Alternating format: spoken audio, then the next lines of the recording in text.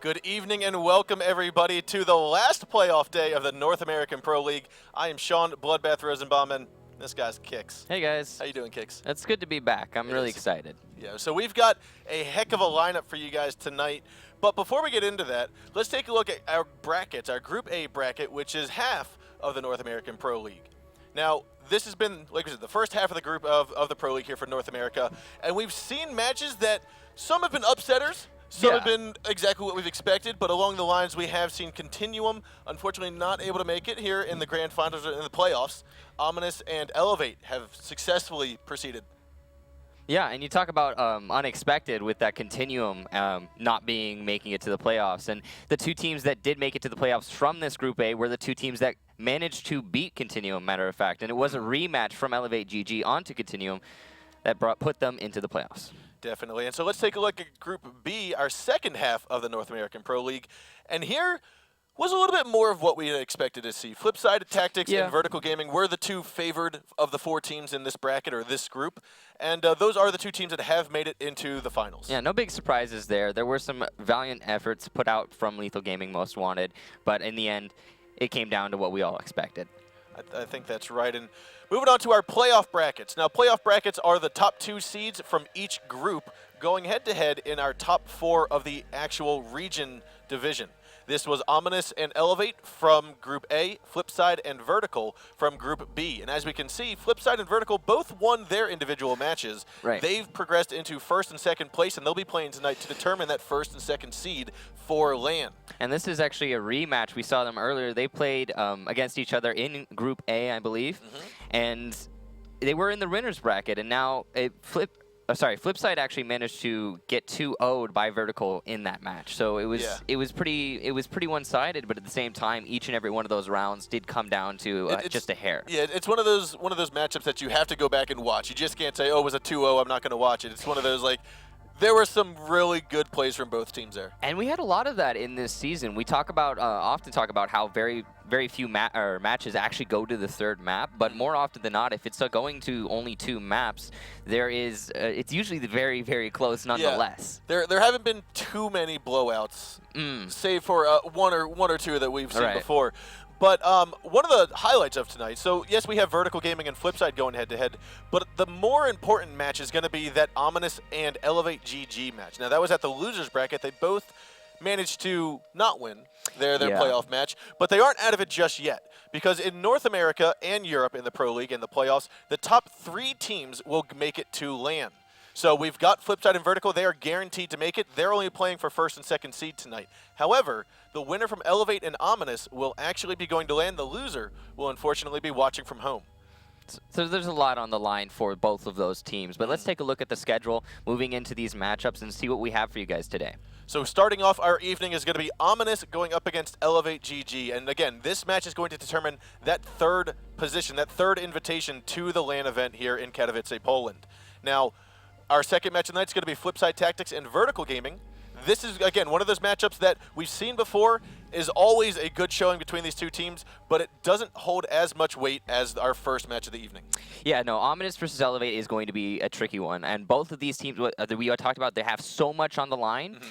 And they're both as teams sharp as a tack. And I really feel like this is going to be one of those really brutal matchups that it just brings into scope all of the competitive Rainbow Six. Yeah, and I think one of the things that draws attention to this match is that, like you mentioned earlier, both of these teams played Continuum, the favored and the winners from Season 3, as well as the Six Invitational. And as a result, they knocked them out. Yeah, I mean, it was pretty incredible to see, to say the least, really. I mean, everybody expected Continuum to make it to the playoffs. There's no surprise there there is very much a big surprise there. But all the same, I think we do have some interviews to get into. We do have an interview with the team captain, Jarvis from Ominous. Jarvis, how are you doing today? I'm doing well. How are you? Very well. Thank you very much. So, Ominous is a team that Kickstar and I have talked many different times about how many players on your team have come from different pro teams, but you're all here together. You're very synergetic. We really enjoy seeing your team play. What I want to ask you is, what advice do you have for players or teams that are struggling to mesh with their current team? You seem to have these players that have come from teams where they weren't the best fit, and now you're coming together here and you've just one step away, one game away from going to LAN. Well, to up-and-coming players, to be totally honest, I would say don't worry so much about meshing because, to be honest, a lot of the times we don't mesh on our team. The practices can get really hectic. Could have fooled us. The tempers can get pretty crazy. So it all matters that when you come to play and you're actually in the game, everybody's calm, and you show each other respect, and you really grind out, and you want to be here and put your best foot forward. And anytime you have an argument, like most of the time we'll talk to each other later, and it's like immediately deflated. So it's one of those things that happens with competitive play, and I think everybody has to deal with it regardless of the team. So have there been times where you've had disagreements, but then you've come back and you said, okay, we really could have done it this way, or we could have done it that way? How have you handled those? Yeah, there's definitely times where there's issues. Like everybody on the team is at like a certain level of play, where obviously you feel like the way you're doing it is probably the best way to go about it, but you have to respect that everybody has different perspectives on the game. And like I've been telling people on the team to record your footage, and if we ever have an argument, it's like we'll prove it later and like via VODs. You know what I mean? So tempers can flare, as I said, but usually we get through it, and it's not a huge deal. Awesome, awesome. Is there any other advice you'd like to give up-and-coming players that are trying to find that perfect team where they feel like they'll fit perfectly? Again, just like take a small glass of humility with any player you're playing with, and just try really hard and want to be there. And I think other players will respect that. And as long as you're all there for the same reason and a common goal, and you can kind of push forward and succeed as a team, regardless of your attitudes or your personalities. Awesome. Well, thank you very much, Jarvis, and we wish you luck. Thank you. Thank you. I like that. Some wise words from Jarvis. Definitely. I mean, so it goes to show that, yes, their team appears to be very synthetic or very synergetic.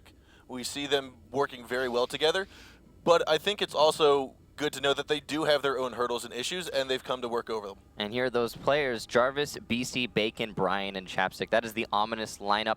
And yeah, as you said, I mean, they get past their issues by working it out together and having that common goal, as Jarvis said earlier. That's one of the things you need. If you want to work towards a winning, whatever it may be, you need to have that common goal, and getting to land seems to be that thing for this team. I've played with pro players before that are just in their position because they happen to be there, and they're kind of floating. They're just existing for the sake of it. And oftentimes, those are the most troublesome people to deal with. So yeah. I think Jarvis, when he expresses having a common goal, all wanting to be the best at something, is very important. And it kind of goes along the lines, not fully, but the enemy of my enemy is my friend. Everyone has their common goal. A little bit, not the best analogy, but I mean, it works. I see what you're trying to get at it. Everyone's got an enemy. We're all on a team together. We're trying to beat those guys. Yeah, beat those guys. Yeah, you got it. You got it. Yeah. But we do have another interview lined up with one of the members from Elevate GG. This is Laxing. Let's move it on over to him. Laxing, how are you doing today? I don't think we hear you just yet. Oh, my mic was muted. There we go. There we go. How you guys doing? Awesome. How are you doing today? I'm doing good. I'm honestly very excited for this match, to be honest. Awesome. Very, very good to hear. So one of the things I want to ask you here is your team primarily has come from an Xbox background. You transitioned over to Xbox after the 6 Invitational, and you're here one matchup away from getting to LAN. Yep. What I want to ask you is, to other players that play on whether it be PlayStation or Xbox, a console, what advice would you have to them or suggestion would you have for them making the debate on should I move over to PC and try to go for the Pro League like you guys have? Yeah. I don't know what Jarvis said because it was like cutting out for me, but I mean, it's mainly, you gotta, of course, it's the pro scene, so you gotta find that teamwork, you gotta find the chemistry, and as yourself as a player, like you gotta be able to be relied on by your teammates, and like you gotta find that synergy with certain players, and at a pro level, it's a constant learning curve because especially with the metas that change in this game, like you always have to learn to that new thing and adapt to it as much as you can, and like that's what really like defines teams is what teams can adapt better to situations, and just like overall working as a whole with a team is obviously going to help because you can't go pro by yourself. You need those other 4 players that are going to be right there with you, have the same mindset, have the same goal in the end to become a pro. And I mean, that's really what it comes down to is just building that chemistry up and then just go from there. And like I said, it's a constant learning curve. And as long as you have that mindset, then I think anyone can be a pro. You just got to mentally and physically be there. And same with your teammates. Awesome. So your advice to the players that are debating on switching over from a console over to PC and going for that Pro League position or going for that Pro League spot to potentially play you in the next season would be to just put your foot forward, determine yourself, and go for it, basically. Yeah, I mean, that's what we did. I mean, like I said, coming from Xbox, like, we originally didn't really want to compete on PC just because we did come from Xbox, but because we knew that the scene was there, we're like, all right, guys, it's still the same game. Let's just go over there. Let's learn it. And, there was a lot of, arguing and, trying to get things down and, try to understand, because PC is completely played a little different. It's a little tighter angles compared to Xbox. So, like I said, it's that learning curve that everyone needs to be on the same boat and get an understanding of and constantly progress from there. And I think, switching to PC, I personally, after playing it for so long, well, now, I'm actually enjoying it a lot more. It's definitely smoother. So, I mean, that's the really best advice I can give is, if you really do find those teammates and you yourself want to, I would jump on board with players, teams, and constantly practice and try to get as good as you can and to eventually compete in the Pro League and to play as many to go 4 cups and do what you got to do to get practice. Would you say that one of your largest hurdles was actually mastering the keyboard and mouse, the aiming and the controls? Actually, that was the easiest part. That was the easiest. Okay. The hardest part was definitely learning the play styles because, like I said, you go from Xbox with the analog stick, you aren't going to hit those really crazy, nutty angles that you can hit with a mouse because it's just a faster reaction that you have with the mouse compared to a controller. So definitely it's easier to use the mouse and keyboard than it is a controller. Gotcha. Is there anything else you'd like to mention before we close off on the interview here tonight? Just best of luck to Ominous, and, whoever comes out victorious deserves land, and, just other than that, good games all around. Awesome. Well, thank you very much, Laxing, and good luck to your team tonight. I appreciate that. Take it easy, guys. Thank you. So some good stuff coming out from Laxing, and I was very surprised that he said the keyboard and mouse were the easiest of the hurdles to overcome. I'd say he's definitely right. Keyboard and mouse is definitely more intuitive. Anyway, yeah, no, we're coming from the Laxing roster. Here we have Skies, England, Bosco, Easley, and Laxing. They were kind of written off in the first day of the group stage when they were 2-0'd by Continuum. However, at that time, they didn't have Laxing on their roster. It was Zed who was playing for that team, and the synergy just wasn't there. We heard at Laxing, he talked about trusting your teammates and having that synergy, and it wasn't there for that team. But then Laxing came back onto the team, replacing Zed. Going into the rematch against Continuum, they then won that. They managed to sneak their way through the loser bracket into the final match, and here they are now, looking pretty strong going up against Ominous. And both of these teams, sharp as attack, very, very much. I'm sure it's going to be very close. Yeah, I mean, like you had mentioned, they were down and out in the first matchup against Continuum. Now they did have a strong first 4 rounds, but Continuum ultimately came and took those away. But to me, what I saw from them, like you said, how much of an impact one player can make to the team. I mean, they replaced Zed, brought Laxing back in, and the synergy was fine. I mean, it probably has a lot to do with communication and teamwork. We are looking at the ban phase, though. Ominous, they're going to be banning Cafe right out of the gate. That makes a lot of sense. Elevate GG, of course, dominated on that Cafe. Yeah, they dominated on Cafe going up against Continuum earlier in the group stages. A border ban coming from Elevate GG. Yeah, that is same thing is a very expected ban because Ominous had taken Continuum on that one. So I mean, both of these on the map said, okay, we've seen Continuum on this, we've seen you do wonderful things. Let's just knock it out of the way. We don't want to play you on that. Yeah. Consulate being banned from Ominous, and that makes a lot of sense. Elevate GG, they're a very dynamic team. They talked about it earlier. They're the sort of team that can adapt in the middle of any sort of situation. And Consulate's one of those maps that's really prevalent on. One of the things that I wouldn't expect Ominous here on their last ban to ban Bank. And the reason I say that is because Bank's a map that Xbox seemed to kind of stay away from. So I don't know if Elevate has the developed strats on it that Ominous may have overcome or have in their back pocket. The thing about that is Elevate... And there it goes. Yeah, how about you just take on the next ban? Yeah, Coastline probably. Skyscraper being banned out from Elevate GG, and it's likely... There it is. Coastline not going to be making it into this particular matchup. That is unfortunate. So the Bank ban coming from Ominous, I mean, you talked about how Xbox, they don't really tend to play Bank a lot, and that's because of those longer angles, because of those tighter angles. But the thing is that Elevate, they've already displayed that they have made a full transition. Yeah. They're a PC team now. They were previously the Xbox World Champions, You're right. But now they're a PC team. So I think they're pretty much fitting into that meta when it comes to map picks and bans. So now we're going on to our maps that are going to be chosen for tonight, and we've got Clubhouse, Chalet, and Oregon in the final 3. Looks like Ominous choosing Oregon to start off the night. Yeah, no, I mean, no really big surprise there. I think both of these teams are going to be finding themselves at home on Oregon.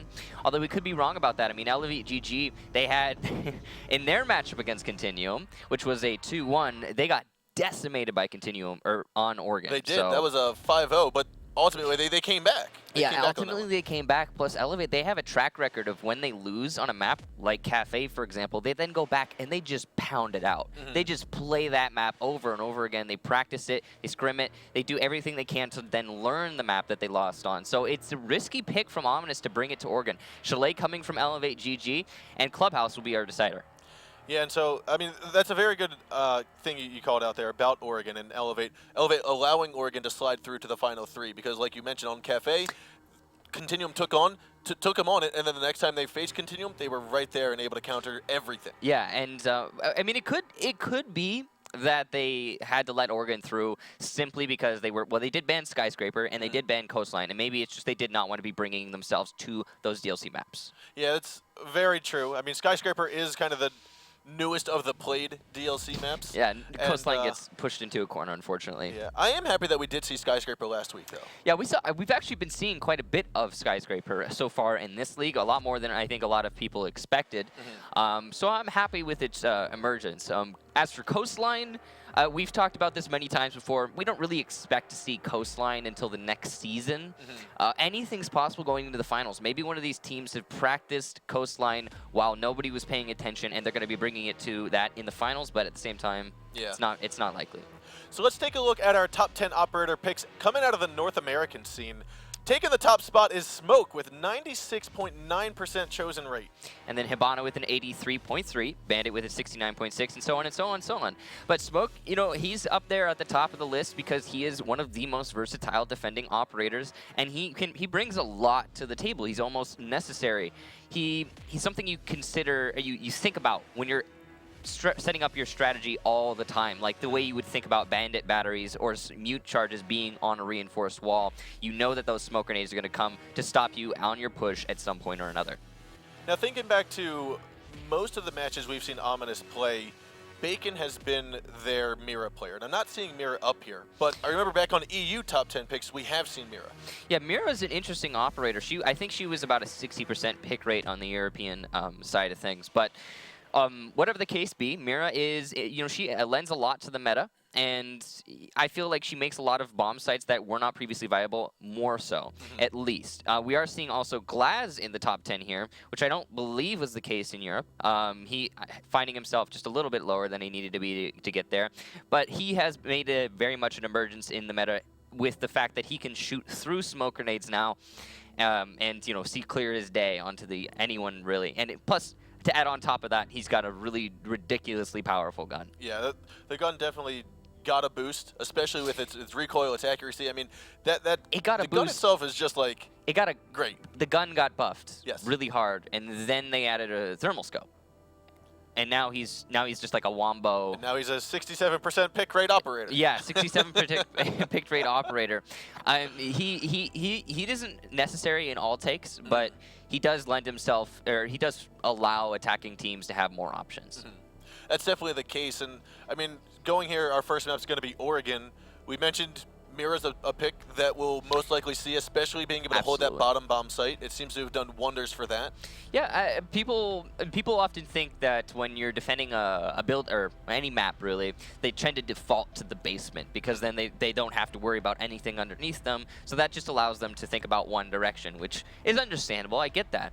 But when it comes to the Oregon basement, that has, before Mira came out, that had been actually very difficult for teams to hold. We would often see an attacking squad just set up Capital Bolt, Firebolts, smoke grenades, and just throw down any sort of disruption they can onto the defenders who are playing in the closet, playing in the laundry room, playing in the hallway, because they can't sit in the site itself because of the drop down. So, and with the addition of Mira, that's made so much more difficult. It has. I remember the first kind of iteration of holding the basement down was using an impact grenade to blow open half of the top sidewall inside of that middle closet. You'd reinforce one side, and you would just sit behind that smoke and toss your grenades over.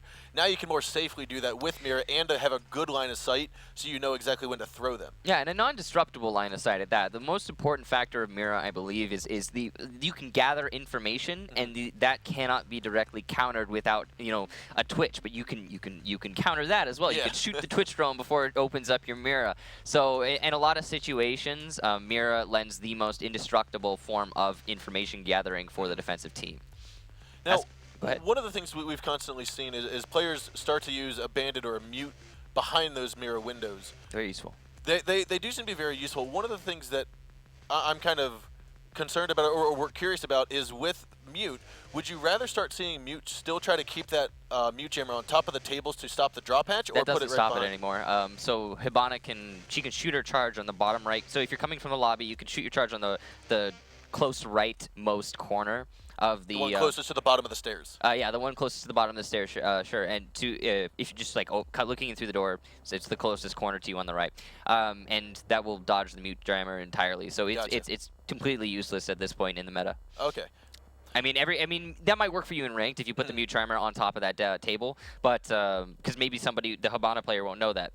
But when it comes to Pro League, everybody knows that, and they're going to be setting themselves up in a position to use their one Hibana charge and just dodge your mute entirely. Yeah.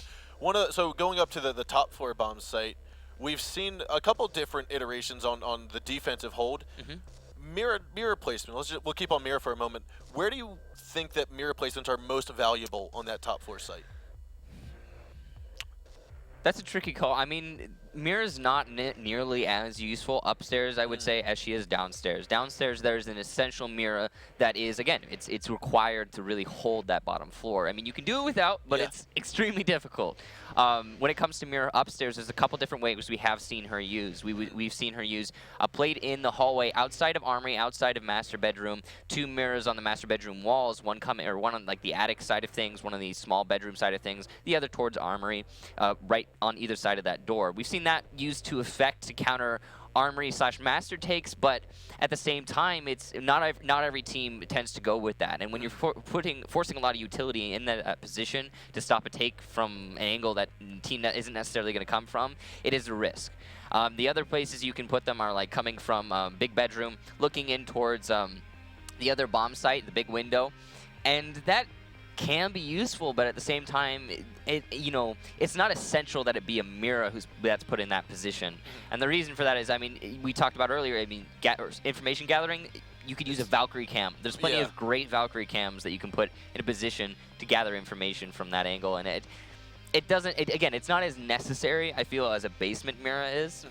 And then, that's pretty much it when it comes to Mira. Yeah, thinking about it, I forget if you mentioned it, but we've seen Mira also played in kitchen trying to hold the top floor bomb site. We've seen. I think we saw one of the teams hold it into the dining hall room. Yeah, I neglected that. That you can put both of your mirror windows in the kitchen facing towards the dining room, and that can, again, that's the sort of thing. It's similar to putting it in the master hallway.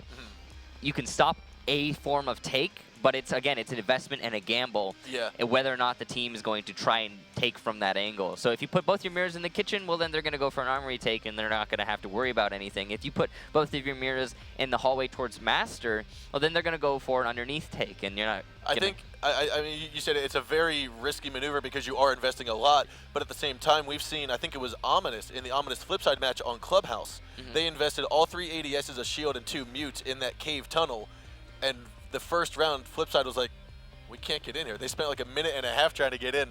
So these teams do invest a lot of time in knowing their opponents. Yeah, when it comes to Clubhouse on the basement take, that's kind of a given. The tunnel is a given. Every team we've seen so far in the last, I'd say, 4 play days, when they go to Clubhouse, they take from the tunnel. That's just how people do. They put a glass in the tunnel, and that's their take. I mean.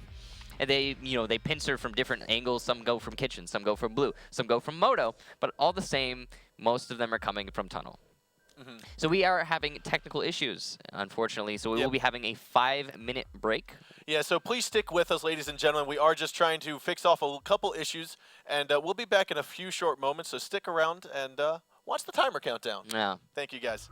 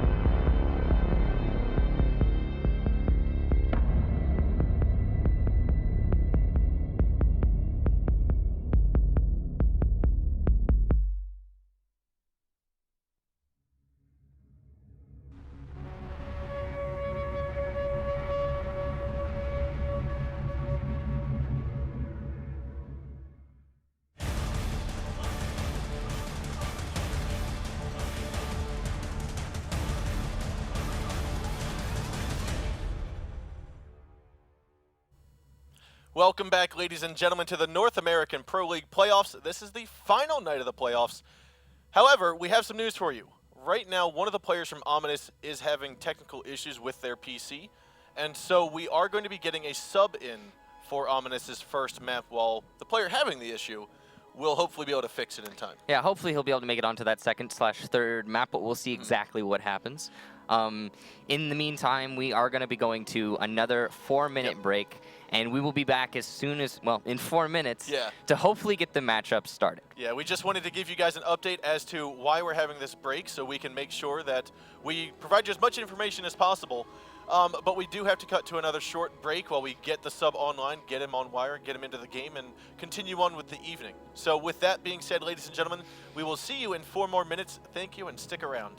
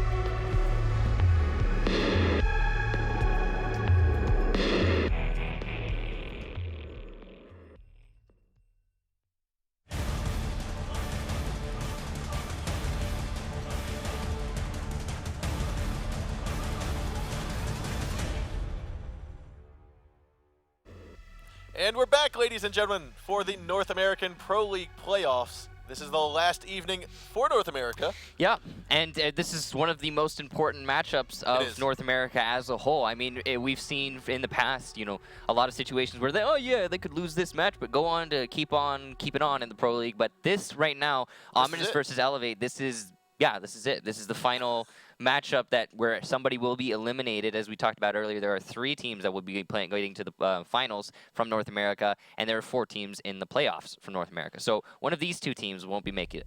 Yep, so like I said, Vertical Gaming and Flipside, they're already in. They're here just fighting for Seed 1 and Seed 2 in order to determine the seeding when it gets to the LAN event. But this is actually very determining between Ominous and Elevate. Yeah. We do know our maps. It's going to start on Chalet, then move on over. Or sorry, no, Oregon, then Chalet, then Clubhouse. Right. Is it Clubhouse? I think so. Okay. All right. But yeah, I mean, I thought it was Border, but we always get the third one. It's always the third one. Listen, but whatever. You're thinking Border from rehearsal. Oh, that's what it was. Chalet that's got what it banned was. 8 times. Yeah. Oh, Chalet. Rehearsals. But yeah, whatever the case be, we are currently looking at we're waiting for Ominous to get their sub in there so we can start the matchup. Has been some complications on that end, and yeah, we'll get it started as soon as we possibly can. Yeah, but moving on to Oregon, we talked a little bit about the Mira play, whether that's for the bottom, the role she plays in the bottom bomb site or the top bomb site, what it may be. Thinking about how much we've seen Glaz in the meta, how much we've seen Monty in the meta for the attacking squad, in North America at least, where do you see those 2 coming into play for each of those bomb sites? For basement, Glaz can be extremely useful in that we talked about earlier how a lot of teams on that basement attack, they'll open up the lobby, drop down, and then lay down a wall of smoke. And Glaz can be extremely useful in, well, utilizing that wall of smoke to his advantage. Previously, it was just used to deny information to the defenders, but now it can be used to give one-sided information, similar to the Miras in that attack for the Glaz. As well as, if you throw a smoke down in front of the mirror window, in front of closet, and there's going to be a smoke, as in the smoke operator, there's going to be smoke playing behind that mirror. He's going to start throwing his gas grenades. And with Glaz, because he has so much alpha on his attack, he will be able to shoot that shoot that smoke and down him extremely quickly, if not just kill him outright, which is very useful. If you don't have a Capitao, especially, as well as you can just throw a smoke through the gap into that mirror room, thus rendering it useless, is similar to a Capitao Firebolt. So yeah, I mean, the fact that you've got this dual mirror window on that supply closet facing the main lobby or facing laundry, to me it says you need a Jaeger on your defensive squad. Oh, absolutely. You need a Jaeger, you need a Bandit to deny the Hibana straight onto the window, a Jaeger to catch those smoke grenades, and that's why we see Capitao often played to counter it, counter that window directly. When it comes to Montaigne, we were talking about earlier, he can be used in a similar form of he can throw down his smokes, and then he can cover the plant for somebody else with his shield, or he can plant himself, putting the shield on his back and looking towards the wall.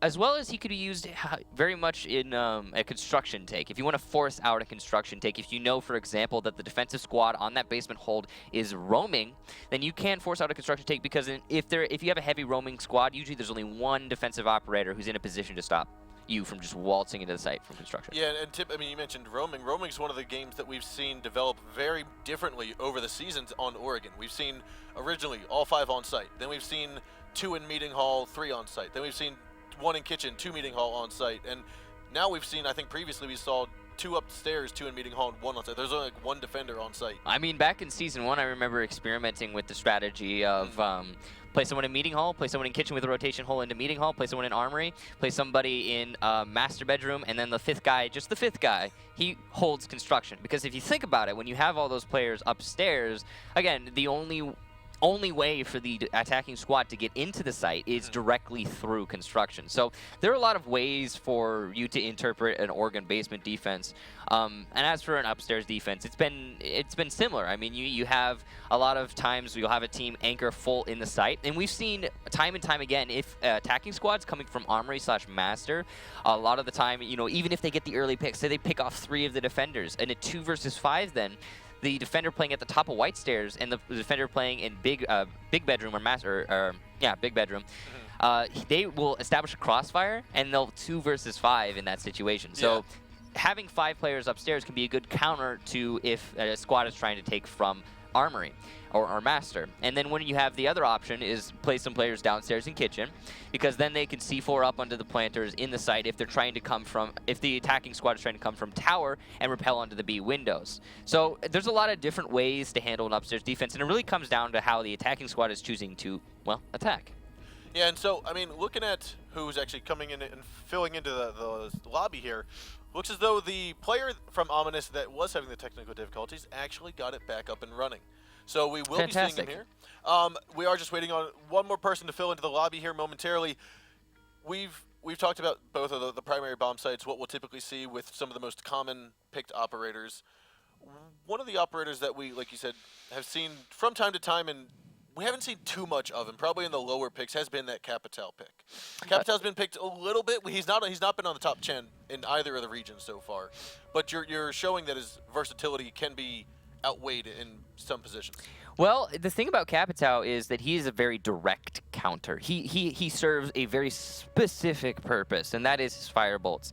His gun it's not amazing. It's decent, right? Yep. It's viable. You can kill people with it, but at the same time, it's and then when it comes to his utility outside of his ability itself, he's got flashbangs, which are useful to a point, but they're not as useful as smokes. They're not useful as frag grenades. So any operator who's bringing those to the table then, you know, has a slightly leg up on Capitão. The fire bolts and the smokes coming out from his crossbow, however, they are useful just in certain very particular situations. Like, for example, on a clubhouse, or sorry, an Oregon basement take, when you're opening up the lobby drop, you want to disable the mirrors. You can shoot that firebolt into the mirror closet and disable its usefulness. So he's just a specific counter pick, really. Yeah, he does have that, like I said, specific counter pick for the ADS to get onto mirror and so on and so forth. Why do you think we don't see him much in other maps? Like, we've seen him a few times here and there, but we just don't see him as often. Like, I mean, yes, he's specific, but he brings a lot of versatility. He's got his firebolts, he has smoke, he also has flashbangs or claymores, whichever you bring with it. His gun's mediocre. So, Capitão, okay, so the reason he works on the basement attack is because the wall behind the mirror is so close to the mirror itself. So as long as you get the bolt into that closet, it will disable the mirror, right? Yep. Because it'll be next to the mirror no matter what, pretty much. When it comes to, like, let's say you're attacking on Cafe, you're trying to go for a piano take, and there's those two mirrors in the bathroom and the freezer, and they're looking right at you, and you try to shoot a Capitão bolt into it, it's going to hit the wall on the other side of the room. It's not going to be very useful, but as I try to explain that, we are actually getting straight into the map, guys. We're going to be playing Oregon, Elevate versus Ominous. Yes, and we saw Elevate's going to start on attack side here, as Ominous is on defense. Yeah, and no operator picks coming. Whoa, look at that. A very, very practiced, good luck high five coming from Elevate GG. That's nice to see. I like the different spin on it. I always thought it was have fun. It is have fun. I mean, it's have fun. Oh, are we high fiving now? Is that it's the just. new thing? I think it's only pros only. That's how it works. So you can only high five if you're a pro player. That's how the internet works now. No, but all the same, we will be seeing Ominous. They were going to be going up to the upstairs for the first round on their defense. They are bringing that mirror we talked about earlier, and they're going to be putting it towards big window. And I'm going to be interested to see where they choose to put their second one. Are they going to be putting it downstairs in the kitchen in an attempt to slow down the take from the west side of the building, or are they going to be putting it up in master based upon where BC is going now? It's probably going to be kitchen. Yep, there it is. You know, I think that first mirror placement we saw up in the master bedroom, or up in the kid's bedroom, that was a little bit, a little exposed in my eyes. I mean, you saw that it's got a line of sight to the windows. It's predictable and understandable, and I see what they're trying to do there. But as you can see here, the smoke is opening up these holes onto the B windows themselves in an attempt to slow down a B window attack from Elevate if they choose to go there. Now that's going to allow him also, like, one of the biggest problems with the B window attack for the defenders is keeping somebody alive in B window itself. And a quick engagement from Laxing and Jarvis is going to leave nobody scathed at all. He saw him skedaddle out of there, but he actually saw Laxing's head and misses it. Looks as though he does get that tap shot right onto the dome of Laxing right there. He will fall. So an early pick from Jarvis onto Laxing, and it was by Laxing's design. He chose to challenge that angle onto Jarvis, and unfortunately just could not hack it. England going to be challenging Chapstick, who's going to be playing in these lockers. And this is a very fast round coming from both these teams already. Yeah, we've seen this before, where we've had a team or a player from the defense squad stay inside of lockers, and it was a Monty and I think a Monty and Glass or Monty and Ash pushing him. and it just didn't work out for him. And especially this time, there's no ADS to stop anything. It's just pure gas trying to prevent that shower takeover. Yeah, and you can see here, again, Sky Elevate with a nice pick onto Jarvis to even out the scoreboard. And we still have a whole minute 40 left in this round, and 2 players off the board already. And it looks like Easley's going to be making his way over towards Showers, and he will down smoke, but won't get him finished off as Brian is there to get that collapse down onto him. Chapstick, however, will be taken out as England moves forward. Bosco's managing to get his taking over the dining hall. Brian, I don't think saw, but now he will. He's going to go for the shot here. And he's still just waiting, wasting his time away. Elevate is going to move on over. Looks like they're going for that west and southwest poke. And they're trying to take control of the kitchen, but they have been met with fierce resistance coming out from Ominous. A heavy roam strategy on the lower level of this bomb site. Now we have used up 2 minutes. Ominous has used up 2 minutes of the attacking squad's time. It's a 3-on-3, and Brian is the last man on site. He knows where at least 2 of them are. He's going to go for Bosco here, and he actually gets it down. There's only 2 attackers left. He knows England and Skies are both by Showers and the back stairwell. Looks like Sky's going to cause a little bit of distraction as some pre-fire happens through the bathroom doorway. England will go down and will fall as Brian gets the double K. Now he's going to go over to Skies and sees him, calls him out as the last man. And round number 1 looking like it might go to Ominous here right after he goes for Skies, and it does not happen. Skies still able to turn it on, but it looks like he's got 2 more people to kill. Skies is known for clutching these situations out with his holographic R4C Ash, and 27 seconds left. It's a 2 versus 1. But he has every chance to bring this into his favor. He's going to have to challenge this Mira, and unfortunately, before he can even get there, he gets taken down by Bacon through that rotation hole on the white stairs. So a nice attempt from Elevate, but unfortunately, they were unable to take control of the lower floor, which is as their strat dictated. I mean, you know, we saw that we were talking about the mirrors earlier, how they can influence the round if put in a position to directly counter where the attackers are coming from, and that then comes up down. It's defined whether it's useful by where the attackers come from. But in this case, that mirror in the kitchen, Brian made great use of it and denied Elevate control of that kitchen, which was their entire strat again for pretty much I think about a minute 40. Yeah, and I mean, we talked about the mirror windows, we talked about their placement. We know that they directly countered that push from the white tower, from the small tower, and it seemed that Elevate just kept on trying to truck along through that instead of trying to refocus their direction, maybe go around to the front of the house or even up the north windows. Well, they got so invested so early, losing that glass to Jarvis at the very first, 30 seconds of the round, and I think they just decided, all right, well, we know they're playing down into the lower levels of this upstairs bomb site so aggressively, then we may as well just commit to it fully and try and challenge them directly, because technically speaking, they are somewhat more, as a defensive squad, you're somewhat more exposed when you're downstairs. So I think they just, I think Elevate just wanted to challenge it, get those picks, and move into the site later, but unfortunately that worked against them in this situation. No Mira coming out from Elevate, moving to their own upstairs defense. We're going to be seeing a Valkyrie cam outside on the north side of the building. That is going to be an effort to counter the tower take. That was a nice Valkyrie cam. I like that. Yeah. It's in an open area, but it's in a position where the defender, the attackers, don't really look behind them at it. You know, the thing about Valkyrie cams, and a lot of people ask, oh, what's a good Valkyrie cam? You know, what's something that people won't expect? And the thing about Valkyrie cams is that a lot of these pro teams, and I've talked to quite a lot of these Valkyrie players specifically, the Valkyries, they tend to change their cameras every single Pro League match. So going into each and every one of these matchups, they have come up with brand new cams. And that's probably one of the ones that's just making its display here. Hopefully going to be useful for Elevate. Now we are going to see Sky situating himself here inside of the meeting hall.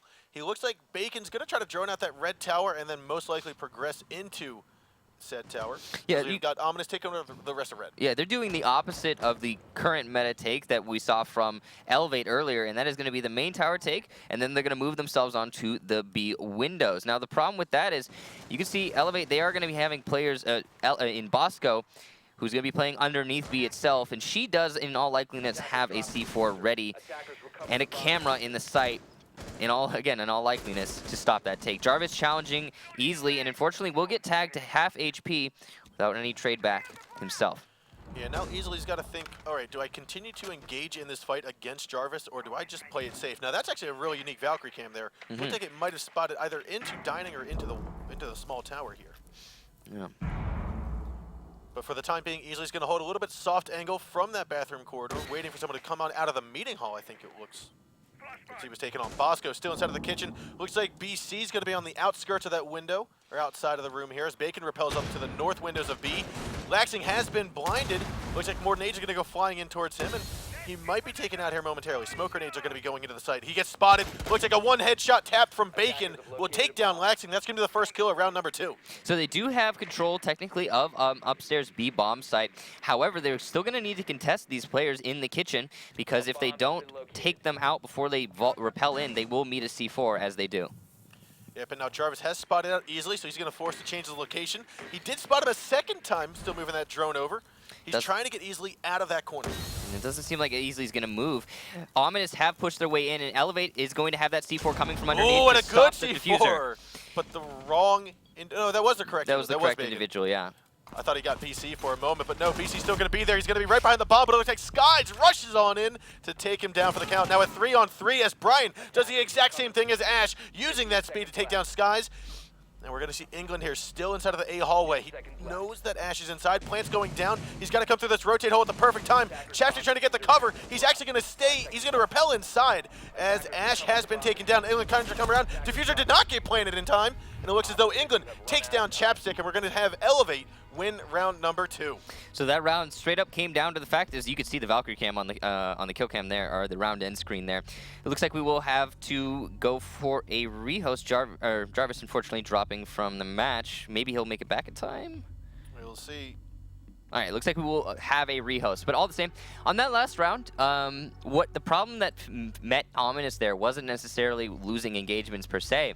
It mostly came down to the Valkyrie cam that was in the corner of the bomb site itself, and that first C4 coming from Valkyrie, of course, stopped the first plant, but then the 2 subsequent players that went into position to replant the diffuser, I mean, Smoke, all he had to do was wait for his teammates to be like, okay, she's planting now, go. Just go for it. Yeah, and there was no one in from Ominous to cover that rotation from that hole coming from the other bomb site, and as such, yeah, the round went in favor. I'm kind of curious. I'd like to get a replay if we could, but we probably won't be able to. Is how Ash got into the site after Capitao and after Glass. She vaulted through the big window. She vaulted through the big window. Straight vaulted through the big window. Okay, so Smoke was inside of the back stairways, the A hallway, but wasn't looking at the big window. So Ash hopped on. I'm guessing that's what happened. Yeah, because I did see somebody coming in through the big window, and Ash was playing outside the big window. So yeah, that was. That was the Ash. Good positioning.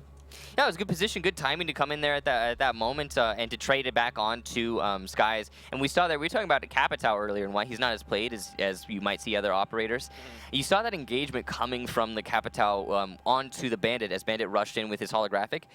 And it looked as if, and if you've been in, a lot of the pros who are probably watching this matchup, they saw the Capitao aiming at that Bandit, and it looked as if he won the engagement, but because of his low rate of fire and the Bandit's, in parallel, high rate of fire, in contrast, is he won. It turned out the Bandit won the engagement. So that's one of the reasons that Capitao doesn't see as much play, is because that low rate of fire on his gun really does hurt him a lot. And players, they find it's difficult to win engagements when it's just a quick 1-versus-1, face to face. If you're peeking a small corner or like a pixel angle, sure, but in those sorts of engagements, you're at a disadvantage.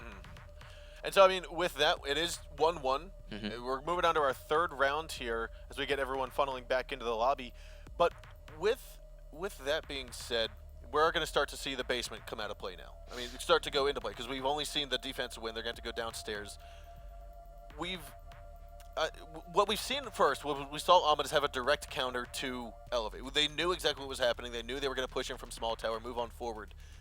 Do you think Ominous is still going to have that same predictability or have that same information and be able to counter Elevate on the first defense to hold downstairs? Well, Ominous didn't have a direct counter to Elevate. They simply are playing into the meta as it stands right now, which is you're either going to take from the west side and move your way into kitchen, or you're going to take from the big tower and the B windows and move your way in there. Ominous, they put themselves in a position to counter both of those 2 takes. There is a third, of course, take that you come from the Master and Armory side, but that isn't finding as much play as what we've been seeing of those other 2 takes. So Ominous, they were just playing into the meta and their understanding of it, and it worked out for them in that situation. Going into the basement, I feel like it's going to be something similar. I mean, we're going to see mirror windows in all likeliness in the closet, looking towards that lobby. And as I say that, I know you guys are excited. We are actually going to be getting back into the match. We have gotten the 5th player back on for Ominous. And we'll be going into Oregon yet again. It is 1-1, I believe. Yes. Both of these teams having won their upstairs defense, and as such, we will be seeing Ominous going into the basement for the first basement defense of this map. Yeah, and they, like you said, they are going to be bringing out the Mira. Now, this time, Bacon's not going to play. It looks as though we're going to see Chapstick playing Mira here. I mean, you know, if you have a versatile lineup, then you may as well, right? Maybe it's a case of one of those players who was playing Bacon when he was playing it earlier. He's just like, you know what? I'm not doing Mira right now. I can't feel the vector, and I'm not getting kills with it.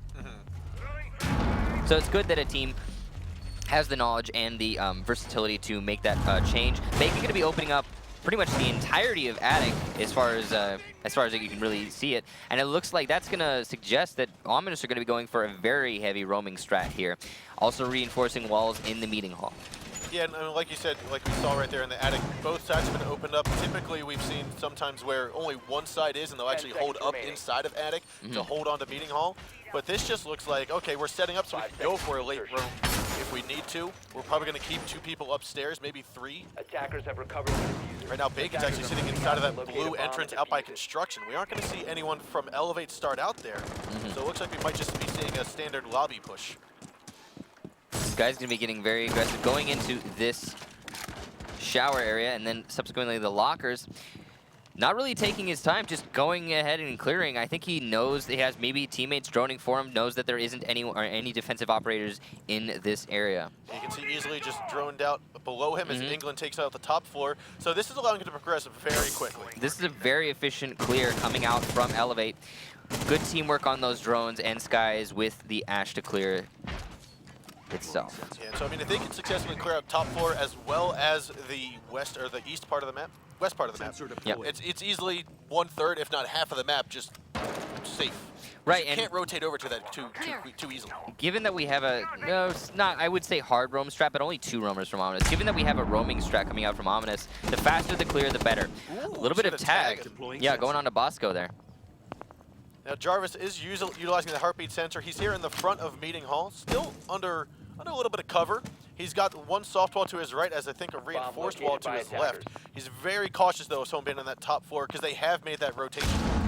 Yeah, his position here applies pressure to the attacking squad as they progress through the lobby, and we are seeing from Elevate a straight lobby take, opening up that drop down, preparing themselves to push into the site. They do have the Capitao to firebolt off the closet window. Didn't quite see it, but hopefully he hit that. Now it looks as though there won't be any ADSs to stop the smoke grenades, so it looks as though Laxing will move on down. Now Jarvis is still here. He's calling out one at the top stairs, and the rest are going to be inside of the lobby. Sky's working his way down the stairs as well as Laxing's now out of sight of that heartbeat sensor. Sky's actually inside of the atrium right now with a little front corridor here by meeting hall. Still more shots going through, and they won't tag him. Sky's just dancing with the devil right now. He's got one barricade. He's got to go to the other. There's a little engagement here. Skies will go through and take down Jarvis. That's the second to last roam, but they still have, I believe that is BC, all the way on the top floor. Laxing now in sight. C4 is going to get tossed, but Laxing out of the sight, and right now, he will not be killed off, but instead, we will have Bosco fall as you saw his body fly off of the laundry machine. Diffuser's still going to sit up there as BC going for the kills here. Laxing will take him down. I'm sorry, no, Laxing will fall from BC. However, he will get out of sight, and now we're going to get him picked back up momentarily. England still in the top lobby, looking. He used one of his smoke arrows to stop that line of sight. He's already used all of his arrows, and now 18 seconds on the clock. They just have to push downstairs. No many other options. They do. Laxing is going to try to hold this down, but he will be taken out. BC is going to come around. He's going to boast right underneath. He will pick up a second kill. Going for the third one above. He looks to get Skies. Will not get him. He's going to come on down, and right there he will be taken out. However, we've got England taking out Brian a 2-on-2. He will fall, and he'll go down by Chapstick. Last man alive is going to not die as time has just dwindled down to 0. And this is going to be Ominous with a successful defensive hold. So that was some great early aggression from Skies onto that pulse to just, well, give them the man advantage. But unfortunately, Elevate unable to deal with the mirror windows in the closet itself. I didn't quite see what happened with those Capitao bolts, but obviously they were unsuccessful in disabling that closet. And the C4 coming from Mira, not even from the closet, but from the laundry room itself over the wall, that actually stopped the plant very perfectly. You have to, like, I wish I could have seen it, but it looked like it was a pre-positioned or pre-aimed C4. Yep. And that was a really nice shot. I mean, more often than not, we'll see a C4 coming out from any team, really. And yeah, they know they're going to use it to stop the plant on top of Dryer, but it almost never does. It almost always misses. The C4 is never, and we even see smokes get missed on that toss. I mean, and having it pre-aimed and knowing exactly where it's going to land, knowing that it will, in fact, kill the player on top of Dryer, is really well calculated from Ominous, and it's great to see. Now we're going to be seeing Elevate. They're going to be going into their first interpretation of this basement defense. They were going to be having a castle upstairs and the predictable mirror windows. However, okay, I'm pretty sure that mirror window is not open. It just looks like it is. Yeah, just from the spectator point of view, it does look like it's open, but it's not. Yeah, that would make zero sense. I mean, could you imagine? Yeah, the castle barricades coming up into the meeting hall. This is going to suggest that Elevate, they will be going for a roaming strat, similar to what we were seeing from Ominous. Not a heavy roaming strat per se, probably 1 or 2 players. Now, one of the things that, to me, is one of those guessing games, one of those risks games, is do you go up when you're in an attacking squad pushing from the front? Do you try to open up, or do you try to plant on top of the laundry machine, go behind the laundry basket to the left, or do you just smoke out the entire thing, hope they pre-fire one of those 2 spots, and you just plant right in the middle? Well, we've seen each and every different option used in the Pro League before, and I think they're all viable. It depends on the team you're playing against, what you're expecting to see from them, and their knowledge of the game itself. Because like if you're going up against a fairly new Pro League team, they're not going to expect you to smoke and simply plant in the middle of the room. Yeah. So yeah, that's something you could try. You can even come down from the drop down and plant right in front of those wooden tables. I mean, there's a lot of different options as if you're disrupting the visual information from the defenders. Now we're going to have Bacon here trying to get inside of the classroom window. Just keeping an eye right there. However, BC's already made his way into that kitchen hallway. Still droning out for himself here as he tries to clear out kitchen. So both of these teams, they're doing the same exact thing really on the attack and the defense so far. They're clearing out the west side of the building on attack, and they're trying to deny any roamers on that end of the thing, so they don't have to worry about flanks in the later end game. And then they're ignoring meeting for the most part and simply going for opening up the drop down in lobby, starting to execute their take. Yeah, and to me, as an attacking squad, I kind of like how both walls are reinforced and you have that castle barricade, because now you know you're not going to get hit by a roamer if you're trying to push down front stairs. It's similar to putting a west lobby on Chalet when you reinforce the west lobby door. That's actually just denying you as defender information and pressure onto the attacking squad. And honestly, I'm not so sure it's the right call coming from Elevate, but we'll see if it works into their favor later in the round. Now he's going to call out one. It looks like England will get out of there in time and be throwing out smoke grenades. Chapstick's going to have to get off that laundry machine and go back upstairs. Now we did see Bacon spot easily moving into the cubby. So he's going to know that one is close, and it's a 3-speed operator that's pretty close. Skies, however, will take down Jarvis as he rotates over to Kitchen and out inside here. So Ominous, they were trying to deny that west side roam, but unfortunately, Jarvis, Skies had impact grenades, and he managed to get himself into the kitchen later in the round. 30 seconds now, and there's pressure coming from all different locations onto Ominous, and they're having a lot of difficulty with this take. Chapstick's going to get taken down by those smoke grenades, or gas grenades rather, and Skies is going to get a pick onto BC with his roam again. Now this is looking very good here for Elevate in a 5-on-2. He's going to try to take the hit from the gas grenade, and he will go down by easily. Last man alive is going to be Brian. He tries to fight the person in the back of Meeting Hall, and he does successfully. It's still 4 guys to go with 3 seconds left, and it is just going to be Elevate winning this round nice and easily. Operators, you have run out of Easily. Easily. Done. Yeah, no, a great round from Elevate, and it's so far, again, both of these bomb sites have been entirely defender-sided coming out from both of these teams, and we're seeing a 2-2 scoreline as a result. Neither of these teams really figuring out exactly how to pick apart the the defending squad's strategy. The mirror meta is strong with these teams. Yeah, no, definitely. Mirror has been assisting, well, not necessarily Elevate as much as it did assist Ominous when they were defending upstairs, but it has been assisting both these teams overall on this map. So we are going to head back upstairs with Ominous' second attempt at holding onto this bomb site, which they did successfully. Yeah, they've had a good go of it up here.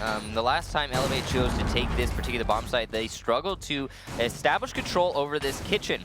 And that mirror window, as you talked about earlier, in the kitchen looking towards dining, really did work to their advantage. We'll see this time if Elevate, they choose to go for maybe a tower/B window take this time, or if they struggle, or if they choose to try and disable the mirror window instead. They don't have a Twitch on the field, so they aren't going to be able to indirectly disable that window without actually taking control of Kitchen first. And as such, it's going to be difficult to, well, take control of Kitchen. So let's head on over into the kitchen. One of the things I saw was a castle barricade on the supply closet door, but they also impact grenaded it so you can move into meeting hall. Right, so I mean, what is that rotation for? I mean, defender can open up that castle barricade pretty easily with his F key, and it's going to be a little bit more difficult for an attacker to open that up. And it also means that whilst the rotation is available to the defenders, it's not as accessible to the, again, it's not as accessible to the attackers. So they can rotate if they choose to, and they don't have to worry about playing a player in that position with impact grenades. Oh, Jarvis with the same exact pick we saw on the same exact attack, coming on to Laxing. He's trying to challenge from that school bus, but unfortunately it's just never working for him. Laxing, unfortunately, getting taken down early in the round yet again. What a nice shot. Good sportsmanship coming out from Laxing. Now, Chapstick is still going to be inside of the lockers, inside of the lockers as he was previously. Now, he was taken out, but only after there was a nice trade hit happening. England actually came on forward, got the kill. Yeah. And last time we did see, Bacon with another pick onto Skies, putting the defenders soundly in the advantage. That was in Meeting Hall. And Jarvis with another one onto England. And so here we have a 5-on-2. Jarvis still going for the shots here, down into the showers, as Bosco is tucked away inside there for the time being. Easily has managed to make his way into the dining hall, and actually, sorry, into the small tower. Back and forth is where he'll go. He knows that Brian is here. He's trying to make sure that Brian's going to peek one way or the other, but for the time being, they're stuck right now. They're having a tough time. Looks like Brian's going to come on out, take down that kill, a 5-on-1. They know the last one was last spotted in showers, but he's now skedaddled out of there, and he's going to be inside of that small tower. Yeah, unfortunately, this attack on the upstairs defense coming from Ominous, the attack coming from Elevate, actually, is just not working. This is not working out for them. Straight, plain and simple, that trying to take from the west side, establish control over Kitchen. Ooh, a nice shot from Bosco, though, onto Jarvis. Now putting it into a 4 versus 1. He has 1 minute to work around all of these defensive squads. And he does have SFG-11, which is going to win the engagement onto Chapstick. Now a 3 versus 1, and he knows where Brian is. Oh, and he's going to get a third one down. This could be a 3K. He's got 2 more left to go. However, he's not 100% sure that he's downed him. He thinks he has. So he goes on over. Come on, you got to sledgehammer him. No, he's not going to. It's a 2-on-1 at the moment. 45 seconds left to go, and he's got 35 health remaining on him. Now, he does have the diffuser, but I doubt Ominous is going to allow that defuse to go down, so he will have to get 2 more kills. He's trying to go for the obvious pre-fire spots, making sure that he can get up these stairs. Bacon's going to be inside of that middle dorms, as we've got BC, I believe that is, inside of the kids' dorm. Yes, it is. So the last 2 defenders here, knowing that he's going to come up these back stairs, 20 seconds left to go. They hear the barbed wire. They know that this is where it's going to be. They hear it tingling. Now Bacon's going to be just waiting a soft angle, a soft peeker, because he's going to have to run in. There's too many angles for Bosco to be challenging in this situation. He even has to deal with a mirror window, and unfortunately he will not look towards Bacon, and as such Bacon will lock out the round in favor of Ominous. But a valiant effort, truly, from Bosco to pick off those 3 roamers downstairs. That he knew exactly where they all were, and he just challenged the angles and won, and that was a great job by him. Yeah, and that's one of the things that you as an individual, when you are outnumbered or you are the last man on your team, you just need to make sure that if you need to get those fights in a one-on-one situation. You start fighting a 1v2 or a 1v3, they most likely are not going to come out in your favor. Yeah, and all those fights you saw previously on downstairs, they were 1 versus 1s, and that was a good job by him to put himself in that position. Now, all the same, defenses being won from both of these teams pretty much exclusively. And now we're going to be seeing Elevate going onto their own upstairs defense. Now, Elevate's going to be basically in the same spots they were last time. We're going to see this double reinforced wall on the lockers. This is going to allow England or whoever will situate himself inside of the kitchen hallway. To play versatile and have more rotation. However, you could still cut off that from opening up the window at the bottom of those stairs. Yep. They are not bringing the mirror themselves to use in that kitchen, and that's going to mean that they're going to be going for more of a hard hold to try and just stay alive as long as they can downstairs, instead of what we've been seeing from Ominous, which is some very heavy aggression going into this defense upstairs. We are seeing a Capitao again coming from Ominous on the upstairs attack, and that's really interesting to see. I wonder how they're going to use his firebolts going into this attack. I mean, again, he's not as useful here as he is on the basement attack, and I mean, I guess the best way you could use those Capitao firebolts is if you're trying to go from the B windows You can use him to disable any of the players who are playing in B. Get those tight angles that that a grenade can't get because of Jaeger devices. Now England looked like he might be trying to challenge Brian up there, but he decides, I'll just go back upstairs, get back on site. There are going to be 3 roamers from Elevate, though. One inside a bathroom. Oh, looks like a little dink right on top of Easley's head. Brian comes out on top of that engagement. That was a really nice and well thought out angle coming from Brian. Obviously, he went into dry runs and they were just looking at angles, and he found that he was like, "Ooh, look at this! We can kill people with this." And that was a really nice setup shot from Ominous. Now Bosco's going to try to hold down the kitchen here as people are going to start collapsing on him, as Bacon is actually outside by the green.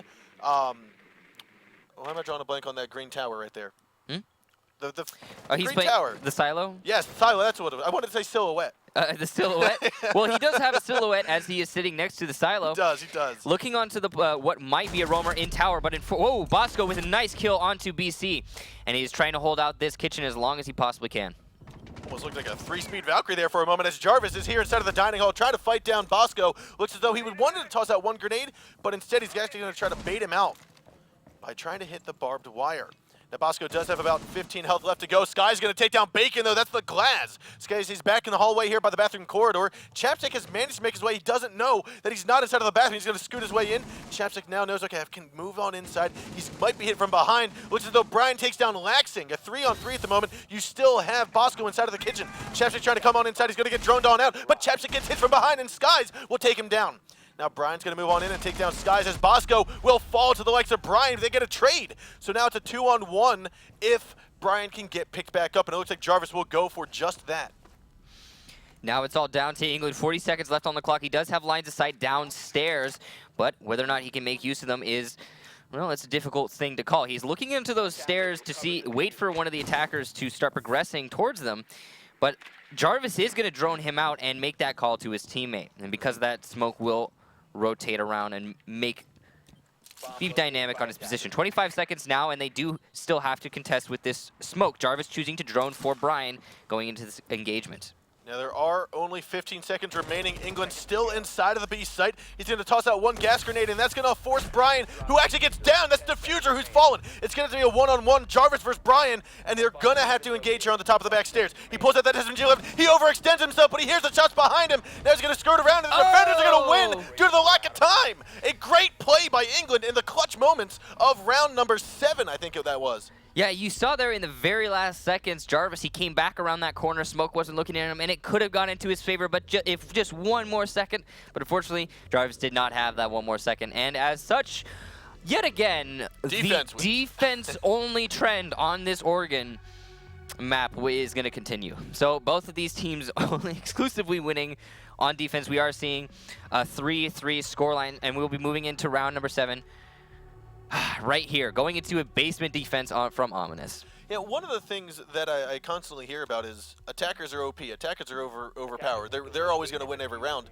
Maybe in ranked. Maybe in ranked, but what comes down to it is the defense has the ability to shift the game in their favor, shift the round in their favor. They're the ones that can set up how the flow of the map is going to change with castle barricades, with traps and the likes. And that's what we're seeing here. The defense has upped their stance, upped their game with the strategies that they're coming out with tonight. Yeah, and I mean, both of these teams are known for their spontaneous play on defense. Both of these teams are known for their, being unpredictable on the defense, as you said. And I feel like it's working out for them stupendously. And making these plays from the defending squad and peeking onto the angles the attackers are going to be challenging and then winning. I mean, Jarvis, he got 2 picks in that last round early.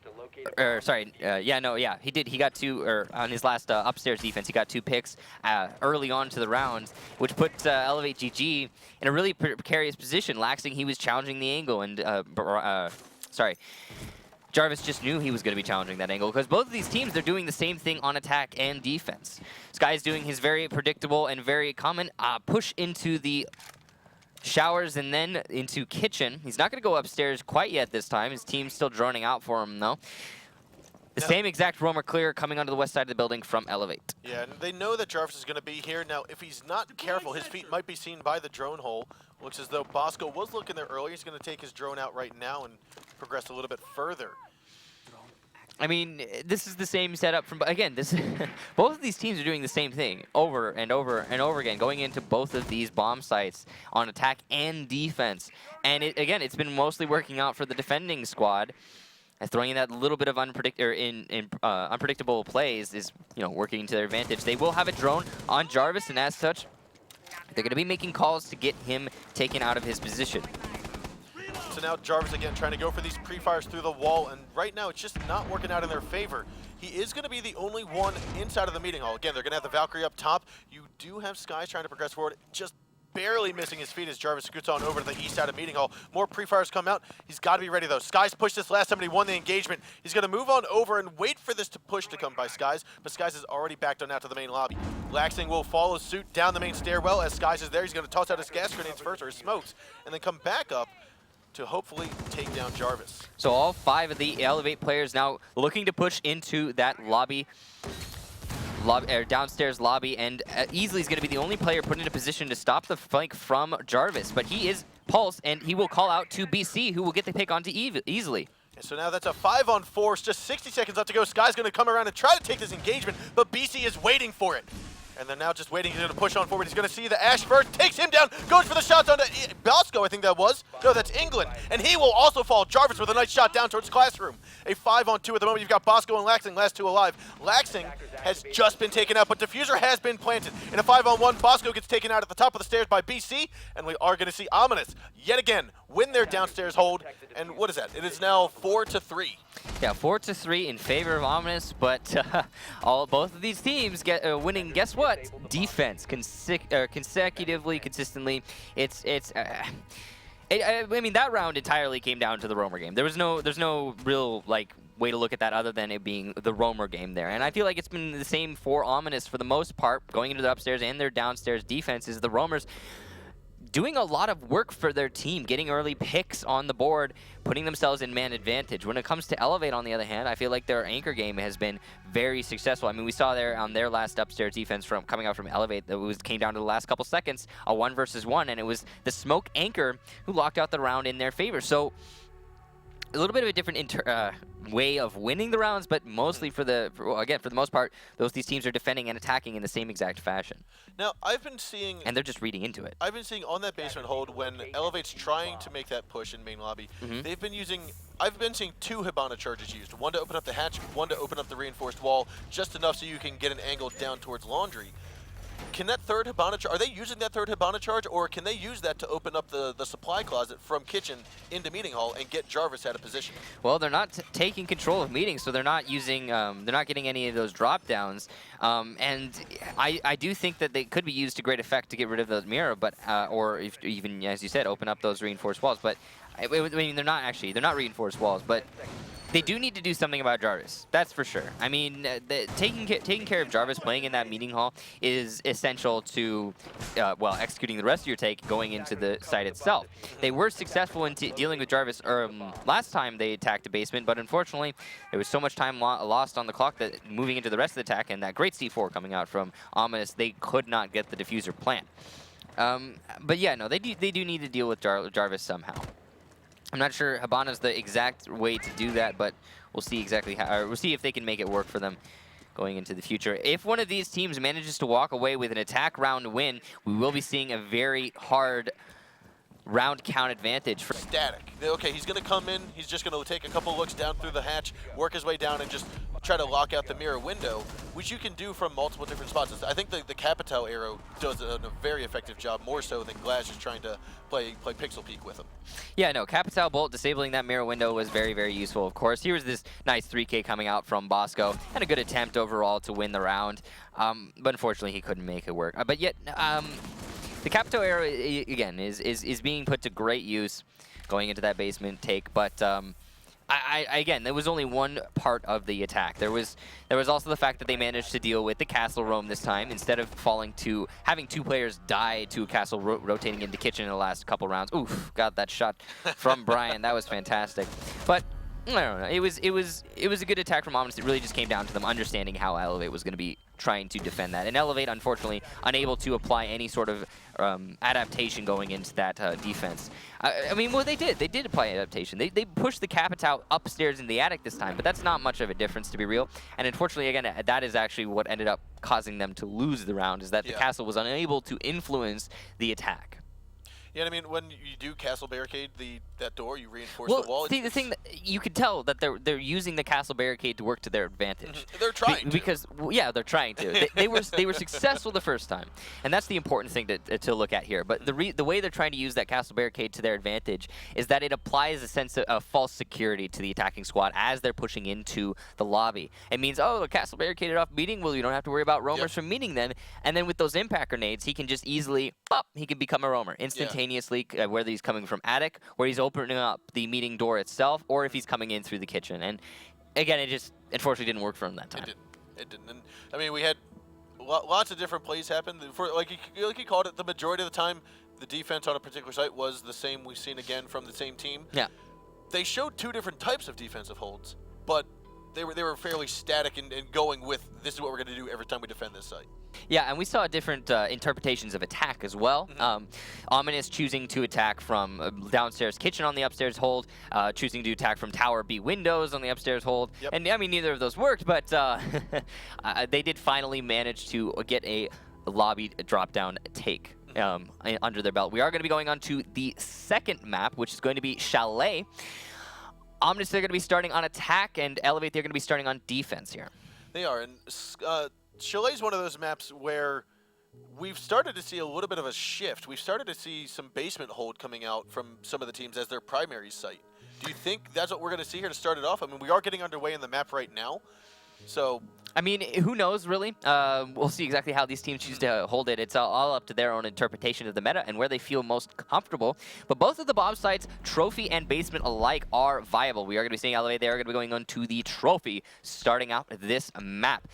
Ominous going to be bringing a Twitch and a Glaz to this particular attack. No fuse, no thermite, so they're not thinking about it being a basement at all. Instead opting to go for a very, I'd say, a kill potential lineup here coming out from Ominous. Whereas on Elevate, we are seeing a Pulse, Bandit, Jaeger, Valkyrie, and Smoke, which is pretty versatile, pretty used to this kind of lineup. Lots of kill potential, but at the same time, lots of information gathering. And we again, no Mira. Mira is not a very likely pick when it comes to a trophy hold. Now, I like this pick. This, to me, shows me that Ominous knows exactly what Elevate plans to do here. They know that that is Laxton going down, opening up or closing off those garage doors into the snowmobile garage. He's most likely going to throw 2 batteries down on it as well, because that is Bandit. So the Twitch drone is there to directly counter that Bandit. So to me, that shows they've done their research. Yeah, but at the same time, you know, having those the reinforcements are useful, yes. Having the batteries there is, I guess, you know, you're not going to use them many other places, sure. So why not? But at the same time, Ominous, they don't have a thermite. All they have is a Hibana. So if they're going to open up the snowmobile, and it doesn't look like that's what she's going for right now, but if they're going to open up the snowmobile, it's not really gonna. It's gonna be a prone hole at the most. In all likeliness, is they're likely to use those other 2 Hibanas on the drop down or on another wall. So it's probably not gonna get worked into their take here. Bosco getting challenged by Jarvis on that helipad. A lot of pressure coming on to Bosco in this library early into the round. Only 30 seconds off the clock already. Yeah. And Bosco knows that he can't peek out too much. All he's trying to do is just hold down an angle. He's safe for the time being. Although as he does peek out, Jarvis just goes, "Hey, I know you're there. I saw you shoot earlier," and he will take him down. So great patience and a nice angle from Jarvis, putting the man advantage squarely in Ominous's favor. Jaeger getting taken off the board that early is a lot of pressure onto the rest of the players on Elevate. Bandit will be playing underneath the library, waiting for his opportunity to pounce, and he's going to likely be challenged by Chapstick here. No, instead, Chapstick opting to put down a Claymore to deny that run out as they push their way into seemingly the west lobby. Yeah, now Laxing was droned out here just now, so he's going to rotate all the way downstairs.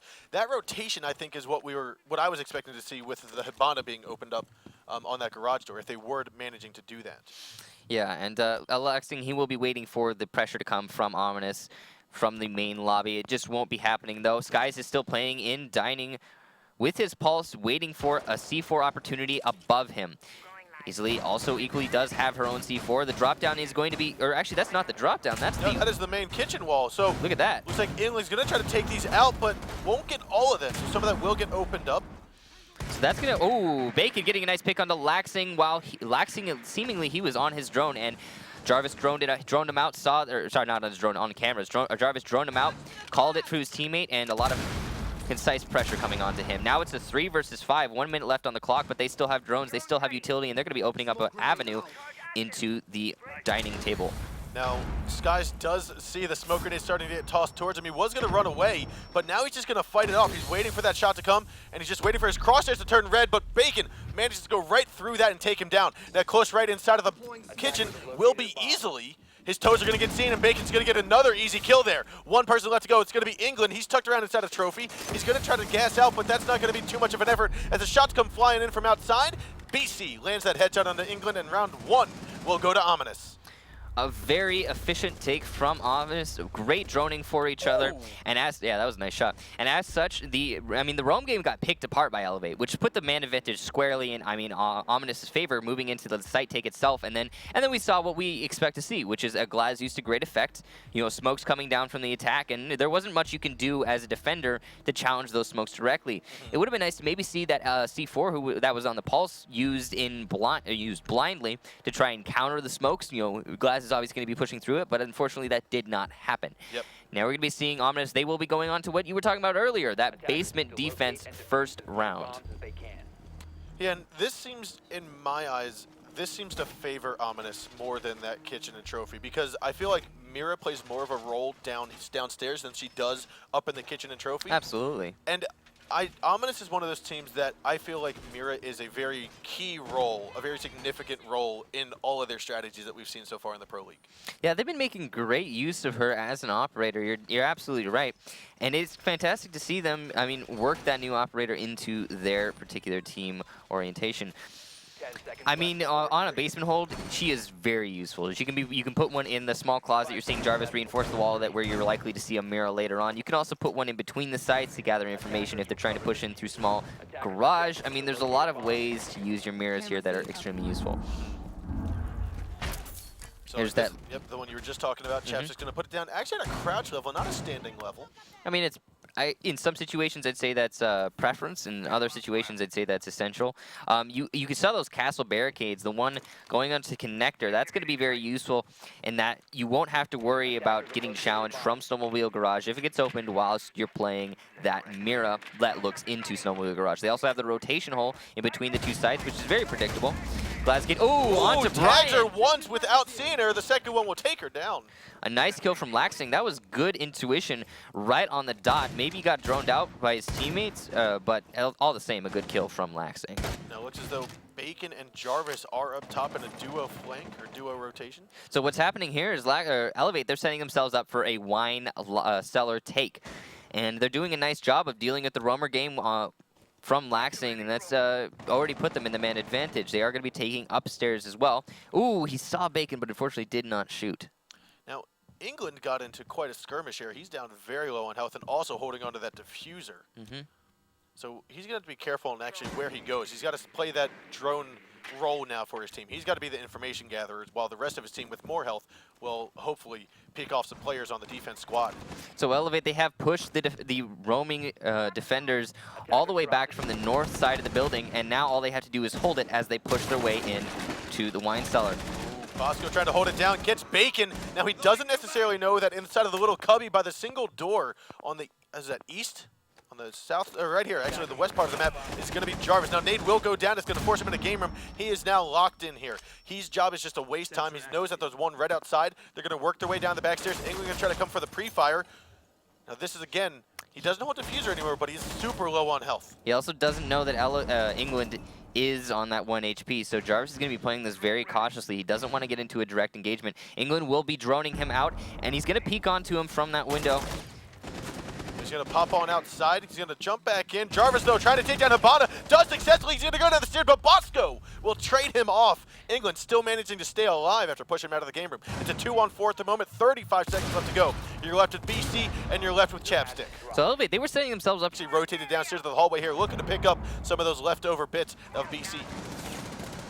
And we are seeing the ever-predictable lobby into dining table take coming from Bacon on that glass. He's just going to push in as we expect, and we'll see if it works from this time. The C4, preemptive C4 coming out, unfortunately missing the glass.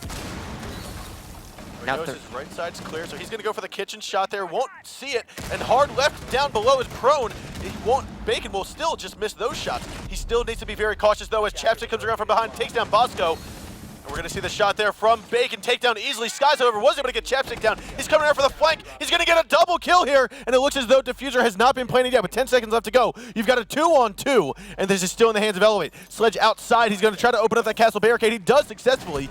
Jarvis now trying to challenge Skies. Jarvis has the upper hand here, but he doesn't get in time. The barbed wire will stop the plant, stop him from moving in time. And we are going to see Elevate with a successful hold here on the kitchen and trophy. So a great calculation coming from Elevate, understanding that they need more anchors onto the site, but at the same time, having that late roamer come out. After Ominous had finished their drone game and their roaming hunting game, they assumed Laxing was the extent of it. They then started to move their way into the bomb site take itself. And because of that, they were not aware of the castle, who's going to be coming from above, coming into that open drop down that was in between the rotation between lobby and dining, and getting those nice 2 picks. That was just a lack of coverage on the flank from Ominous there. Definitely. I mean, he was downstairs. We saw him inside of the wine cellar corridor leading back towards the big garage. He came up, I want to say, possibly through backstairs or fireplace. I think he came through main lobby, through fireplace, like you said. And then he dropped through the hatch. Yeah, main lobby stairs all the way up, and then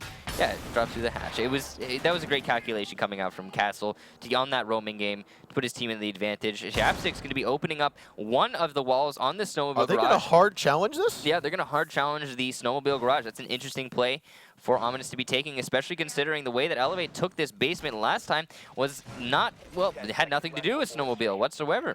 So it's interesting that they're going to try and challenge it. They're also putting their mirror, instead of on the closet, they're putting it on the wine cellar wall itself. Now, these are very unique positions. I don't think I've ever seen the garage wall not get unreinforced intentionally. Yeah, it's an interesting way that they're choosing to handle this, but I mean, the thing is, though, I don't know how well this is going to work to Ominous's advantage. The way that Elevate chose to take this bomb site last time was they simply won the roamer game. They killed all 3 roamers with only trading 1 player back, and then when they were pushing into the site itself, there wasn't really much of a contention. They're going to be going for a similar take this time, starting themselves off in the trophy. There is a lot of castle barricades and players, for that matter, putting themselves into a position to hold that dining and kitchen area, though, coming out from Ominous. Now, we are going to see a large garage push onto wine cellar. We aren't going to see the garage wall and snowmobile be the main focus of this attack. Looks as though Elevate's still droning out kitchen. They see the castle barricade. They know that probably someone's around here. Kitchen's all clear. Trophy's all clear. They're now moving on forward. They have spotted out, I believe, someone inside of the dining hall. Looks to be BC. His drone will get taken out. Now, England's just going to look. He's got the fire arrows handy. He's looking to push one back, and actually he's going to burn him alive, and he gets out with just the nick of time. He will not drop, though, as that hatch is either not opened or he hasn't given up his timing just yet. England, however, still working forward. He doesn't know they did so much damage to him yet. Now, they have used up 1:30 left on the clock here. Moving forward, England still looking towards. He's going to look for that shot onto Bryant, give away his position as he's moving on forward. Thermite progressing as well. This is going to be a dual dining room push here. Englander looking to go for these shots. And there he goes. There's going to be one shot. He's not going to turn the corner here. Look for the shots on O'Brien, and who's going to come out on top? It's going to be England. He still has 50 health. 3 stun grenades still left in his arsenal. Yeah, some unnecessary, seemingly unnecessary aggression coming out from the Jaeger in that situation. And now Elevate, they're going to be moving into the basement take with a sound man advantage and time to spare. They also utility to spare, for that matter, with those drones. England's going to challenge onto Bacon and get a nice and easy pick, as Bacon is not watching the drop down. Yep, so a 5-on-2 at the moment. This is going to go to Elevate unless a miracle happens here between Chapstick and Jarvis. Chapstick's still inside of the middle closet, but he does get taken out by easily. Last minute alive is going to be Chapstick. He's inside of the snowmobile garage, looking to get 1, and he does successfully. He's got 4 more to go. England has the diffuser. It looks like he's planting it right now as Easily and Laxing are both covering him. There is no return for it, and it looks like Laxing will take down the body of Chapstick, and that is going to be round 2 Elevate. It was a fantastic kill from Look at that pixel angle. That's nutty. Straight through the door frame. He just barely saw him, shot him through the door frame. That was great. So again, the Amos defense on the basement faltering to a Elevate. Simply they're manhandling those roamers. And the roamers are unable to influence the round in any way whatsoever. Ominous, they tried to do a different interpretation on the roam game. They tried to play them more heavily centered around dining table / kitchen. Unfortunately, it didn't work out for them. I like the way they were trying to do it though. I mean, the castle barricade on the kitchen itself. There were some great choices they went for there, but it just didn't work out for them. Unfortunately, challenging onto the Capitao and the Glaz ended up losing that engagement. Yeah, I was gonna say that maybe the play in Snowmobile Garage and only reinforcing one wall was so that they could then reinforce more walls in Wine Cellar in anticipation of the Wine Cellar push. But they left the primary wall open. They only had one wall of the wine closet closed off. They left that primary wall open so that they could use the mirror windows, but it's really an interesting way. Like, I mean, why that wall and not, why not just reinforce the primary wall and then, challenge from the secondary wall on the other side of the wooden pillar? I mean, it was an interesting way for them to choose to handle that. I mean, it costs you more in reinforcements too, because you have to reinforce 2 walls in order to put that mirror down. Yeah, it did cost them 2 walls, like you said, and to me, it seemed like it was a unique take, but I think there's still a lot of refining that has to be done with that. A unique hold? Yes. Yeah. It was a unique hold. Jarvis. A team kill. Oh no, that's unfortunate coming out from Ominous, and that's that might put Elevate in a position to win this defensive round and put themselves on match point here on Chalet. It's unfortunate to hear as Jarvis is now going to go back. He's got to take over that library like he tried before. But all by himself now. And he doesn't have a teammate to drone for him, or he doesn't have someone to drone for himself. So now the advantage is going to be on for Elevate going into this roaming game.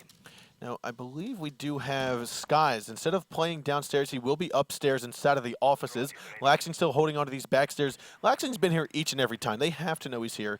And this is going to be one of those positions that you need to push on. There it is, Chapstick just trying to bait out a little bit of a push from Laxing. He's got the pre-Claymore placed down. Laxing going to move on upstairs. This easily gets droned on out here inside of the bar. Chapstick still dancing with the drone. He's going to get on out of here. Tries to pre-fire. And again, not going to hit any target just yet. Chapstick still working his way here. It looks as though they're trying to find their way into game room, but it's just not working out for him. Easily will take down Jarvis. However, BC gets a double shot, taken out easily for the trade, and then Laxing to make it man even. Minute 30 left to go in the round. So, BC evening out the score, as you said, establishing dominance over the roaming game, but there's still Skies in a position to take out these attacking players as they move their way into the site. Not a lot of information coming into Ominous's favor here. They're trying to establish hard positions on where the defenders are, but unfortunately, again, I don't think they're aware of Skies. I agree. I don't think they're aware that Skies is now inside of the kitchen. He's going to be moving into the dining hall as Chapstick. Ooh, Chapstick might be joining this out. He does spot him. There's going to be a successful push saying, okay, we now have one more person upstairs. We're going to have to deal with him. Looks like BC might be the one to progress forward. Now he's not looking to the right. Skies actually sees him. He's waiting for it. He gets one. Can he get the other? No, he's not. Chapstick comes on in for the trade. A 2-on-2 now with 45 seconds left to go. Bacon's going to try to smoke out the B site as he wants to go for those shots onto A, to the wine cellar, but he gets gassed out with 35 seconds left to go. Looks as though I think that drop hatch is open, so England's going to go for the drop, and he gets that shot there onto Chapstick. The gas grenade not going to do too much damage to him. The smoke does cover his for the time being, but Bosco knows where to fire and gets the shot down onto Bacon. We are now on match point here for Elevate. So, Ominous, they established dominance over that roamer game, but at heavy costs. And more importantly, after they had established dominance over that roamer game, they had no avenues into the site, really. They'd open up the drop-downs, but all that Elevate has to do to stop that is just stare at the drop-down and wait patiently. So, not enough players to challenge all of the angles that were available to them. Not enough angles open for the 2 players to really progress into the site easily. And because of that, Elevate take their 4th round and put it on to that match point. Now that's going to be a lot of pressure on Ominous' shoulders, but at the same time, they are happy to go to that 3rd map. They're going to be, they're not worried about it. Elevate, on the other hand, they have all of the pressure being applied to them as it stands because Ominous won that 1st map on Oregon.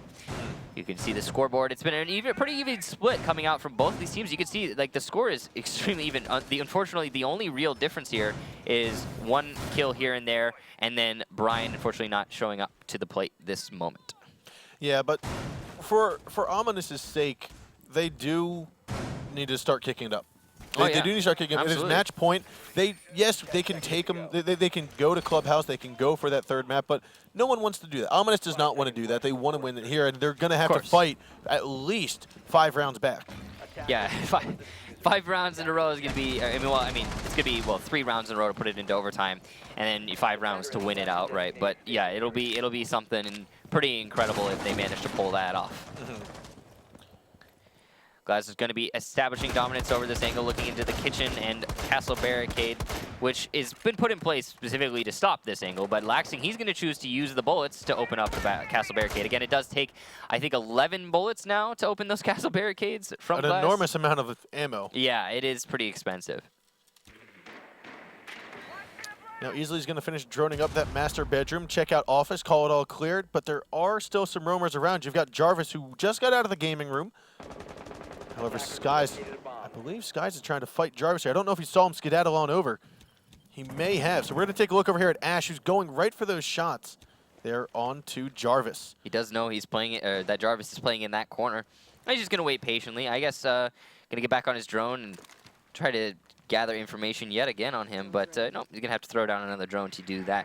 Jarvis is going to see this drone, and as soon as he does, or he's not going to see this drone, and because of that, Skies is going to challenge onto Jarvis. Boom, and there it goes. Yeah, as he gets onto his camera, there's not a lot that Jarvis can do about that.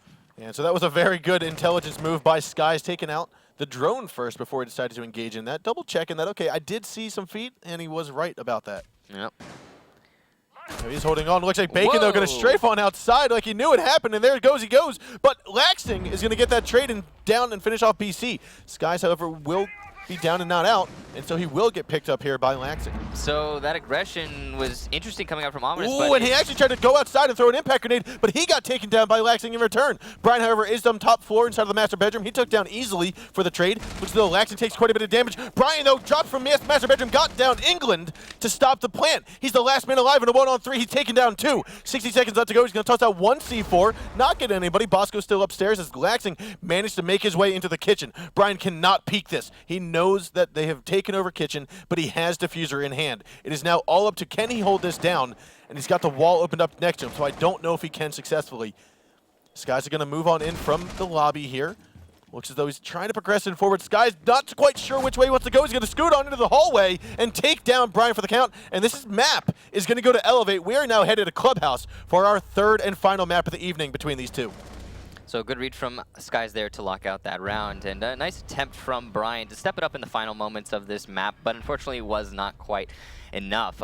Overall, a really dominant performance coming out from Elevate on Chalet, and it came a lot down. I think on defense, Elevate's roam game was fantastic. They managed to trade back evenly, if not in their favor. And then on top of that, they wasted a whole lot of time. On attack, they simply picked apart Ominous's roam game. They did. And Ominous was incapable of making those trade backs that we were seeing from coming out from Elevate. And I think that really just came down to mostly just one engagements coming out from Elevate. I mean, strategy-wise, it was all Elevate was doing on attacks they were just establishing dominance over the roamers. And then through that, they were getting tons and tons of picks. And then when they move into the site, there's not a whole lot to think about. Yeah. And then on defense, they were just winning the roaming game again. That's all it came from Elevate. The roam game seems to be what is the biggest contributor or contributor to whether you're going to win or lose, basically. Yeah. You take out the roamers, for the most part, a lot of teams are investing so much in the roam game that if you take them out, you're now in a 4-on-2, a 4-on-3, a 5-on-3,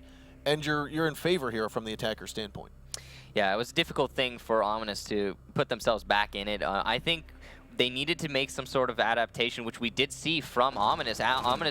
Or sorry, no, not Ominous. We saw it from Elevate. Ominous were unable to adapt their defensive game, as well as their attacking game, really, when it came to the roamers. Elevate, when they were seeing when the Elevate roaming game didn't work, Elevate instead opted to have more players play on the site itself and then have a late roam game. So that gave them then an advantage leading into defense. And unfortunately, Ominous, they just tried to force out their roam game every single round. I mean, like you said, each and every single time, Elevate did a wonderful job on surrounding the roamers, collapsing on them, putting them into crossfires, rushing them, forcing them into the receiving end of a trap.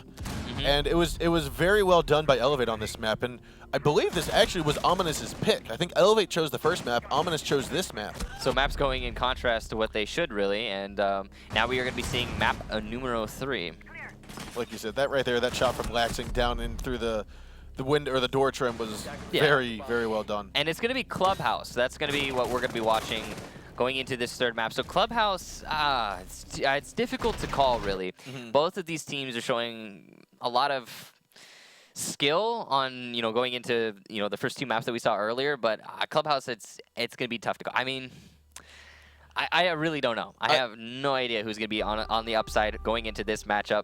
But we'll be seeing Elevate going into the basement defense first round. Ominous, they're going to be obviously bringing a glass to the table, and it's likely we'll see a very common construction tunnel and kitchen take.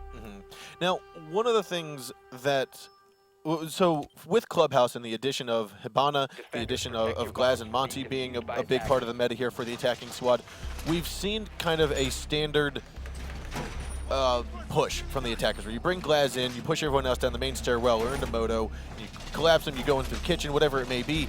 But with Ominous, seeing as how they tried some stuff on Chile that, in my eyes, was very unique, leaving some primary walls unreinforced, reinforcing other walls which are notably less effective or whatnot. I want to say that they might be trying to fix up the meta here, change the meta a little bit. We'll have to see as they unfold here in the attacking phase.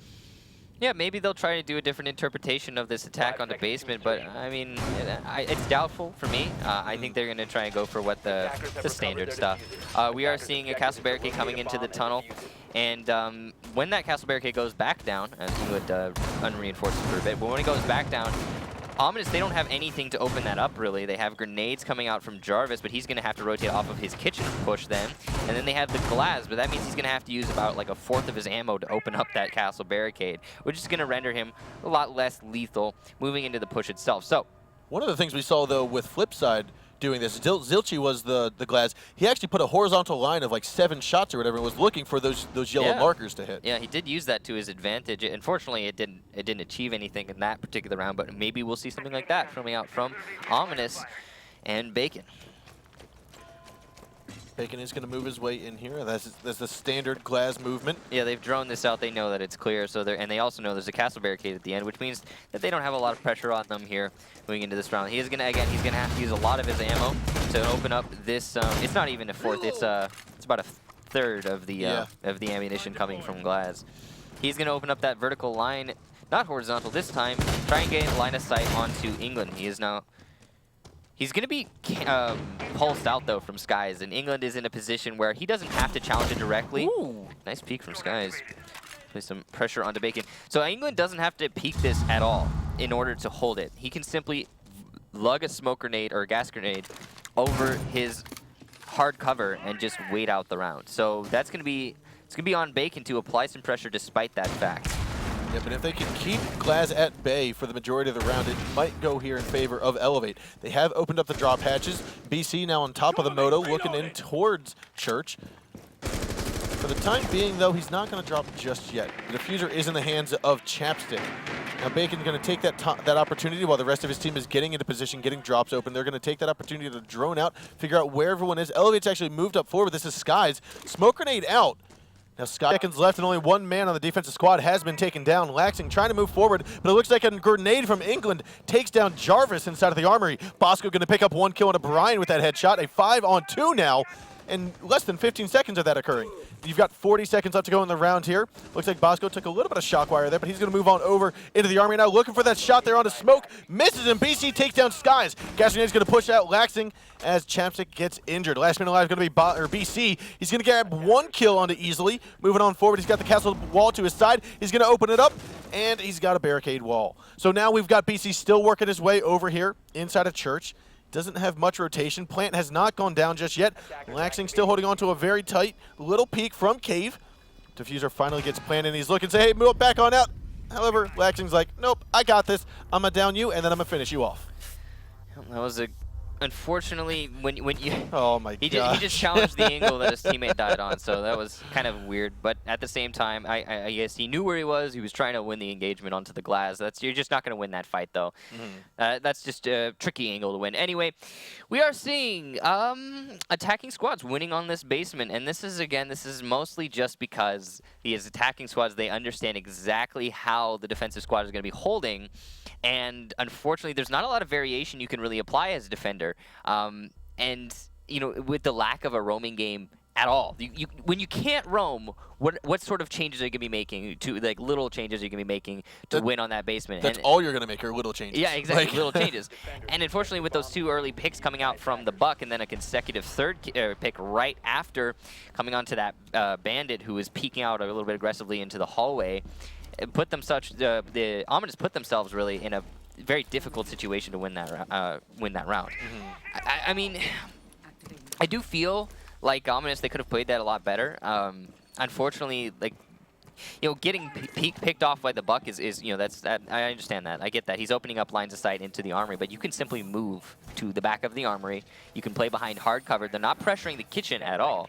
So, I mean, it was, and then at the same time, there was the Bandit. He peeked out from church into the hallway, and there was simply a player, there was I think a Sledge playing at the bottom of stairs, just holding the angle and waiting for just that to happen. So it'd be a pretty swift map coming from Elevate, because I mean, you could say, okay, well, if Omni8 lose their basement, well, then all they have to do then is go upstairs and try to figure out if they can make that work to their advantage. And the problem with that is that the upstairs defense is not nearly as easily won as a basement defense. So if you're incapable of winning your basement defense on Clubhouse, then it's likely that you're not going to win the map overall. Yeah, it's generally perceived by most Pro League teams that the top floor bar and stockroom bomb site is the least favorable of the 2 primary bomb sites on this map. Yeah, there are other options. Of course, we've seen from Flipside a couple of times they have opted to go into the cash room, but not a lot of other teams are really fluent in that particular form of take. I mean, you're seeing here, Skies, he is doing his very predictable and very,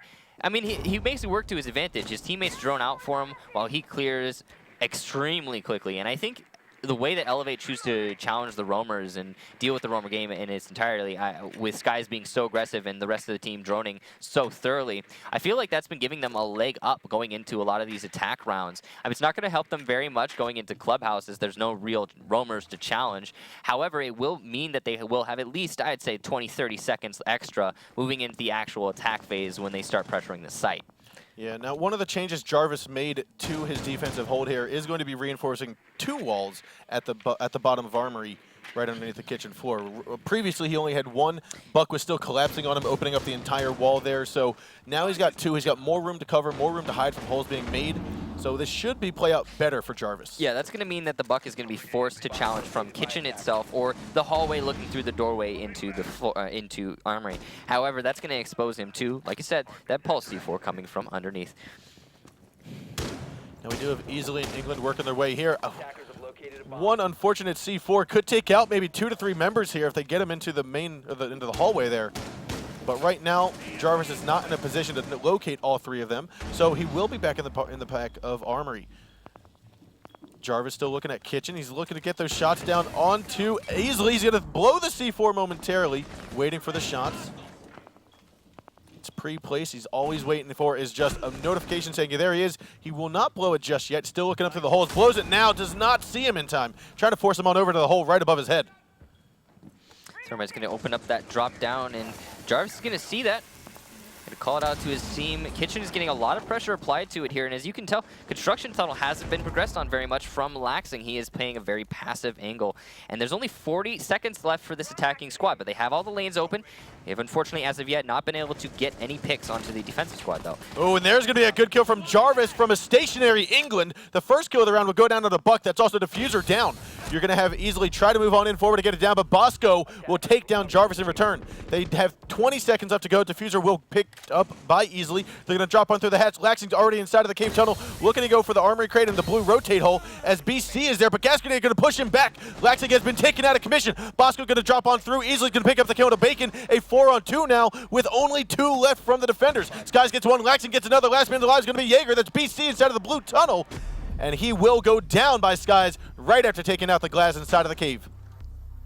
a fantastic collapse from Elevate, and they just, again, they set themselves up in positions to pick onto the defensive squad, and the defensive squad challenges those angles and loses, and that's been what's consecutively happening for Ominous going into this basement defense. Now, the problem is, okay, they lost their basement defense, and maybe they have some, there's no way for Ominous to really adapt going into defensive rounds. I mean, what, are you going to defend bar? Are you going to rotate into bar? Well, then you put yourself in an unknown position of you don't know how Elevate's going to try and take that, so there's nothing for you to really counter.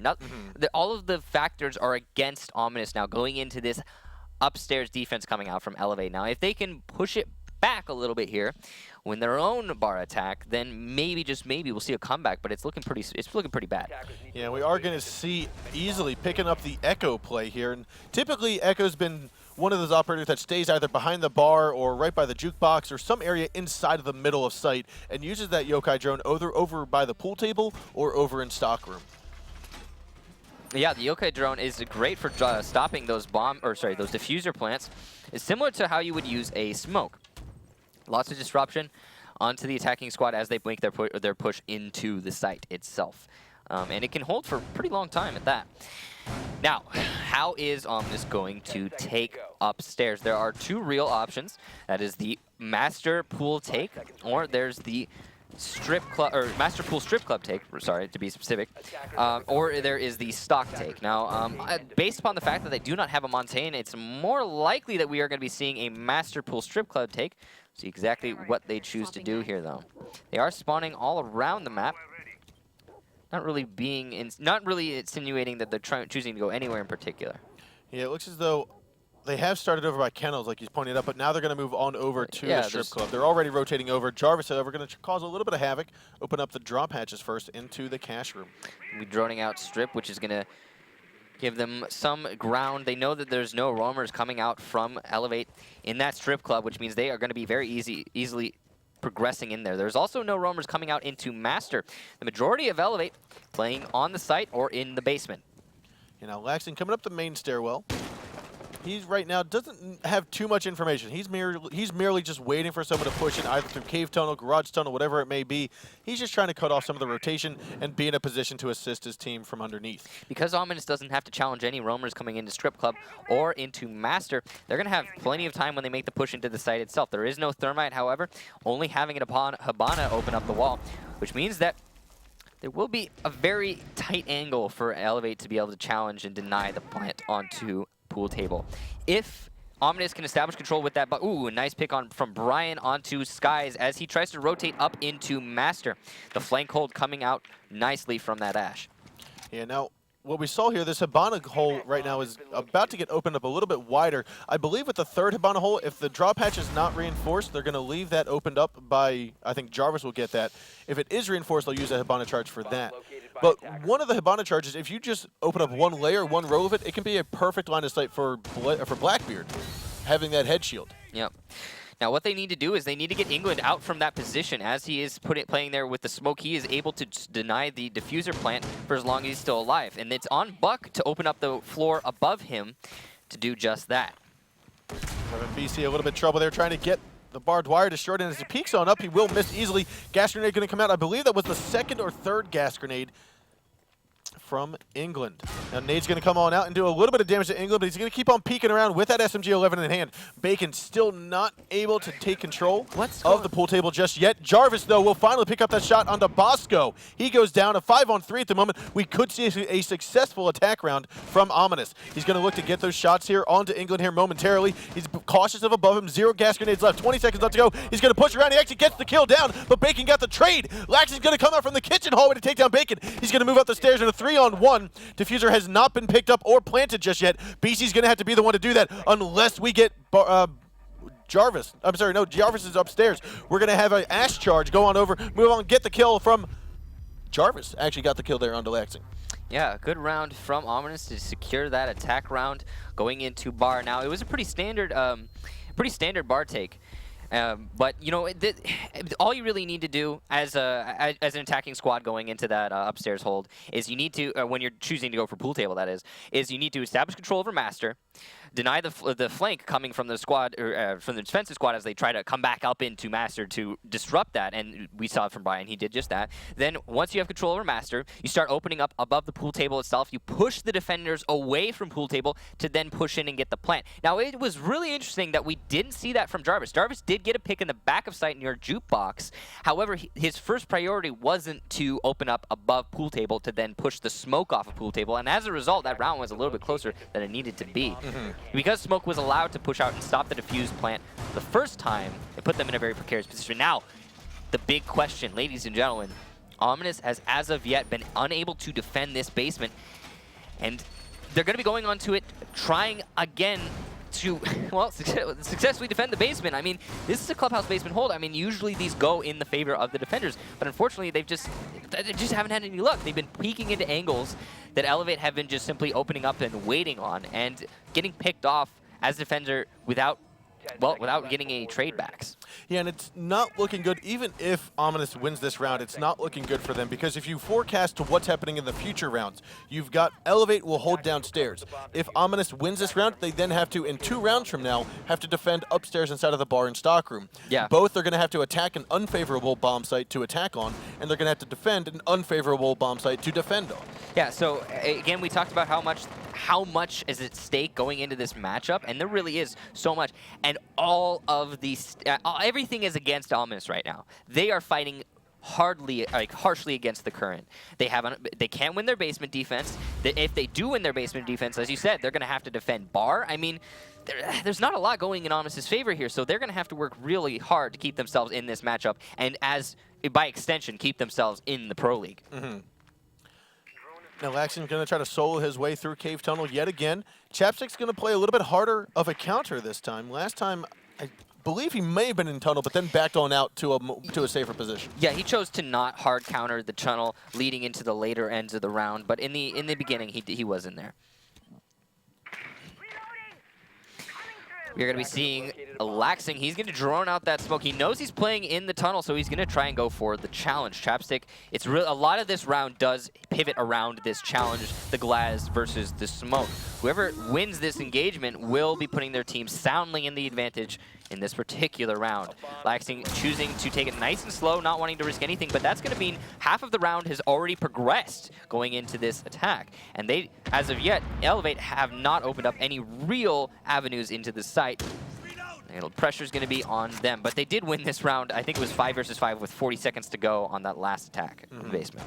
Here, that 40-second mark is closing down now. Jarvis still inside. He will get droned out there. I believe that was Skies. So we still have a C4 and handle hole getting opened up above. Englander will move away from the C4 just in the nick of time. He's going to go for the hip fire headshot there into Jarvis. What a lucky kill there by England to take the first kill of what could be an overwhelming round here by Elevate. He's going to rush on into the side, goes for the shots on the BC, and he gets it! That's the speed. It looks like Laxing going to push at the same time to take down Chapstick. A 5-on-2 now, as now it's a 5-on-1 with Easily picking up that kill on a beacon. Now you've got one guy left, it's Brian, and he will be taken out by Laxing. That all just ended in about 15 seconds. They all collapsed at the perfect time. Elevate showing they can masterfully execute any strategy that they need to. Yeah, going into that basement attack, what you saw there was, of course, the very common and predictable picks that were coming out from Brian consistently, or sorry, not Brian, rather, that were coming out from the Buck on Elevate squad. I think it was England.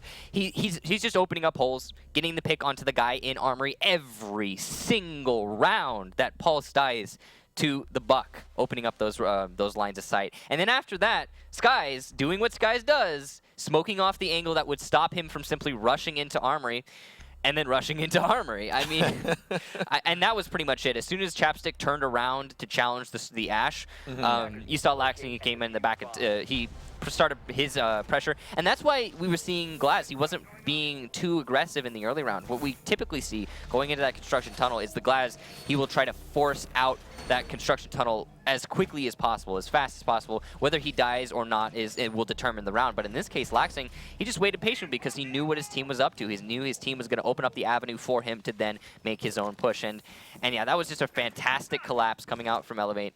And well-timed, just teamwork really there. Okay, so we talked earlier about how everything is against Ominous, even if they win that basement defense, and now they haven't won that. Now they They lost the basement defense. So 3 times straight. yeah, 3 times straight. They have not won a single defensive round, and now because of that, it's basically impossible. I think for Amis to make a comeback here would be one of the greatest comebacks in Pro League history. I would have to concur. Given the stakes of what they're facing right now, that I would concur with that statement. So, I mean, right now we are sitting on match point and series point for Elevate GG. Yeah. They win this defensive hold, which it's likely they will. This is the favored bomb site. They win this, they move into LAN. I'm sure that we will be seeing some more action out of them. As for Ominous, they have to give it their all, and you can already see Bacon working his way closely and quickly down the hallway here. Okay, so with Elevate, it wasn't the case that this Glass versus Smoke challenge mattered too much. That could have been the winning shot right there for this particular round if Bacon had gotten it. If England had crouched 1 second later, he would have died there. That was extremely close. Peace out, Skull Kid. I was gonna say I admire how much Battle Eye has been active lately. Oh, dude, it's so.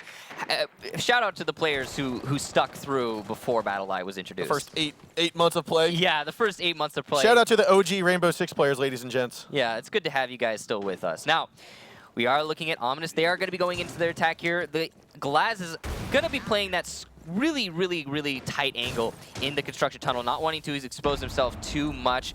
Ominous elsewhere going to be opening up these drop downs, just looking for the lines of sight onto the Elevate players. However, historically, Elevate, they haven't been exposing themselves. And that's what the difference has been on this basement defense. Ominous, unfortunately, they have been exposing themselves to the angles that Elevate have opened. But whereas in the contrast, Elevate, they're just not. They're playing it safe. They're waiting for the attack to come, and they're winning the engagements when the defenders or the attackers have to force themselves into precarious situations.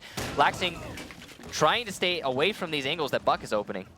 You know, I was about to say, as Jarvis was moving into the kitchen, I was like, this kitchen looks not disturbed as much as we're used to. Jarvis decided to change that up, go for those pre-hole placements, forced Skies out of position for a little bit, but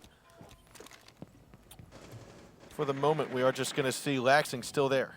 So 40 seconds on the clock, no man off the board for either of these teams yet, and we're going to need to see an Elevate-esque attack coming out from Ominous. Bacon getting the first pick onto England through the garage tunnel. A good rotation from the Glaz. Now he will have to deal with Bosco. He saw the head of him, and that's going to force Bosco to rotate on over. He actually gets that pre-fire down. He's going to go for a second kill. Goes for the deagle. Can he get it? No, he will not. Chapstick Jarvis going to take down Bosco and Laxing. However, easily will take down Chapstick. Skies get the trade onto Brian, and it is now all up to Jarvis. He knows where Skies is. There's 10 seconds left. He's got 2 guys to kill, and will it happen? It will not. Skies will take down the head of Jarvis, and we will have Elevate progressing onto LAN, and Ominous just falling short.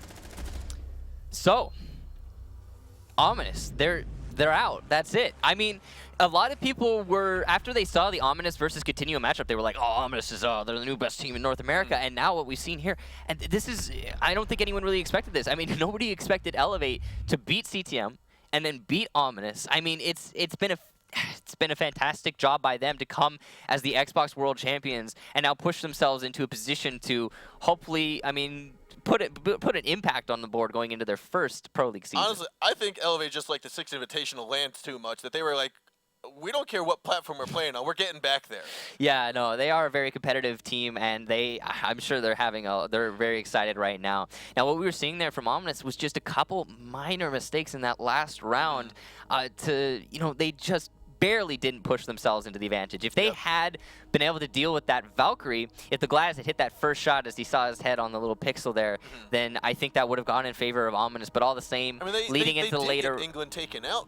Yes, but he got 2 kills before he got taken. I'm talking about like before he was able to make an impact. If that had happened, Ominous probably would have taken the round. However, it probably wouldn't have mattered leading into the rest of the rounds, because then they would have to defend. I mean, Ominous was going to have to defend basement again. Yep. And they haven't been able to do that so far. Then if they won that, they would have to defend upstairs. I mean, it was just looking really bad. It's a heartbreaking moment for Ominous, because these players from Ominous have been on many teams, and they've all come together. This was their best opportunity, their best shot. This is the farthest that some of them have ever made it in the Pro League. Yeah. And to just be that far away, just so close. At the same time, I have to look to. There's got to be a bright future in the way of Ominous now. They've come so far in this Pro League that going into the later seasons, it's likely we're going to see some great performance coming out from them. Yeah, and I mean, talking about our champions elevate, from this past match, congratulations to them. Oh. They do secure their spot to land to fight alongside Vertical Gaming and Flipside Tactic. Speaking of those two teams, they're going to be our next matchup. Yeah, no, then it's gonna be a good matchup. But before we move on, I just want to say, like, the Elevate has, from like the standpoint of the community and how people have seen them, I feel like they've got a lot of diversity that they've had to put the challenge going into this Pro League. They've had a lot of people there's been a lot of strong opinions for and against Elevate. Yeah, right. And a lot of people have written them off early on, and I feel like them making it into the finals now, winning in the playoffs, even if it's in the loser bracket, you'll get it eventually. But I feel like they've definitely proved that they are a team to be reckoned with, and I cannot wait to see their performance at LAN. Now, it is going to be, you talk about, it's going to be Vertical Gaming versus Flipside. Now, both of those teams have already qualified for LAN. They are going to be competing for the first and second seed from North America going into that LAN event. And, you know, it does have significance, but at the same time, I'm guessing that neither of them are going to be giving away too many of their, you know, aces up their sleeves. They're probably going to just, I don't really think either of them are going to care who wins and who loses that engagement. I feel like this is going to be more of a matchup that they possibly test some things. Yeah. Not necessarily things that they've hammered out and said, yes, these are going to work. These are going to be things, hey, we think this might work. We'll give a little tipping hand in that regard, but nothing to the extent of this is in our like top 10 playbook. We're going to save it for LAN. Yeah, we talked about hopefully we'll see a Coastline coming out from one of those teams. But cross your fingers. But yes. All the same, we will be getting back to that in a moment. We are going to have a short break before then to catch our breath and, you know, let everyone get ready. Yeah, we do need to get the interviews all set up and everything. So, ladies and gentlemen, we do want to thank you for this game. We will be back in a few short minutes with our second matchup of the evening between Vertical Gaming and Flipside Tactics. So stick with us, ladies and gents.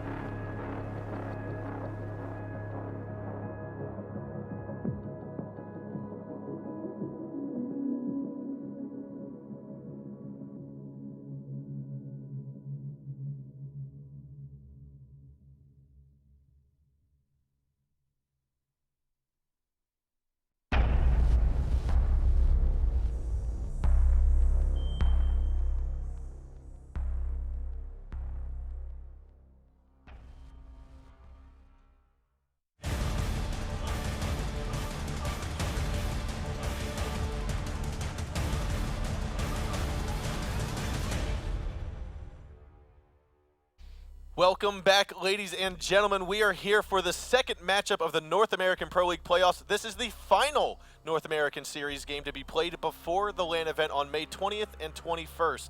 Later on this month. I am Sean Bloodbath Rosenbaum for those of you just joining us, and we are joined tonight by Kickstar yet again. How you doing, Kicks? I'm doing well. I'm super excited to see exactly how the Vertical versus Flipside match goes down. This is a long time fight. I mean, these teams have played against each other in almost every season.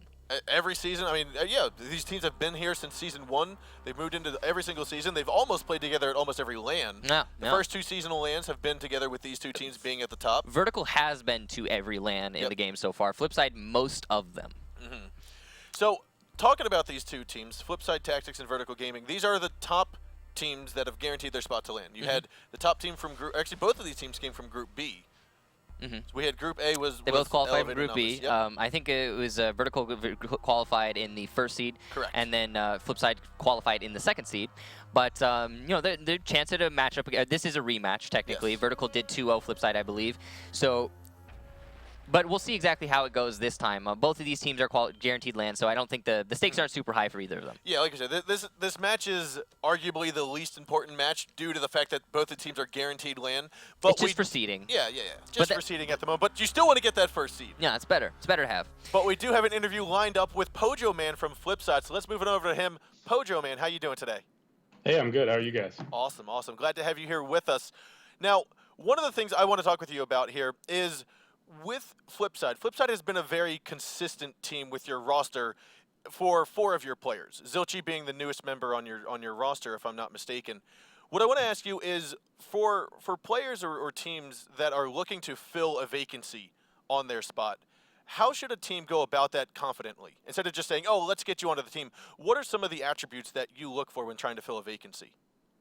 The biggest thing is like team chemistry. Like if you don't have team chemistry and you work well with them, like they can be the best player out there, but if you can't communicate well and execute well, then you might as well not even get that person as a teammate. So it's more about team chemistry. Does the role that they play or the role that you're looking for fit into that at all? Or how vital is that? A bit. Most of us are pretty flexible in terms of our roles. Like we've changed Blackbeard players. Like Zilchi's played Blackbeard sometimes.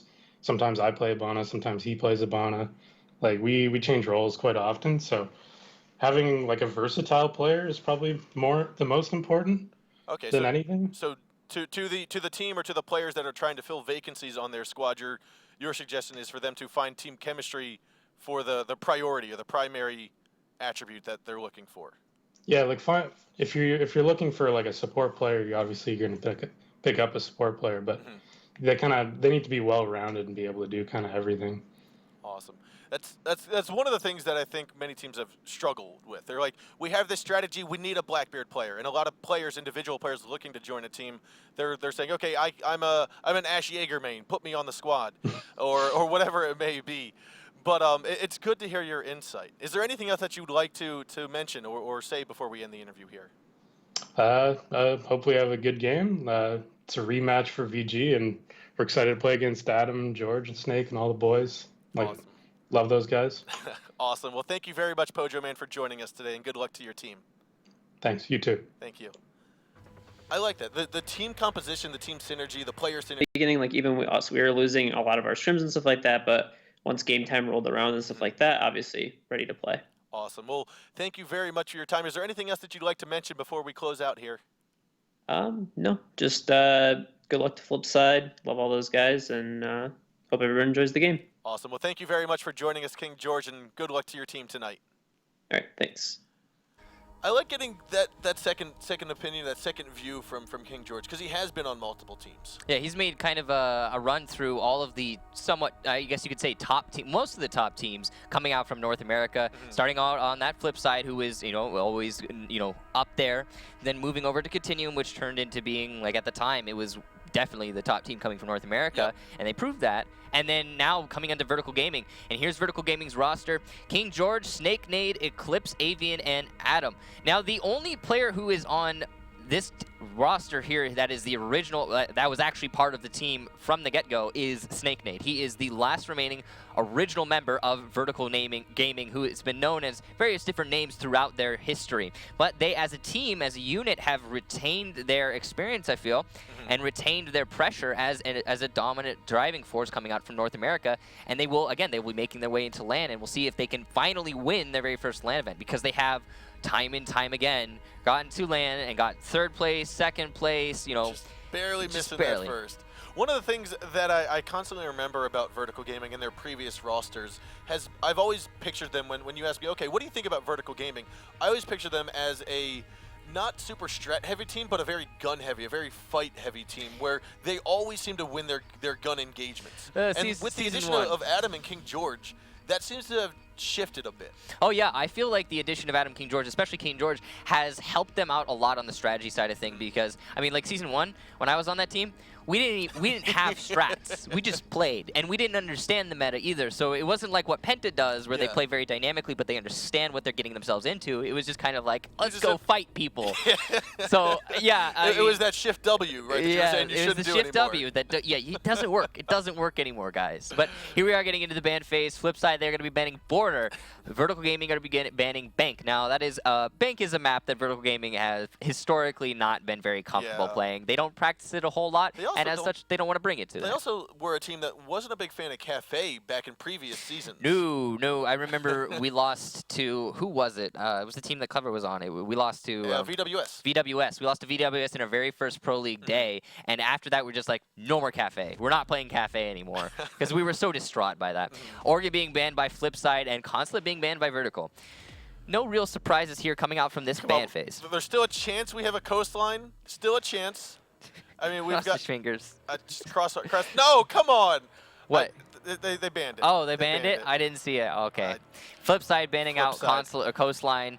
Why? Why did you have to do it? So arguably, like we said earlier, this is the least important match in the fact that both of these teams are already guaranteed to go to LAN. It's looking to be a good matchup, though. Both of these teams are very familiar with each other, as well as, well, I guess they're comfortable with each other. They like each other. So I'm guessing we're going to see a very playful matchup coming from both these teams. Maybe even some Chonka picks coming out from one or the other. I wouldn't go that far. I mean, I'd rather see a Coast. I think we'd see Coastline before we saw a Chonka pick. I don't know. Chonka can be used in certain situations. Chalet being banned from Vertical Gaming, and both these teams are really good, actually. I think that's just an attempt to hide some of the tricks up their sleeves, not want to show it so that they can bring Chalet to, so they can bring themselves to Chalet going into LAN, because whoever they play in LAN, whatever matchup that is, they're going to be looking back on these VODs, and you obviously don't want to be playing on your most comfortable maps in that situation. A Skyscraper pick coming from Flipside, and that is some of that playfulness coming out from Flipside. They are obviously not going to bring it to Coastline. That's a little bit of an extreme, but Skyscraper, sure, why not? Sure, why not? And so for our second match of the evening, Vertical Gaming is going to be picking that one. We've got Clubhouse and we have Oregon, I think.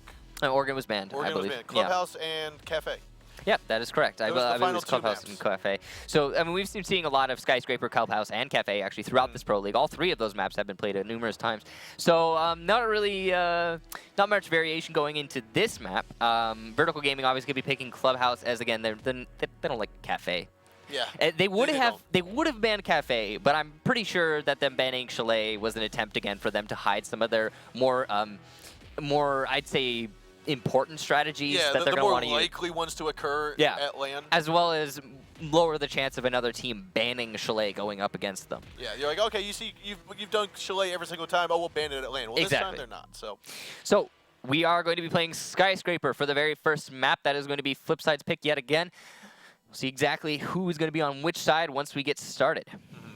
Now, one of the things with Skyscraper is it is a map that has started making more of an appearance towards the later end of this season. Yeah. We saw it last week, I believe, on the EU region, as well as possibly the NA. I'm drawing a blank on NA. No, we've been seeing it played on NA as well. We've been seeing it played on both regions, and it is a map that I think teams do like as a map. It's similar to Coastline. People like Coastline, okay? Don't get like it's not like Plane. We banned Plane back in the day because nobody wanted to play Plane. But Coastline, it's just a lack of preparedness, a lack of time to put together strats. And once we see it, going into later seasons, it's likely we might even see it played there, or even at the finals. Maybe a team's going to be bringing out a trick from their sleeves. Now, getting into the match, VG, they will be starting on attack, Flipside on defense. The Karaoke Tea Room will be the first site to be defended by Flipside, and that is as we expect. It is the preferred site for most teams going into Skyscraper. Lots of love coming out in the chat from both these teams, as they do, again, they do like each other. This is a friendly matchup. I remember seeing a tweet from Adam earlier where he thanked and wished everyone good luck from Flipside. And it was met with many gifts of group hugs and laughs. Yeah, so I'm pretty sure that these guys are scrim partners. I'm pretty sure that they do get along quite well. And again, in this matchup, I'm sure we're going to see some really playful things happen, which can lend itself to be great entertainment. To be honest, when teams get really serious and the pressure starts mounting, we see them tend to buckle under pressure. And I honestly feel like we saw that from Ominous in the matchup against Elevate earlier today. They definitely weren't playing up to what we expect to see from Ominous, and as such, it kind of lended itself to a less entertaining match because of just Ominous not making the plays that we're used to. And now, Flipside versus Vertical Gaming, there's no pressure on either of these guys' shoulders, really, aside from seeding. And because of that, all of these players are going to be allowed to play however they choose and make any sort of decision, really. I think that's a good distinction you make about Ominous and Elevate, because Elevate brings that element of pressure, that element of stress to their matches. They've been to LAN. They know what it feels like to fight for tens of thousands of dollars. Yeah, and Elevate, I feel like going into the Ominous matchup, going into every matchup they've ever really been in so far in this Pro League, they have been... I don't know what it is. I don't know if it's confidence, but they just do not give up, and it's fantastic to watch them play. But all the same, we're on Vertical versus Flipside now. Let's talk about Vertical versus Flipside, right? They have Vertical has started to establish themselves outside of the building. They're looking to try and it appears like they're trying to take control of the bottom floor in the barbecue and kitchen area before they start moving their way upstairs. They are rappelling upstairs now onto the balcony now. Where is Eclipse going? Yeah, I'm curious to see what Eclipse... Oh, he's going to be putting himself onto that little, I guess, I don't know what to call that. He was all the way by the kitchen window. I thought he was trying to fight Pulse. That's hot and cold inside of the kitchen. But now he's far out of town. He's going to be denying Mint that roam back onto the north stairs, which means... Or Snake Nade's also going to be in a position to stop that. But that means that the two roamers they have downstairs are going to be cut off from their way back into the site that will directly flank the roamers. Capital bolts going up into yellow, which are going to hopefully get the player who is not in that corner. King George getting a nice pick onto Easy Peasy Lemon Squeezy. Yeah, so now we've got a 5-on-4, but still half the round to go, and VG looking like they're doing some good work here. Mint gonna pop on outside, will not be detected, but will also not spot any individual. You've got members from Flipside who looks like they're inside a drum and back stairwell.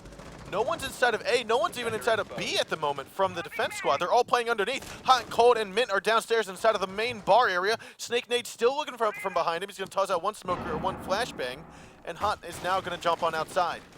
Zilchi picks up that kill onto Adam. Looks like we're going to see Hot and Cold nail down that headshot onto Eclipse as King George and Avian get a kill for themselves, taking out Pojo and Mint. There are no anchors on the site, but there's a Pulse underneath looking for that C4. He will not get it as the diffuser plant does go down in the corner. King George going to be challenging onto Zilchi. A nice wall headshot. Bang. And it's all down to Hot and Cold now. He's got to take care of this Avian playing in that yellow before he pushes onto the other two attackers. And he does not have the Capital arrows because he's a defender here, and so Avian will take away that yellow bunker, that yellow cubby, goes for the shots and gets that wall bang with bearing 9 onto Hot and Cold, finishing off. And round number 1 will go to Vertical Gaming. That was a well-executed strategy from Vertical Gaming. They established themselves in a way that we're most familiar with coming out from this particular team, which is on the balcony to the north, which, it historically hasn't worked amazingly well for them, and they've used a Montaigne in that situation. But the difference here, what they changed up is they put 2 players in that Eclipse and that Snake Nade on the north stairs in a position to stop the rotation from the 2 roamers downstairs. So they read into the defense strat from Flipside, understanding there are going to be heavy roamers, and they just cut them off and simply picked apart what anchors there were as they pushed their way into the site. There are actually 3 roamers, as I recall now, because the castle was on the east side of the building, and as such, there were only 2 players really for Vertical Gaming to deal with before they could execute their take. Yeah, there was no one inside of A, inside of the Tea Room. Inside of the Karaoke Room, I don't think there was anyone either. I think you had one on the back stairs, one T1 and Drum. Those were the two quote-unquote closest to site. Yeah, so an interesting hold from Flipside, very roamer-centric, and unfortunately, I think they were relying on that Pulse to get the C4 on the diffuser planter. However, because the diffuser was planted in yellow, which has an indestructible floor, that just didn't work out for them. I was going to ask, you can plant in there? That's not like, yes, you can, negated out of the room? You can plant in there, okay. and Tabana did plant in there. So now we're going to be going on to Vertical Gaming's defense, and they are going to have a very similar lineup as far as operators go. Unfortunately, they will not have a castle, though. Instead, opting to bring the Bandit, Smoke, Pulse, Rook, and Jaeger. And we're going to see just how Flipside choose to execute their attack here. They do also have an IQ, which is, we didn't talk about it earlier, but it is an abnormal pick. Smoke, nice legs, bro. I was about to say, what is he smashing? But it looks like he's opening shotgun. up. Yeah, he's opening up holes above the window that leads into this small room that is adjacent to North Stairs. Or underneath North Stairs, really. Hot and cold there, or sorry, Flipside, they will be setting themselves up on the north and west balcony, getting ready to execute their attack. IQ looking for those I like the cams. IQ play from both teams, though. We saw Eclipse pick it up, and now we've got Espez Lemsquez picking up the IQ. And I think that this is some of the development that we're going to start seeing is we know Valkyrie cams are going to be important, would not necessarily on the attack or the defense this time, not but in the this Pulse. case. Yeah, no, I mean, IQ challenging onto the Pulse is very useful. Again, there is no Valkyrie, unfortunately, for Flipside in this instance, so not quite as useful as it could be. But the reason I feel like they are really bringing that IQ is partially because of the Pulse from underneath, but also that Valkyrie on the skyscrapers outside is really hard to spot sometimes. It looks like Hot and Cold trying to get rid of some more barbed wire because they're going to make a push on in here. You're likely going to see either Easy Peasy Lemon Squeezy or Hot and Cold try to rush in and get Avian out of the way of this B bomb site. Zilchi still repelled out on the west balcony, looking to hold down, make sure there's no rotation into B. He doesn't 100% know just yet that there's going to be a smoke inside, but he's got to guess that there's someone.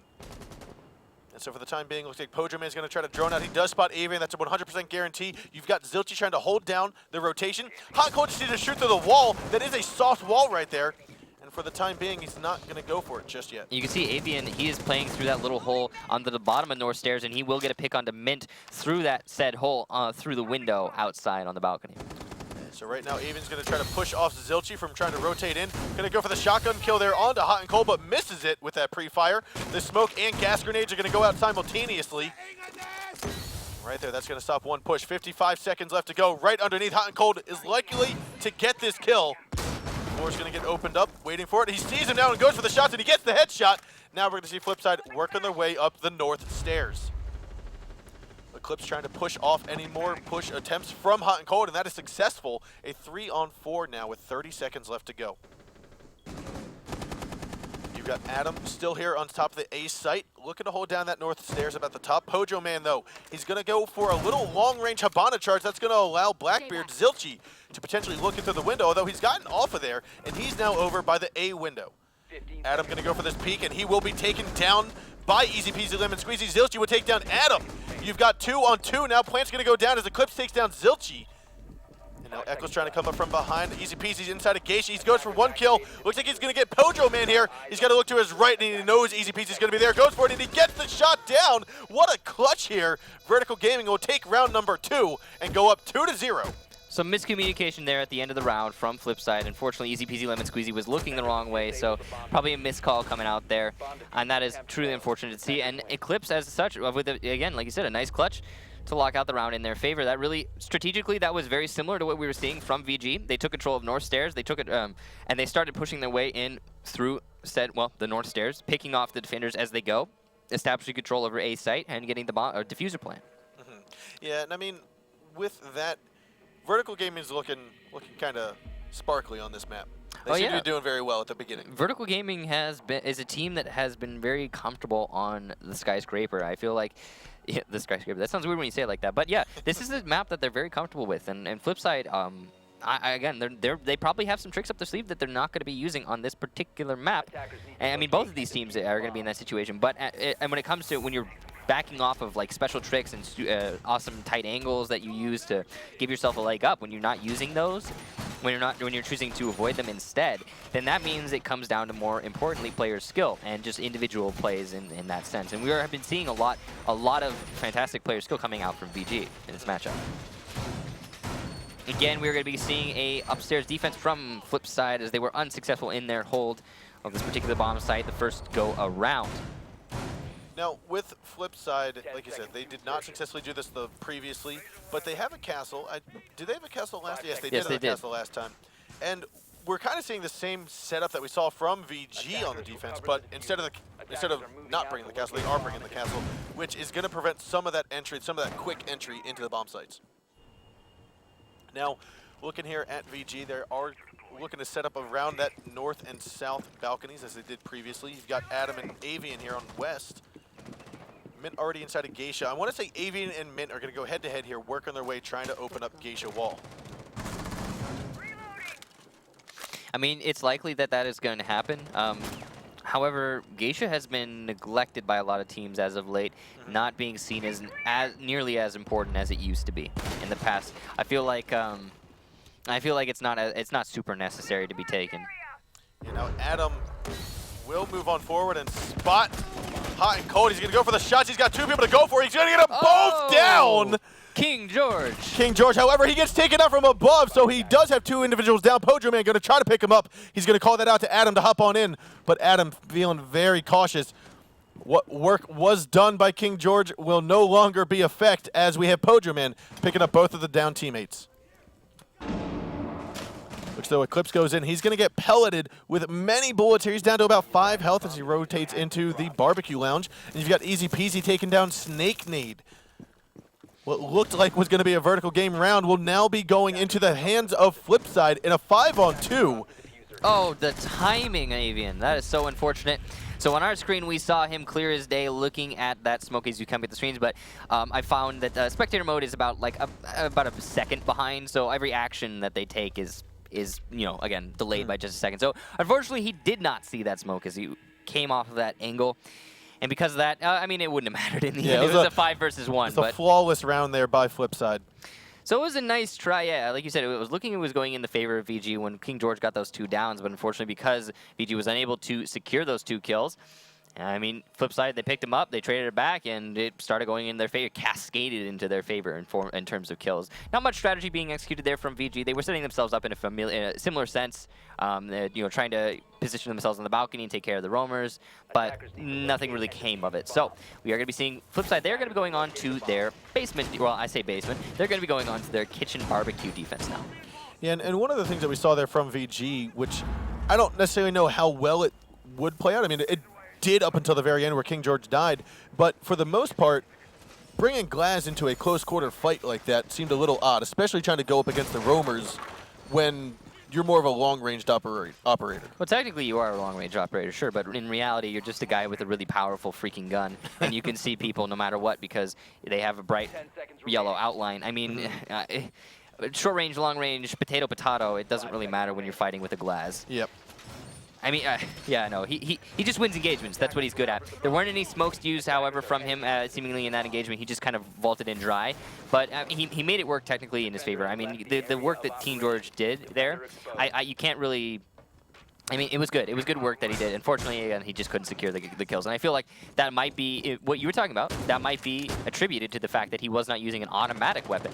If he was using an automatic weapon with 30 bullets in the magazine, he might have been able to actually put that secure both those kills.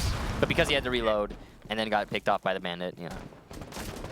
And one of the things that I really like about this map in general is the rappel that we see. A lot of teams will put a Blackbeard, a Glaz, whoever it may be, rappelling off the balconies, where a lot of other maps, that's seen as a very vulnerable position. And here, we see a lot of teams making it work for them.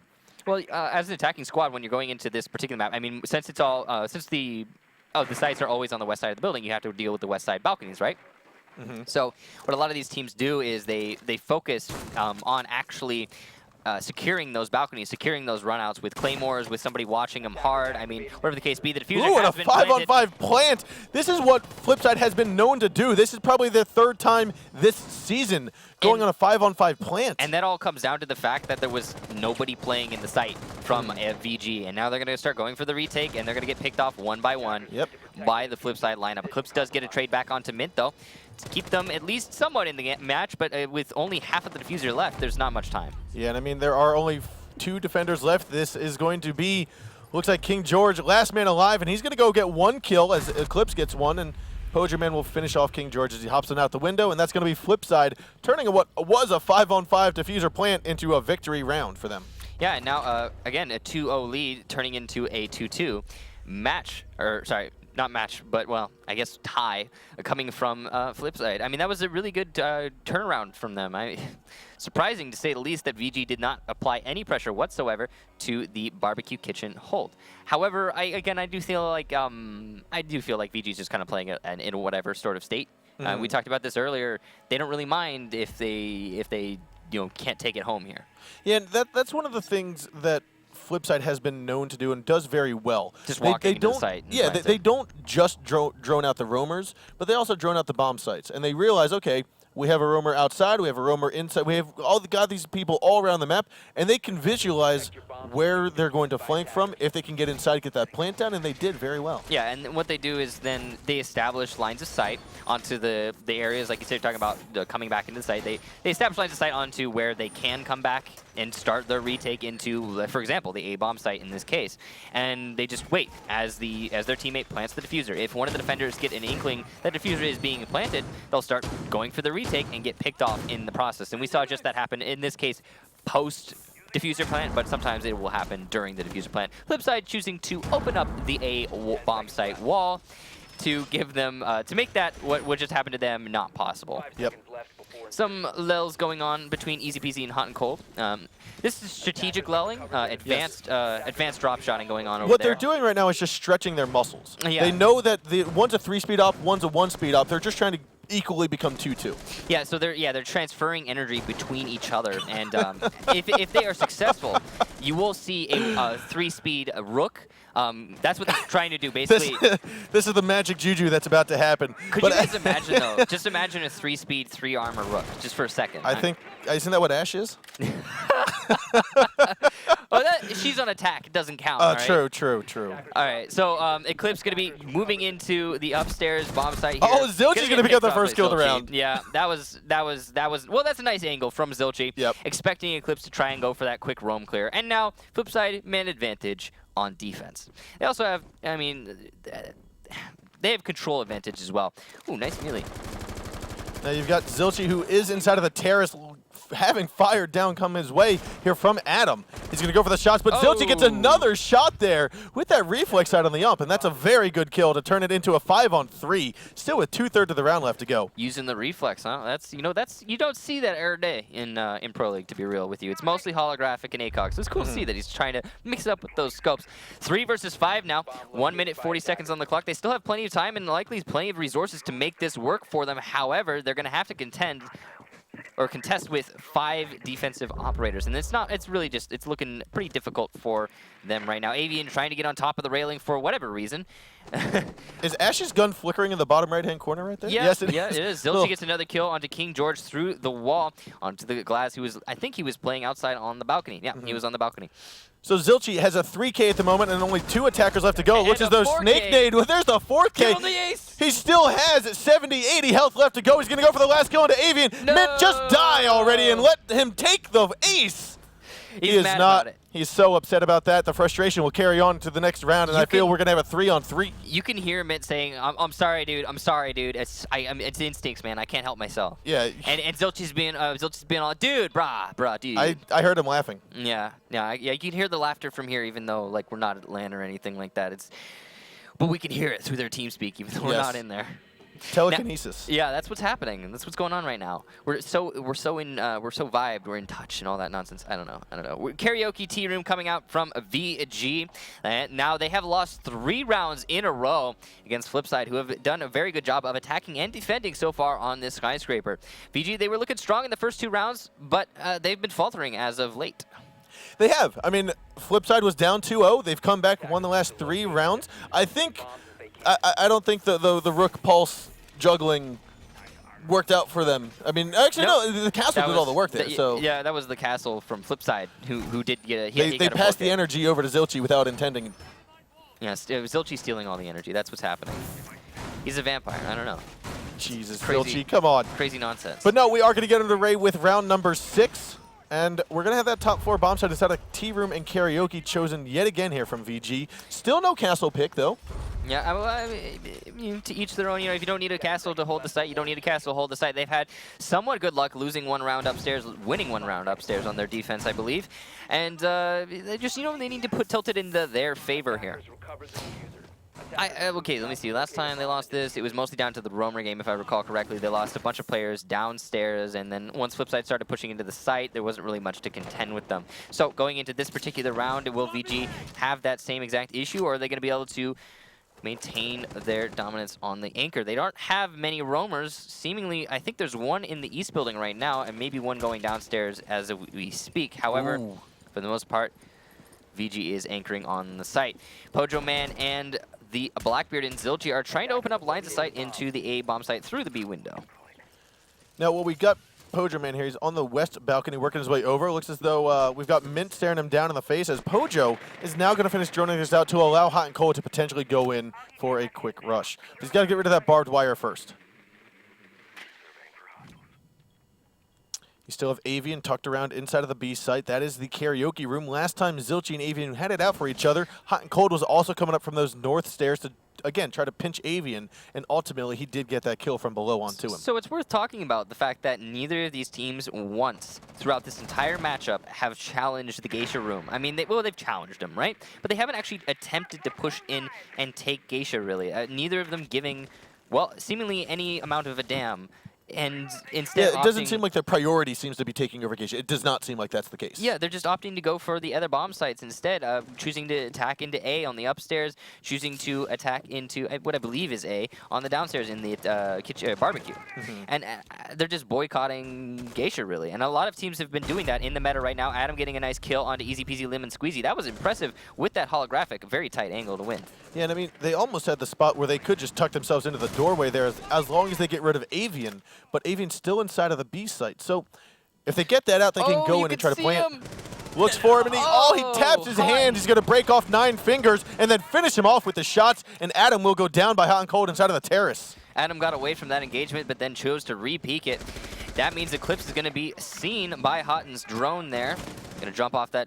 Oh, Hot and Cold with another pixel peek and takes down Eclipse. 4-on-2 at the moment. Snake will go down. He's down but not out. And we've got Avian last man alive. He's inside of B. And we're going to have Avian now rushing on over. He doesn't spot Pojo there. And actually goes down. Going to go for the shots on Zilchi. Zilchi's like, bye-bye. And there it is. That's going to be round number 6 going into the hands of Flipside. 4-2 at the moment. That was a nice try by the Smoke to retake that and put it into their favor. Unfortunately, Blackbeard, he has this thing. It's called a shield, and what it does is it goes in front of his face, and it stops headshots from happening, and they're very tilting, and I'm sure that Smoke is real tilted right now. Yes, but this is Season 5. Yeah. This is Season 5 Blackbeard, not Season 2 Blackbeard. Oh, God. You guys remember? Season 2 Blackbeard had one shield. So currently Blackbeard has 2 shields. Right. Each shield is 60 hit points.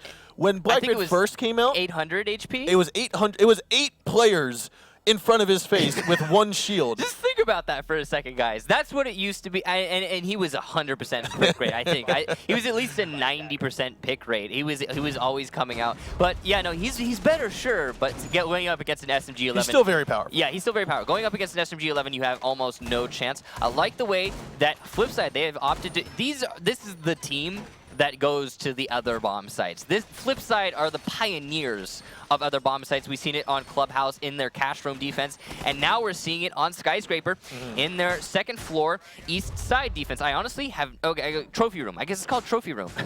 We just don't see it picked enough to really I call make it the Samurai and Exhibition. I don't know if that's the correct. exhibition. You can call it trophy room. I mean, whatever you want to call it, man. But it is what it is. They are going to a very oh, look at that. Avian's going to be staring at these north stairs with his wrist. I want to say that his wrist is a little. Oh, look, a gun. A little twisted. What happened? I don't know. Magic? All right, but no, underneath of him is going to be Mint, who's on those north stairs, as well as Hot and Cold. They are going to try to push him down and off the site. He's opened up the floor for them. So all it is just a matter of, okay, can we get the shot? Can we bait him out so he's not looking at us? But he can't engage himself all the way down those stairs because there is Snake Nade underneath with the pulse sensor. Hot and Cold's going to drone out Avian. He already knew where he was playing, but now he has a better idea. As he tries to peek onto him, though, he's going to get picked out by Adam playing in that hallway. Now we've got 50 seconds left to go. A 4-on-5 at the moment. You still have Easy Peasy and Zilchi out on this northeast balcony. However, the C4 from Snake gets tossed on out, and Easy Peasy will fall. And now it's a 5-on-3. You've got Mint here by the second floor or first floor west balcony.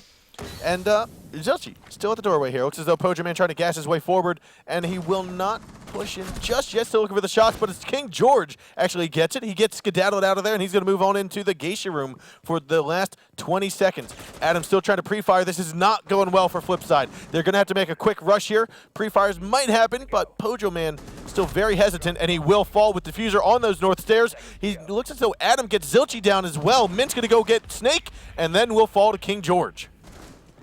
Good defense from VG, and that really just came down to Flipside setting themselves up in a similar situation that they have previously in these attacks, but VG in this situation, they did not expose themselves to the angles and allow themselves to get picked off by Flipside. In this instance, you saw yeah, it was Adam. Wait, was it Adam or Avian? No, it was Avian. It was Avian on the smoke playing in B. You saw him, he stayed alive throughout the extent of the round by not peeking down into the lower north stairs, and in the contrast, Flipside chose not to peek up in through that hole this time. So because the defenders weren't getting picked off, I mean, there wasn't really much to be said about that round other than VG waited patiently. Yeah. So Avian's job right there, like you said, he was just playing. He's trying to hold down both sides, basically, him and Adam. Underneath was a pulse, and that was Snake Nade. He was making sure that they couldn't be right underneath of Avian. Even though Avian had the floor opened up, it was a Snake that was preventing Hot and Cold from going to the bottom of those stairs. Right. Yep, no, the roamer game coming out from VG did help them out a lot there, and a distinct lack of roamer hunting coming out from Flipside on the flip side, to take care of that pulse, for example, is again what stalled out that round. And now we're going into Flipside's upstairs defense. We are in overtime now, 4-4. And Flipside, they've had pretty good luck going into this particular bomb site, so see if they can continue that trend and put themselves back into the lead. They did, I think it was a 3-2, was it 4-2 lead that they blew? It was a 2-0, VG was up, then it was 4-2 Flipside. So now it's 4-4, we're here in the first round of overtime. Will we see another shift in momentum in favor of Flipside this time? Who knows? I think one of the things to point out again for the viewers that are just joining in, this is the second series of the evening. This is map number 1. This is between Flipside and Vertical Gaming, and this match is simply deciding the Seat 1 and Seat 2 for the LAN event. Both of these teams are already guaranteed to go to LAN. Elevate won that third spot previously this evening, and here we are trying to decide who's first and who's second. And as such, I mean, both these teams, again, they're comfortable with each other, they like each other, and the stakes are not, elimination. You're not going to be getting knocked out no matter what here. So they're both, kind of just taking this as it is and seeing what happens and not showing any of the tricks that they're holding up their sleeves to try and give themselves an advantage and more options going into the LAN event itself.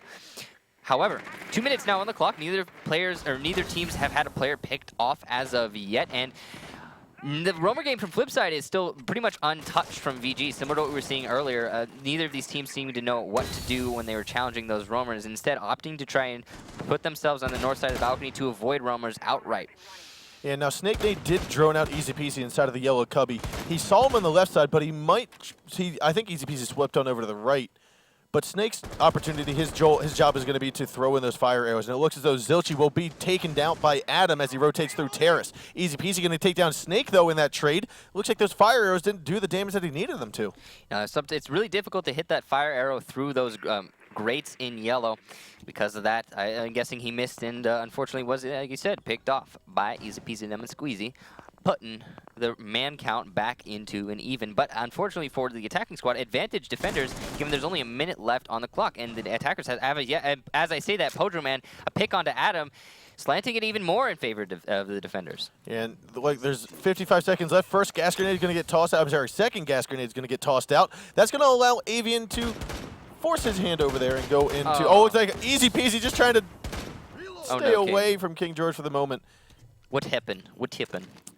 He's just waiting right here underneath Hot and Cold, waiting for that shot. It looks as though Eclipse is going to go up the stairs instead. All he's got to do is get that perfect timing for the C4 placement. He doesn't get it, and it looks as though this 3-on-4 is going to stay that way for the time being. Hot and Cold's moved on over to the bar. Eclipse is going to try to challenge that, but it looks like Easy Peasy finally goes down by King George, and Eclipse moving on forward into the site. Now Mint is taking down Eclipse as Avian and Eclipse each take down Pojo and Mint in return. Now it's a 1-on-2. However, King George drops to the gas of Pojo Man. A 1-on-1. Avian's last man alive. Hot and Cold still looking for it. There's 10 seconds left to go. All Avian has to do is get this plant down, and it's going to be in his favor. But Hot and Cold knows it's going to be inside of the yellow cubby. Oh, no! He doesn't go for it. He went for the bait, and it didn't last. So Hot and Cold's going to rush on in. He's going to move on over. The stand-up is going to happen, and it's going to be flip side winning this round from the bait. Pros don't fake, Avian. Pros don't fake, and they don't die to smokes long after the smoke has died. Oh, that was... I don't know what happened there, but King... I guess he walked into... I don't know what happened. What happened? I was like, oh my gosh, Vertical Gaming. They cleared out the site. That was fantastic. Look at that, the massacre, and then a fake, and then a dying to the smoke though. Oh man, it was there. It was grasping hard. That was hard to watch, man. That's unfortunate to see, but now Flipside, they're going to be putting themselves on overtime match point, 5-4 in their favor, and they're going to be going into a upstairs defense coming out from Vertical Gaming. So this is round number 2 in overtime. Mm-hmm. So if Flipside win this, we're going to be seeing the second map right off the bat. If Vertical win this, then we are going to be seeing Vertical given a second chance going into attack, but they will be attacking the downstairs bomb site unless Flipside choose to go over to Trophy again. Trophy didn't work out so well for Flipside though, so... No. No, but again, so this is the first map. Our second map of the evening for these two teams will be Clubhouse. Third map is Cafe. And so with that... regardless, we're going to see Clubhouse. Whether or not we're going to see Cafe is still yet to be determined. You know, to be honest, I'm interested to see Cafe, but at the same time, I don't think it's going to happen. I think these teams are. I don't think it's going to happen. I think whomever takes this first map is going to carry that momentum over to the second one. Mm-hmm.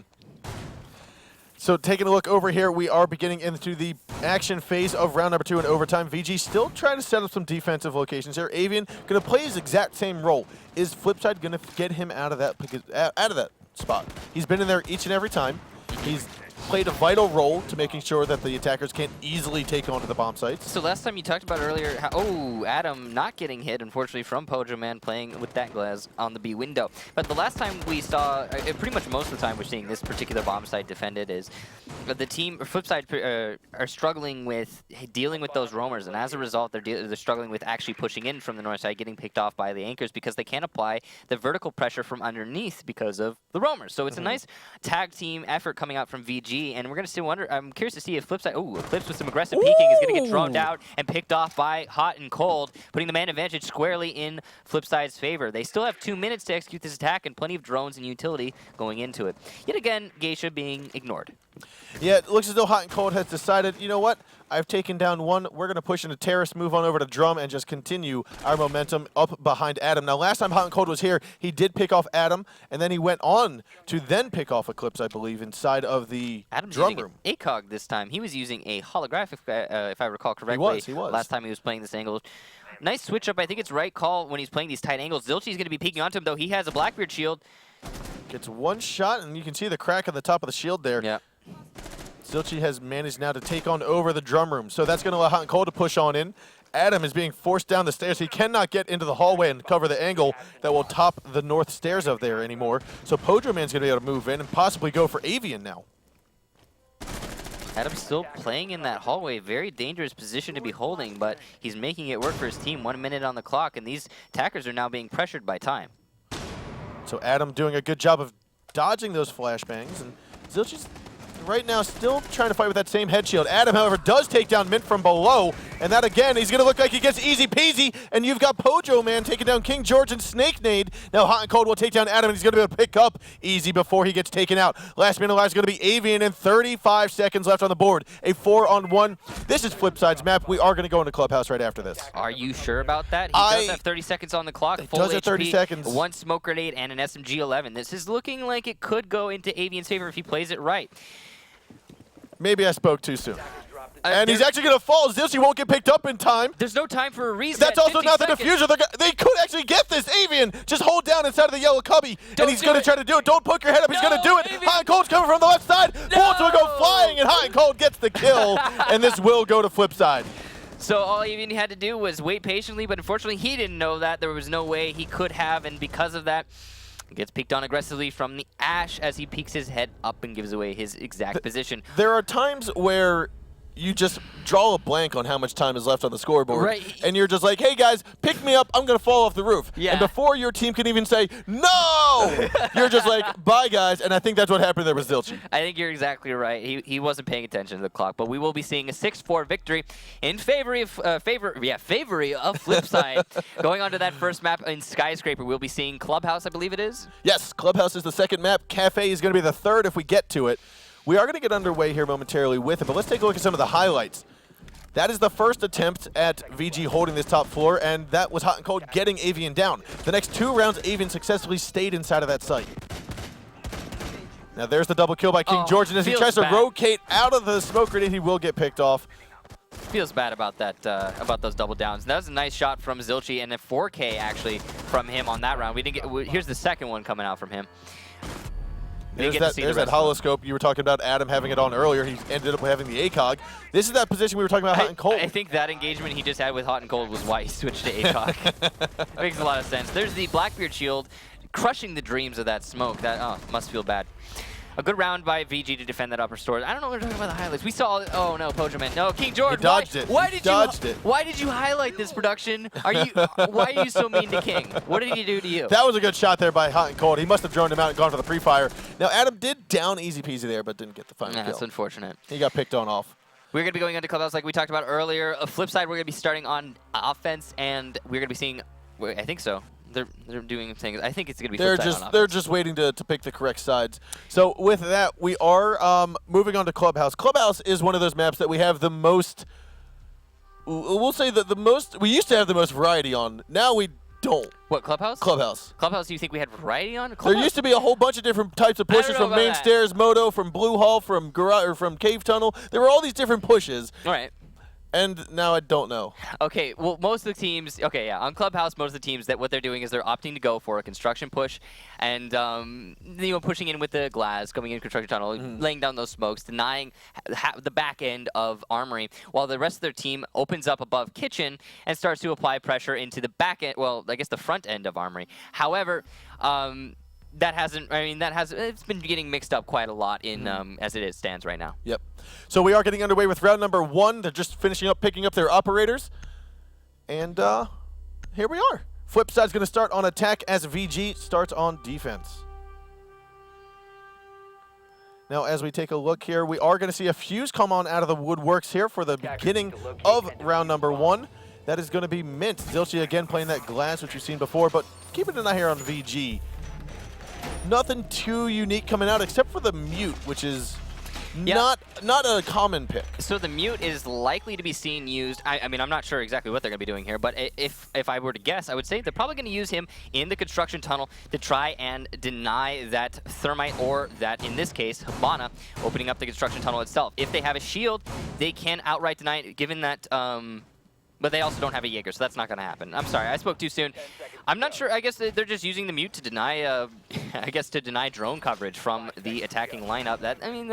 I get that. I understand that. That makes a lot of sense. But at the same time, a lot of these positions on this basement hold are very predictable. So I'm curious to see if it's going to be working in their advantage. So with that, I mean, like you said, we talked about this many times. Every single time that Clubhouse comes on to the mix here and to the map pool, we always see a 5-man onside defense, except for the one time we saw, I think it was Flipside or Ominous tried having like a 4-man offsite roam, and it just went horribly wrong for them. It did not work. I mean, I think it was... No. I want to say it was Ominous and Flipside. Oh, right? gosh. It was... no. I think it was a European team. Actually. You're right. No, you're right. You're right. It was the guys who played against Sisu. G-Bots. G-Bots tried it. It was G-Bots. G-Bots yes. went for the aggressive try against Sisu on it. That's right. That was last Thursday. G-Bots had some fantastic setups going into this particular map, and some nice choices that they... I mean, it was different. I'll say different. Maybe not fantastic. It didn't work for them, but it was different for sure. And it was cool to watch them try and have their own interpretation of that take. What we were seeing here from Flipside is the same old, same old. A Fuse shield is something odd that we don't necessarily see too much of. Yeah, I think they're just messing around with it, having some fun. They're going to be opening up this armory wall, and I'm guessing we're going to see a straight pressure rush into the armory itself, which makes a lot of sense. Especially when you leave that wall open. Yeah, you leaving that wall unreinforced is kind of interesting move from VG. A C4 coming out onto Easy Peasy Lemon Squeezy. That's going to be in Kitchen, opening up the round in favor of VG. However, this line of sight Adam's that going Glass to has... shove his butt here through the hole that was made open, and Clips are going to go for the peek. He gets the kill. The pre-fire kill will take him down. Plus that C4 into Easy Peasy. Now it's a 3-on-5. Min is using those fuse charges, though, and we'll get a kill onto Adam with said fuse charges. He's going to be challenging Eclipse with his shield on the stairs, and both of them are going to back off from that engagement. Interesting that that happened. I don't think Mint or Hot and Cold actually saw the pulse. Yeah. So, I mean, with here, what we're seeing now, again, more fuse charges from Kitchen. Hot and Cold is going to work his way down the stairs. He's already been down here once. He's opened up the wall. He's just trying to get a handle on where the operators are, but there's 4 of them. You know there's going to be one in blue, at least one in church, one in an armory. They got to go for the push now. Snake Nade's going to be inside of the cave tunnel, as we do have Zilchi that's been killed off, so there won't not be any more contesting from there. Snake actually might try to rotate up through cave back around into Kitchen, but he's got to do so quickly. I think we're going to see a smoke backwards shield plant, and it might be successful. Snake Nade's the only one in position to challenge this right now, and the plant is still going down. The diffuser gets planted, and now... a 3 versus 3 as Hot and Cold gets the first kill in that engagement onto King George. And this is where Mint needs to have one extra fuse charge and put it right up on top of the bomb site, so he can just stay right there. Yeah. But at the moment, he's just going to be down here in the main hallway waiting for Hot and Cold as well. Pojo Man is the one guy going to play up top. It looks like he might catch the head of Snake. Then he goes for it. He gets him killed off. This is going to be a 5-3 rotation around, and Flipside takes round number 1 here. That was a good strategy from Flipside, but it mostly comes down to the fact that it was a good 3K from Pojo Man as well. Thank you, Spectator. He did get all the 3 of those kills from the drop down into the players, trying to rotate to retake the diffuser. But that round mostly, I'm going to be honest, almost entirely comes down to the fact that VG didn't reinforce the armory wall. What was that? They left it open for Ash to simply... I mean, because, okay, let's take a step back here. Flipside, their strategy going into that round was not, hey, let's open up armory wall and push in there. That wasn't it. Because you can't rely on that being open. I mean, it's almost never a team leaves that unreinforced. I mean, they brought the fuse shield, and that played perfectly for the fuse in the kitchen, and then the shield on the back to get the plant down. Correlation does not mean causation. They did not pick that deliberately. Let's push in through armory wall. There is no way that they're like, hey, they're not going to reinforce armory wall. Let's do that. I mean, they obviously adapted their strat on the fly, capitalizing on the fact that that wall was not left unreinforced. Yep. Now we are going to see Flipside see how they choose to defend basement. So now Flipside has gone for that mute pick again. Opting for no bandit this time, which typically you choose the bandit to get that extra barbed wire, which we're actually going to have a C4 instead of the 3 barbed wire, so they're negating a lot of slowdown utility. Slowdown utility. That's that is as actually exactly what it's for. It is an accurate statement. It sounds silly, but that is absolutely true. Instead, you have that Mira, and I feel like C4 is not necessarily a bad call when it comes to a basement defense. There's so many opportunities to kill an attacking player through the floor. However, you're putting it on a Mira, not a pulse. So, we are seeing that shield and mute strat with Looks like they're going for the ominous strat here. All of the Jaeger's going to be placed in there. All of the mute's going to be placed in the tunnel. And because there is no Thatcher on the attacking squad, that means they are going to need to use I think almost all of their smokes and grenades to get that tunnel open. 3 smokes on Glaz. You have 3 smokes. Well, actually, what I would rather probably do is throw Hibana in through there. Yeah, you could just use a Hibana or 2, and that would open it up. Looks like they won't be.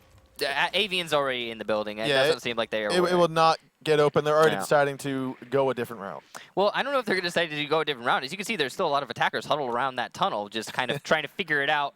Maybe we can get in here this way, maybe we can get in here that way, but the reality of the situation is you need to either... Oh, they did They do get it. I was about to say how many Vertical Gaming members does it take to solve a Rubik's Cube, but ultimately just 3.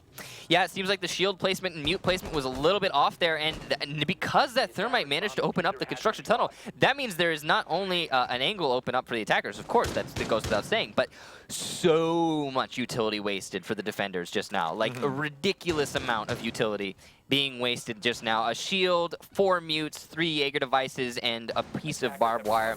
And that means that the rest of the site is going to be left a little bit sparse. That is exactly what it means. Is King George going to work his way down the tunnel without any kind of pressure? I don't even know if they have it opened up, or if the defenders realize they've opened it up yet. Yeah. Now they do, now that the smoke's there. But Yep. So, looks like Hot and Cold trying to tuck himself. He's got another shield here. Oh, his head's going to get seen. Do not move an inch, Hot and Cold, or you will regret it. If he moves, if he even moves his crosshair from left to right, his head will pop up again, and he will probably get picked off by King George. Oh, and Easy Peasy's taking quite the beating down. He's down to 1 health behind the ammo crate. Snake Nate gonna go for that fire arrow. You can see the flip side. They've set themselves up in a position, though, to hold this exact attack. They know where this is coming from. They have 4 players, a Mira and a shield, in a position, and smokes at that to stop this attack. Stop moving, Hot. Do not move. Don't do it, man. He's waiting to try and force his head to twitch on over. And there's his hand. He's going to see it. Oh, he misses it. No, he doesn't. Oh, he did hit his hand. There's going to be a gas grenade. Still going to push him back a little bit. Looks like the fire arrow from Snake is going to take down Easy Peasy from behind the ammo crates. Nade's going to go on down. Flashbang's going to go on down. We're going to see VG try to drop and do a quick push down here into the back of Armory. Now Plant will go down. It looks as though Mint will go falling down from King George. He's going to get a double kill here onto Hot and Cold and Mint. Eclipse go will fall to Hot and Cold. Pojo Man will die by Avian. Zilchi does stop the diffuser plant, though, and there's only 10 seconds on the clock. They need to get that diffuser planted. They do, and it will happen by Snake Nade. King George and Avian going to hold down the fort as we have the diffuser getting planted by Snake. King George falls. We've got Zilchi in a 2-on-1. He's going to down him, but get killed off himself. And this round is going to go to VG. One more player on the board for Flipside. Might have gone a different way, but unfortunately, Zilchi was all alone. And because of that, the round was over. Now, you saw from Flipside, they set themselves up in a very, very direct counter to what VG's take. Unfortunately, their mute placement was a little bit off. And then on top of that, they did get a couple of their players who were defending to count, like the smoke, for example, got fire arrowed, which got him picked up, or which opened up a lot of pressure off of the player in tunnel, which allowed King George to then peek out a little bit wider, get those 2 picks under the mute and the Rook, I think it was, playing in blue. So it was just a good pick apart from VG to see that Flipside is directly countering them, and they just need to adjust a little bit to the left to go for that side punch. Now, we are going to have VG trying to hold down this bottom bomb site yet again. It did not work out in their favor. So they're going for round number 2 here. And what seemed to happen last time, we saw Flipside get into the tunnel. Zilchi tried to do some work, but ultimately didn't. And then Hot and Cold's main ability was opening up that side wall. Fuse went in for the plant, and there was the round. Yep. I mean, it really just came down to VG not reinforcing the armory wall. They still are not. They got one of them. Well, that one was done before last time, too. Was it really? Yeah. Oh, yeah. It was just on the other side, so it didn't show in this spectator okay, cam. so they're opting, I guess, to not reinforce the armory wall again? What? They're going to leave it to be the same way. That other one was reinforced. I am confuzzled. I am profoundly confuzzled at this moment in time. It's going to be interesting to see how exactly VG chooses to handle this. Maybe it's intentional. Maybe they're trying to bait Flipside into that attack strat, but why, I mean, again, what we've talked about here is because this does not hold the highest importance, because both of these teams are guaranteed to land, it does allow for them to test out some things. That is an accurate statement. I was about to start to try and contradict it, but it's just like, yeah, I guess maybe they're just trying to experiment. Maybe that's exactly what's happening. Let's see what happens. Let's use something different for once. Because it is very commonplace in baseline that a team will reinforce that wall. Whatever the case be, they're not doing that. And now, flip side, they are going to be clearing out the top floors as there are no roamers, as there are never freaking roamers on this particular bomb site, and then progressing their way down slowly, opening up lines of sight into the bomb site itself. As we go, here's Buck starting off with the camera. He's going to start opening up through likely those walls near the bar and the hallway.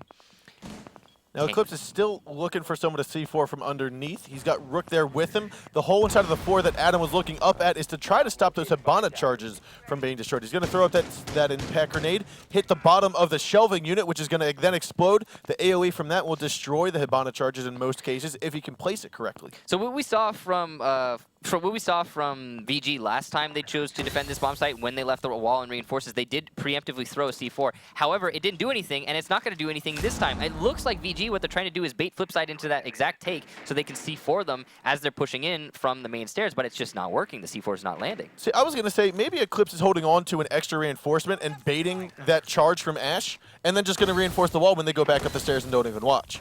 But he doesn't. He's not going to do that, and it looks like Hot and Cold's going to try to challenge the feet of Eclipse. He's going to go dancing across the bullets. We're going to see some Neo here, and we still have Hot and Cold still unable to get these shots down.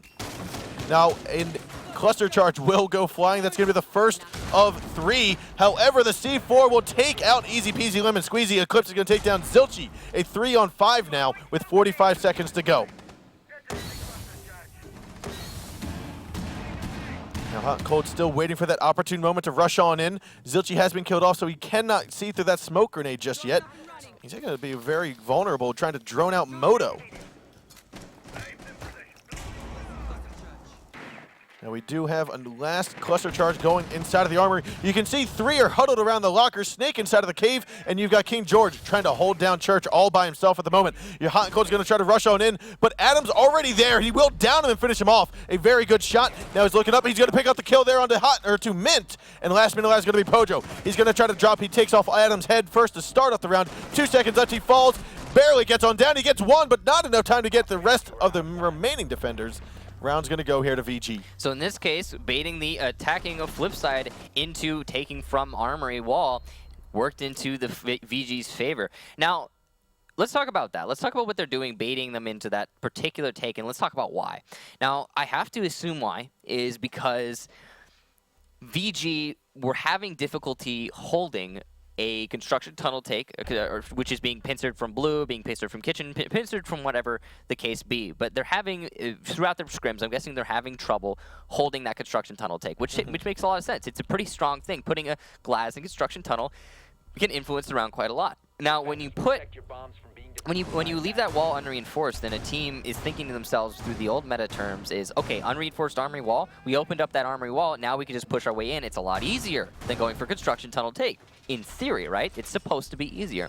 So by baiting them into choosing to go for that attack instead, they just completely, well, they avoid a team taking from construction tunnel. They basically make it a less of a tantalizing option by presenting something They make it more enticing to come down the main stairs and go into the armory from kitchen. Because it's by old meta standards, by old manner like consideration, opening up armory wall is one of the easiest ways to take the basement. Simply opening up armory wall, moving your way in through the main stairs. It's easy. I mean, it's an easy take. And what we're seeing from VG is they're counting on a team well expecting that, and instead setting themselves up in a position to counter just that take by having 3 people, and if you count the player in construction tunnel, 4 people in a position to counter said take.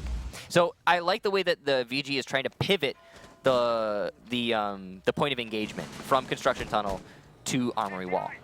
Now we are not going to see Glaz push. Oh, we will see Glaz. King George and Snake are going to work their way down. Adam most likely going to head over into kitchen. I would not expect him to make this initial engagement, but he will use his smoke grenades to aid Glaz over here.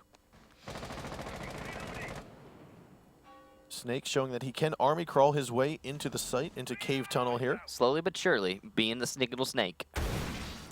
He's snaking his way all through the cave tunnel here. Glaz is going to be right behind him. Adam as well. They're going for a 3-man push on a Pojo, man. Adam's going to go. Is this roleplay? Is he roleplaying his way into the tunnel? It might be the case here. No, not roleplaying anymore. He got off his prone. But there are 3 people, as you said, progressing their way in through the tunnel. They're going to have to contend with Pojo Man, who has... Oh, he's actually opted to instead play it safe, back off into the armory site itself, because he can play from behind those boxes without exposing himself and still hold the tunnel. Now, with a minute and a half, minute 40 left to go here, the attackers are, like I said, waking their way in through the cave tunnel. You've got Eclipse up inside of the freezer. And the last and noted Avian, the last attacker here, he's just finishing up getting the drop hatches available for the rest of his team. And he's going to be applying a lot of pressure just by himself, opening up those drop downs. You see that same shield coming out from Flipside, but Jaeger's going to be playing it behind it this time. It's a nice way to hold that construction tunnel. And see, VG, their counter to construction tunnel take is to present a better option, supposedly better option for Flipside, and like avoid it altogether.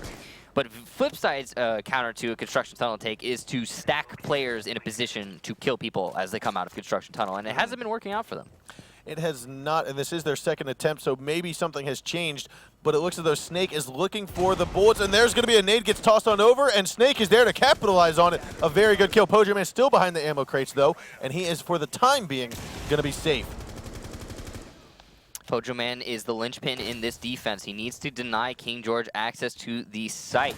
But it's all going to come down to timing when he chooses to throw those smoke grenades, because if he peeks up for 1 second, he will get picked off. Ooh, in his hand, his shoulder's going to get seen right there. It's going to get pinned, and he's got about 5 health. He's going to come around, and his side will get taken down. No one's looking through the mirror window to try to help that out. He's going to get hurt by a little bit by that gas grenade. 5 on 2 now. Zilchi trying to come up for the flank, but the diffuser has been planted, and he is the last man alive. Everyone's down on side of the site.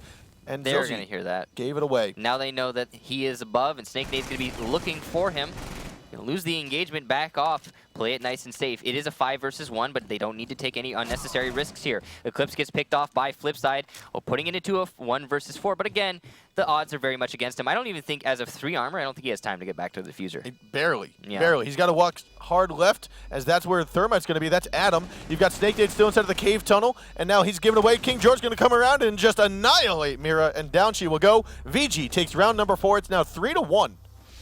Good attack from VG, and I talked about this earlier, but that is what we just saw there was your standard, very standard construction tunnel glass, open up the kitchen, start pressuring from above, push the defenders out of armory, and then plant the bomb. It's very standard. It's what we expect to see, and it's what Flipside expects to see, and it's what Flipside put themselves in a position to counter. And I called it. You called it. I freaking called it. You called it. We're seeing it. No.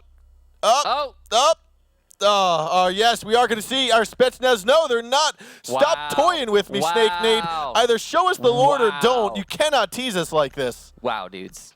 Just wow. All right? Wow. Jeez. Anyway, what we were talking about earlier, though, yeah. They baited us. Yeah, they baited us. I'm tilted, bro. Tilted. Anyway, what were we talking about? Okay, so basement defenses. So what we saw there from Vertical Gaming was the standard construction tunnel kitchen attack. We all expect to see it. It works very, very well. And then from Flipside, we saw a defense which was catered to directly countering that exact attack. And guess what? Surprise, surprise. The defense that is countering that attack doesn't work. It was unsuccessful, and you know it's mostly strategy. It comes down to player skill, individual player skill a little bit, but it also comes down to a lot of strategy. I mean, the smoke missed his smokes a little bit there, and because of that, the glass was allowed to push in, blah blah blah blah blah. But for the most part, it was strategy. Now, again, VG, what they did is instead of trying to counter, they've figured out that they can't directly counter the construction tunnel take. So instead of that, they're opting to say, hey, just attack our armory instead, and then countering that. Yep. Because it is counterable, and that's just trying to be at the forefront of the meta, and that's really great to see from Vertical Gaming on this clubhouse. And they said they weren't going to show us anything beforehand. Well, I think you were what you were talking about earlier, experimenting. Yep. Now you could say this is the forefront of the meta, and it's something very special to see Vertical Gaming do, but it's also a risk because it's a big risk, and it hasn't been refined, and so this is where they say this is where they're putting it to the test. Is this something that we can then evolve upon? Yeah, and it looks like it was working out for them for the most part. Now, flip side, they're going to be attacking this bar from the strip club and pool table. And there are two roamers, I guess, or I guess we'll just call them strip club holders in the strip club, Avian and King George. They're going to get pincered from two different angles. They're going to start walking on top of each other. They're going to go for it. Oh, it looks like though Avian will duck down below. King George will take down Mint as he gets nailed himself by Pojoman. And Pojoman will go with a double Bearing 9 kill into King George and Avian. So that was a trade in favor of the attackers. However, the Montaigne has been taken out, which means that the push is going to be a lot more difficult from Flipside. They still have the glass, so anything could happen. But at the same time, there's nobody to plant behind. You are correct. And Eclipse actually falls down from Jim. He's going to try to come on over. And the Claymore was not planted in time. Yeah. Pojo Man is going nuts on this round here. He's taken down all 3 defenders so far. He's got Snake and Adam left to go. Get the ace, bro. Hey, I don't think. I believe in you. I don't know. Wow, look at Pojo Man. Jeez, he wants to win this map. Look at that. Now they are deciding. Okay, we've opened up Strip Club, and we're actually going to rotate on over and go for a stock push. It looks like. That's a good adaptation there, as the 2 remaining VG players have positioned themselves in a way to stop specifically a pool table take, and they're not going to be having that pool table take. Flip side, this is something there. Again, you talked about how they're famous for walking into a site and planting. They're also famous for really good rotations and well-timed rotations at that. They are going to simply get the bomb plant in the smoke right now. Pojo Man's like, hey, I got this. And Hot and Cold will take down Adam. Last man alive is going to be Snake, and he will go down very easily, even quickly, by Easy Peasy. And now he's no longer got a donut. Yeah, good job, Easy Peasy. You did it, man. You're on the board. And that was a nice cut off of the rotation there from Easy Peasy Lemon Squeezy. A good impact holes you saw between Master and Cash Room to give the defenders more versatility and have them be able to stop. But at the same time, it didn't matter. I mean, it was a 1v4. I mean, what are you going to do? Anyway, now we are seeing... it. Yeah, yeah, totally. You're going to clutch it as a 3 armor when the diffuser's planted, I believe. Faith, man, faith. You got to have faith. Anyway, 2-3 now in favor of VG still. Flipside starting to... initialize their comeback, but they are going to be going on to a Church Arsenal room defense yet again. And if they're able to read into the fact of how VG is choosing to attack, maybe they will be able to, I don't know, further adapt their defense to directly counter VG's attack. I mean, how do you, in this situation, how do you deal with a construction attack when you have thus far been unable to, especially when you're stacking 4 players in a position to counter it? I mean, what more can you do, really? Put 5. I mean, you can put 5. Let's just be real here. You can put 5 to counter that some more. But you're not going to put 5 you're not going because then you don't have any playing in Church, and then you're screwed. So now, flip side again, trying to hold on down here. This is a bomb site which they have been unsuccessful in holding just thus far. Yeah, and it comes down to, we talked about this earlier, it comes down to straight up. Take from the tunnel, just taking from the tunnel, opening up above in kitchen, and I mean, it works. See, now this is what we were talking about last week. You said you could put a shield down in there, and you're like, it's going to be very tough to find that sweet spot, but this just might be that sweet spot they're trying to get done. Bear traps, shields, oh my gosh, Mint, don't put it down, just run. Get out of there, because the wall is getting opened up, and there are 4 members of VG ready to move into the cave. So this is going to be an entire round fought in a tunnel between a 2 whole teams. How would you say, like, in regards to square footage of this map, would you say the tunnel is like 5% of the map? No, probably 10, 20. Oh, the burn! Snake Nade will take down Pojo Man with the arrow, and he actually is still alive. So they're contending with this shield, but it's unfortunately working against the defenders right now. The attacking squad with those Capital bolts have made good use of them, pushing into the tunnel itself, and they still have to get past this barbed wire and shield, but they're not going to have much of a challenge doing that. I mean, both of the fire arrows have been used up, and so right now they're just trying to get rid of the ADSs, allow for their smoke grenades to be good. They're going to toss out a grenade, so looks like Hot and Cold will not get tagged just yet, and it looks as though King George gets injured. They don't know it quite yet. He's going to try to crawl back to safety. He's going to get picked up. Wow. He will get picked up, as they will not go for that aggressive re-engagement. That could have been the deciding factor right there. He is going to go for the pre-fire, though, and he gets Adam down. Snake and King George are both drastically hurt. More fires are going on, and right there, Snake moving up a little bit closer, inching ever so closer, and King George will move on and get that kill. But then he gets traded off by Mint with that 9mm. Now, we've got a 3-on-3 at the moment, a minute 15 to go, but the Glaz has been taken down. But so has the smoke on the defense squad.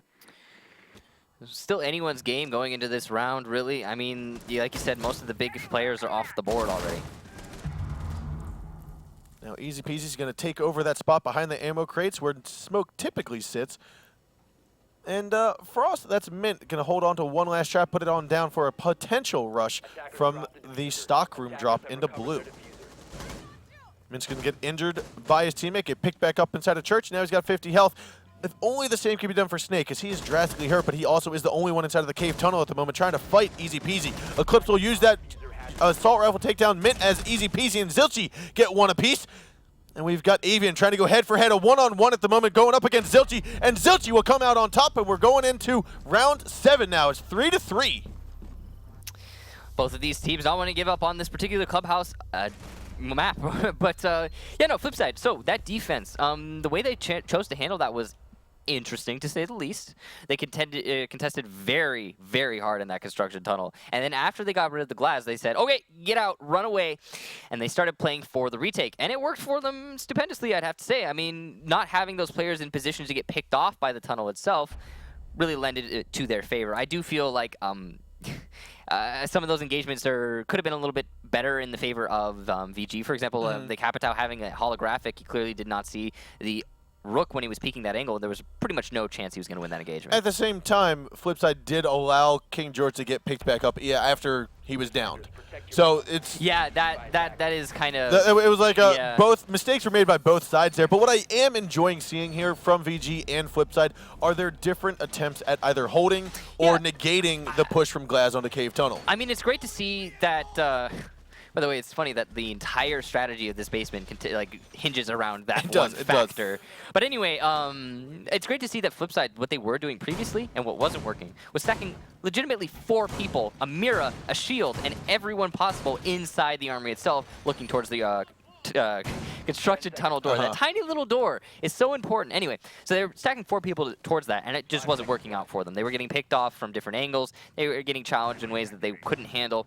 And so what they did is instead, all right, well, our strategy's not working. Let's just do something else. And so they hard contested inside the tunnel, and it's great to see that they can make that change. We can see here, So, this teeny is boppers on their Game a Boys.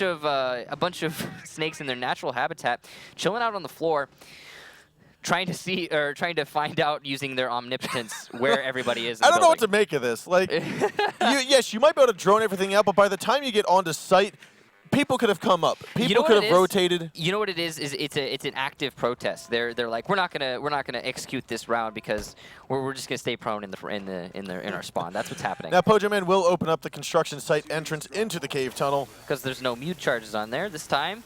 And you know, it's interesting that they chose not to go ahead and try that again because on the same time, Vertical Gaming, they haven't brought a Thatcher still. There's no Thatcher. So if Vertical Gaming had chose to do the mute trick again, if Vertical Gaming had chose to do the mute trick again, they probably could, or actually, no, I'm sorry. I'm mixing up my teams here. Flip side of the people who do the mute trick. Vertical has as of We haven't seen the Thatcher yet regardless. Yeah, on either team, they're not doing Thatcher. But if we do have over half or a quarter of the round already gone, almost a third.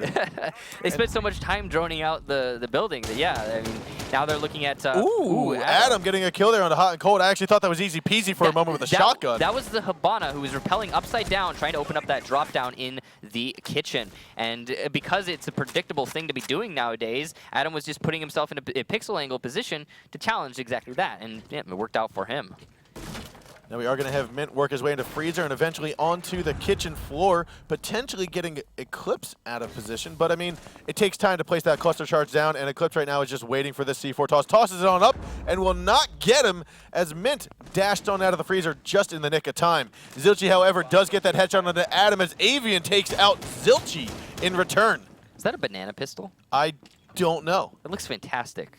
That's the yellow skin on that pistol. It looks exactly like a... Tell me it is. That's a banana. It's a freaking banana. It's a banana. Fuse charges coming out from Mint now, 49 seconds on the clock. There is a man advantage in the defender's side right now, but and more importantly, the attackers don't really have many good lanes. Oh no. Man. Mint, what did you do? I think that was Pojo Man's fault. He got in the way of the cluster charge. Yeah, you can't blame Fuse. You're not allowed to be in front of the cluster charge.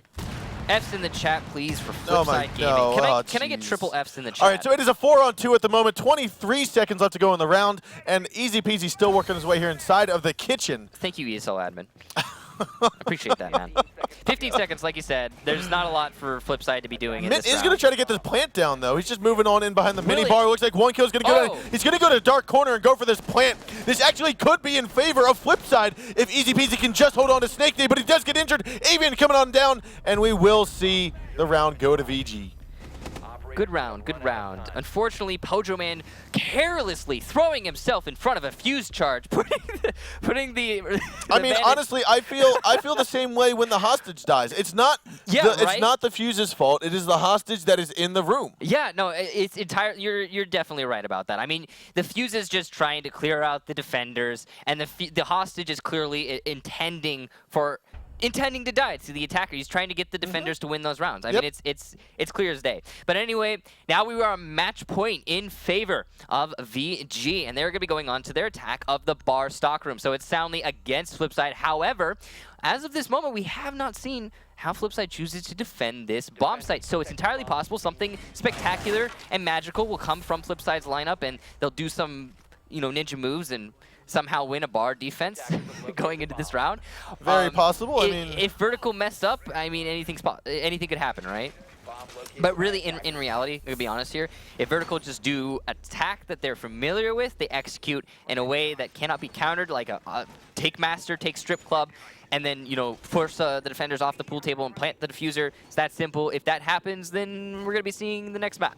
Yeah, the setup that we're seeing here from Flipside with their operator selection, their reinforcements, whether it's on garage, on the kitchen hallway wall, or the strip club wall, they all seem to be very static. They're very standard. They're very well known.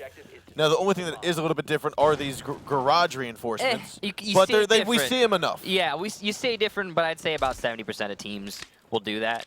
And you're right though. Most of these reinforcements coming out from Flipside are pretty standard, pretty commonplace. Here's these yellow cams that have been made good use of by a lot of teams as of late, giving you some one-way information onto the attacking squad. We are going to be seeing VG setting themselves up for a stockroom take. Mint is going to be the player in a position to stop this stockroom take. And maybe they're just kind of, I think they're just probing the defenses right now. They're not wanting to commit to anything as of yet. I'm going to look at their options. So what we have from Mint, unfortunately, there is no more barbed wire. What we have from Mint is a silencer on that SMG. I want to say that the silencer on this weapon actually sounds pretty good. It sounds awesome. I enjoy it. But the gun does like 5 damage or something. And the like cluster that. charge is going to force Mint to move on over. He's going to try to blow C4. He actually injures himself with his own C4. Oh, no. What are you doing, Mint? Oh, man. Oh, my Lord. Hot and Cold will also get injured. Avian will take off the head of Zilchi. Now it's a 2-on-5. However, we are seeing Mint get picked back up. But a double fuse charge from Snake Nade will take down Hot and Cold to Pojoman. Oh. And this round will go to Vertical Gaming. There it is, ladies and gents. That is map number 2. And in going the favor to of Vertical VG. Gaming. So we're going to be going to the third map because Flipside, they won on Skyscraper, and now Vertical Gaming are winning on Clubhouse, and that was fantastic. Oh, that was just fun. I'm enjoying the fuse play. Yeah, I'm enjoying the fuse play too. I mean, it was funny that Valkyrie downed herself, but at the same time, she was trying to run away from fuses. It just seems like Pojoman is attracted to fuse charges, whether it's by his own team or the enemy team. Right. No, 2 rounds in a row. I think that he was the smoke who got downed in lobby in that situation. So yeah, he's not having a good time with those fuse charges from his team, like you said, or from the enemy team. We will be going to apparently presidential plane. No, I'm just messing around. No, we are going to go to our cafe map for the third map of the evening between Vertical Gaming. But let's take a look at some of the highlights here. So that was a 3K from Pojoman. We didn't get to see the other 2 kills, but that was a nice try. And nice try from Zilchi there, too. Now, that was kind of a collapse when Hot and Cold got forced out of the shield that he was hiding in. Nade forced him out, and he got picked off. No, Pojoman just coming in and destroying right now, and that's going to be the fire arrow taking out Pojoman. He's been not having a good day, dying by a lot of utilities. Yeah, but well, I mean, he's been fragging out as well, though. So I mean, despite all of those. Oh my gosh, Mint. Why do you highlight these things, production? Mint. What did they do to you, man? But no, ladies and gentlemen, we are going to be getting underway with our third map of the evening. Again, these are the top 2 teams from the North American region, and because they've already secured their spot into LAN, we are not seeing the highest level new strategy, high-tech stuff that we would expect to see, like we saw from Elevated and Ominous earlier today. Yeah, these guys are just taking it as it comes, just rolling with the punches. It doesn't matter to them terribly who actually comes out on top. They're just kind of seeing, the winner does get first seed versus the loser who will get second seed coming out of North America, but that isn't the end of the world. So, well, these teams trying to have a little bit of fun experimenting what we saw with VG earlier with that nice basement defense, trying to shift the flip side attack away from Construction Tunnel. So that's that's some example of some cool experimentation. All right, so right now they're going over a coin toss to decide who's going to determine the side that they want to begin on. So our admins backstage or back in production are going to decide or toss the coin, as I believe VG is calling heads. And on to Cafe, we've seen a lot of teams prefer to start choosing that top floor site inside of the bar and the I mean, I think other bar. throughout history, everybody on Cafe has always preferred Really? the upstairs. Yeah, most of the train.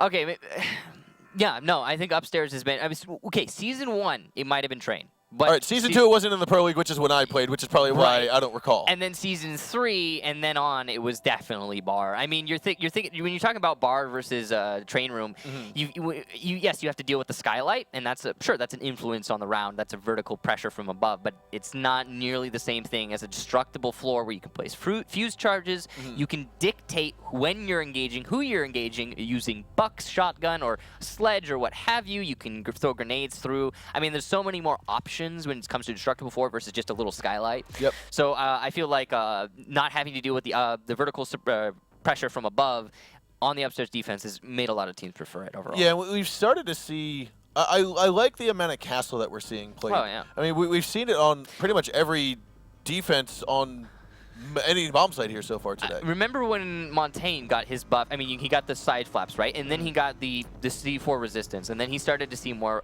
play because he wasn't dying to C4s in one shot. Well, now Castle doesn't die to Glaz in 3 shots, so yeah, he sees a lot more play because it makes sense to actually bring him in. I mean, we were seeing him even when he was getting shot by Glaz, but now as a defender, you can dictate where the attackers can and cannot go most of the time, and if they don't have a sledge, they don't have an ash, don't have any actual way to open up the castle barricades, it does slow them down quite a bit. It does. And we are getting underway with our third map of the evening for these two teams, Vertical Gaming and Flipside Tactics. It is going to be on Cafe, and as we get underway, let's take a look at their operator selections. All right, Hibana, Glaz, Blitz, Blackbeard, and Twitch can't help but feel like they're trolling us again on that Blitz, but we'll see what happens. No! They're not trolling us. Snake Nade's going to play it because... Get out of here, Snake. Snake, I've got your number, son. All right, so a more standard lineup coming out from VG. Hibana, Glaz, Ash, Blackbeard, Twitch.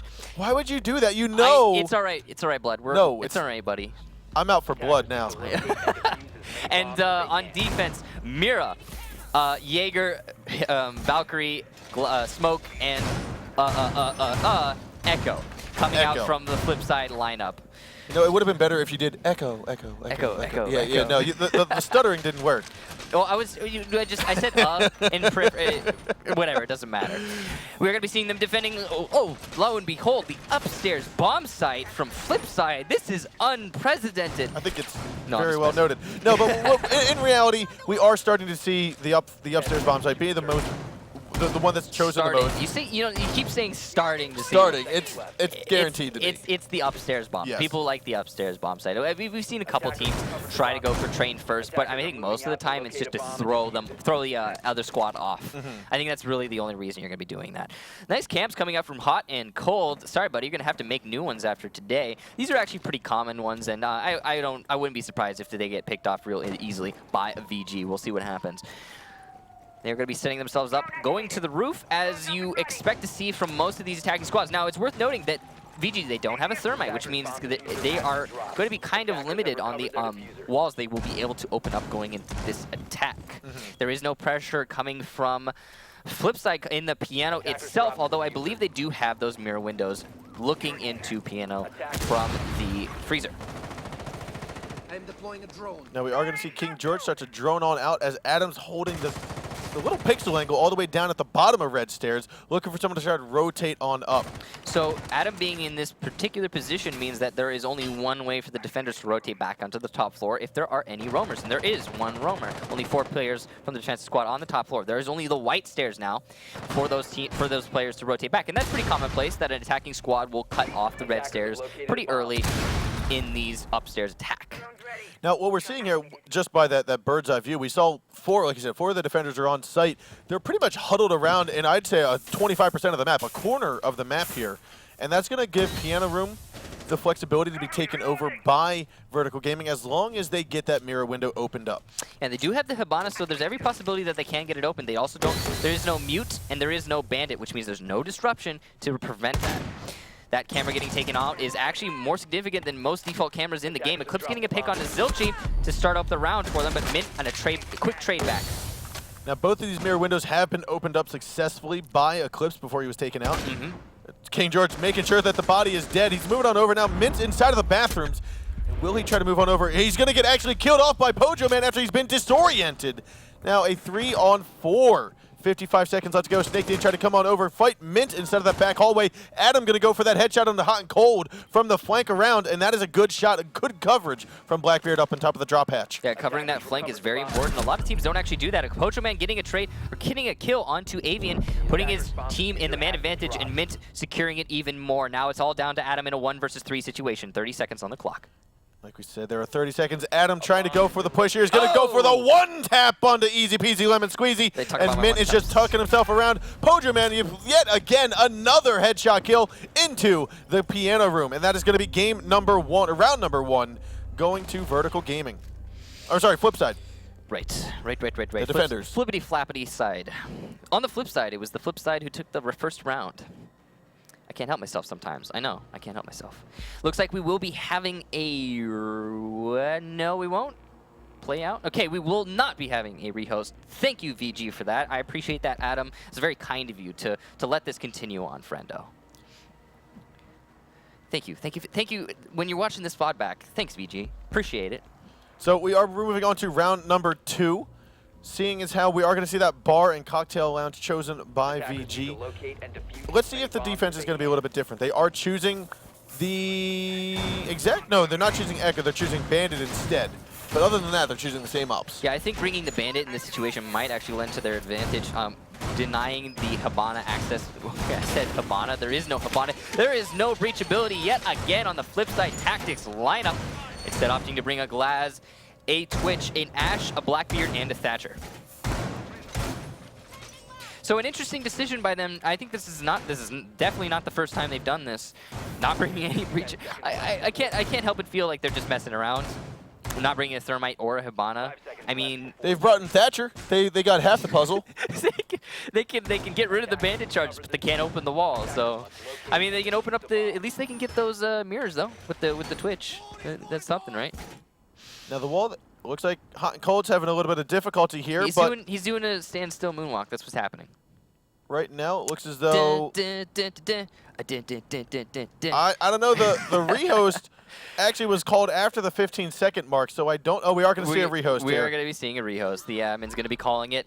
Looks like Hot and Cold. Jinxed him. It looks like he crashed. I'm not sure exactly what happened there, but he's just doing a little jig and spawn, and now we're going to be seeing. You jinxed it. You could be seeing my face and his face, and you can all blame me because I obviously jinxed it. That's what happened. It was the theme song. You jinxed it, and now we're here back on our lovely faces instead of the gameplay. But no, so for Cafe, for the first round that we saw there, we saw Vertical Gaming trying to progress onto the site, and they just kept getting picked off. Pojoman had a really good position inside of the freezer. Well, a really good position, yes. Yes. Absolutely. Also one of the most predictable positions in the entire game, yes. Also that, which is why we see a lot of teams, the meta shifted from, instead of challenging piano directly into freezer, let's just go through the cigar lounge, door. The cigar door into the site. But they didn't do that. I'm not sure exactly what happened, but they didn't do that. Which is what we see a lot of Glaz play there, especially because you need to be able to, if you're going to be pushing through cigar door, you need to be able to directly challenge the people who are going to be holding those angles and win those engagements. And Glaz is definitely the best operator to do just that. We also see sometimes some Montaigne, but it's a little bit riskier because you can get the C4 from underneath when you're not actually pushing all the way in. I mean, it's all down to the team and their preference, really. Yeah, one of the things we saw from Vertical Gaming on that defensive hold, the one that we just had the rehost on when they were prepping, they opened up the entire floor going in from Cigar Lounge into the bar. And so that's easy. Just you don't even need a pulse. You just need to have eyes, and you'll see up, and you'll be able to get those kills. Yeah, I mean, it's because of that's where everybody goes every time on that attack, and it was really cool to see. We haven't seen it. It was Playday 2, I think, in the group stage where we saw a team. Oh, who was it? Was it Flipside? No, it was one of the other American teams. What'd they do? They opened up. They got the Glaz on the scissor lift. They opened up through the window into reading room, and then established line of sight all the way down underneath the was the B-bomb site, and then they repelled on the B-bomb site windows and just straight up repelled into the site and planted. Honestly, I want to say that was either Continuum or Elevate. I don't know for sure. Wasn't Elevate, because I know Elevate, they picked apart Continuum's defense and they were coming from Piano. I saw it. Gotcha. I remember that. But it was, whatever the case be, that was a really cool strategy. We haven't seen it a lot we haven't. Going into the rest of the Pro League. We also saw in that last round before it started, really, The first round. in the prep phase. No. Oh. In the second round. VG, they were setting themselves up in a position to stop just that attack. You saw Snake Nade. He was in the reading room reinforcing the wall to make that not possible. Yep, and so that's what will probably have to happen again, as we are going to get back into just a moment, waiting on one last player to funnel themselves on into the lobby here. But again, ladies and gentlemen, for those of you at home joining us right now, this is the final map of this final series of the North American Pro League playoffs.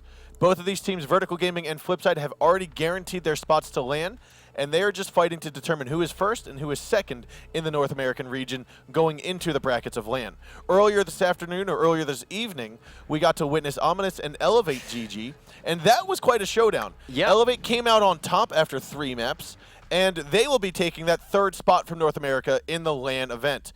Now, from North America and Europe, we have 3 teams that go to LAN, and from the Latin American region, we only have 2. And we'll talk more about that after the show is over, or once the match is done. But nonetheless, I'm really happy to see the Rainbow Six Pro League begin to expand. We really haven't talked much about this in the fact that we have now encompassed the Latin American into the Pro League. Yeah, no, it's cool to see Latin America come into the Pro League. I mean, they have a big scene in of itself down there, down in Latin America. I mean, it's very. Well, it's huge, and there's a lot of fantastic teams that are coming out of there, coming out of that region. And it's gonna be cool to see those 2 teams, how they perform, going up against the North Americans, going up against the Europeans at LAN. You know, the Latin American teams are really good, but they also don't have as much experience clashing with North American and European teams as North American and European teams have with each other. So yeah, it seems like the relationships and the scrimmages that happen are the EU to NA meta seems to be more close. The Brazil meta is kind of on its own island, but it's also developing, and it's difficult, I would say, for North America and Europe to kind of counter them in a sense, or to understand them. It goes both ways. It really depends on the teams, to be completely honest with you. But all the same, we are getting back into the match. We're gonna have Flipside. They're going to be attacking. We're going to have Vertical Gaming. They're going to be defending, and they're going to be defending upstairs first. That makes a whole lot of sense. Flipside did win their first upstairs defense, and we'll see exactly what goes down leading into this round. No. I get no breachability coming out from Flipside. None. Correct. Zilcherino. We're going to see same operators chosen. Snake Nade's going to go downstairs, reinforce some of the walls like he did previously.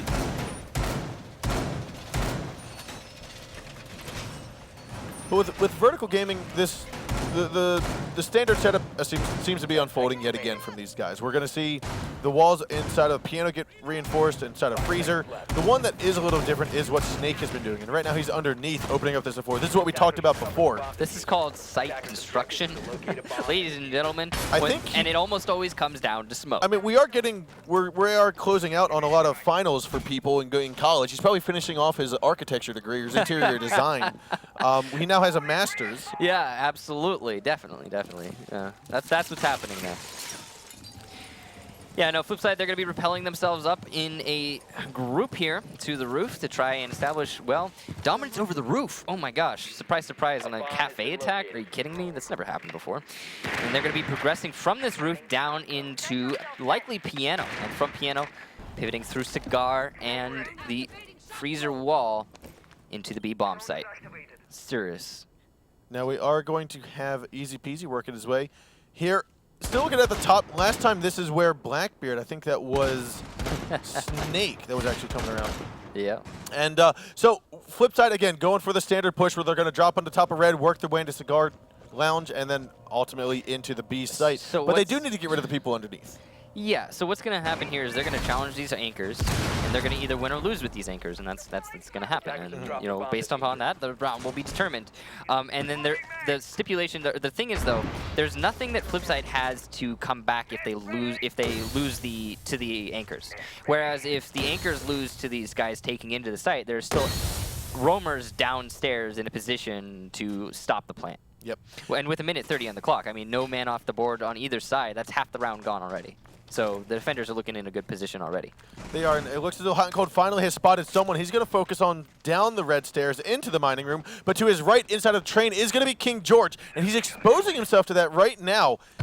But however, we've got King George who's just going to peek his head out, and Hot and Cold will take it off and decapitate him. A 4-on-5 now, with still 60 seconds left to go. Hot and Cold's still going to hop on top of drones, but it looks like as though Snake may have taken it out. So Hot's moving on over to the freezer. I'm sorry, over to the fireplace. I like the way that Hot and Cold chose to counter that roam there. He crouch walked his way through that he gets killed by Eclipse as I'm trying to talk him up.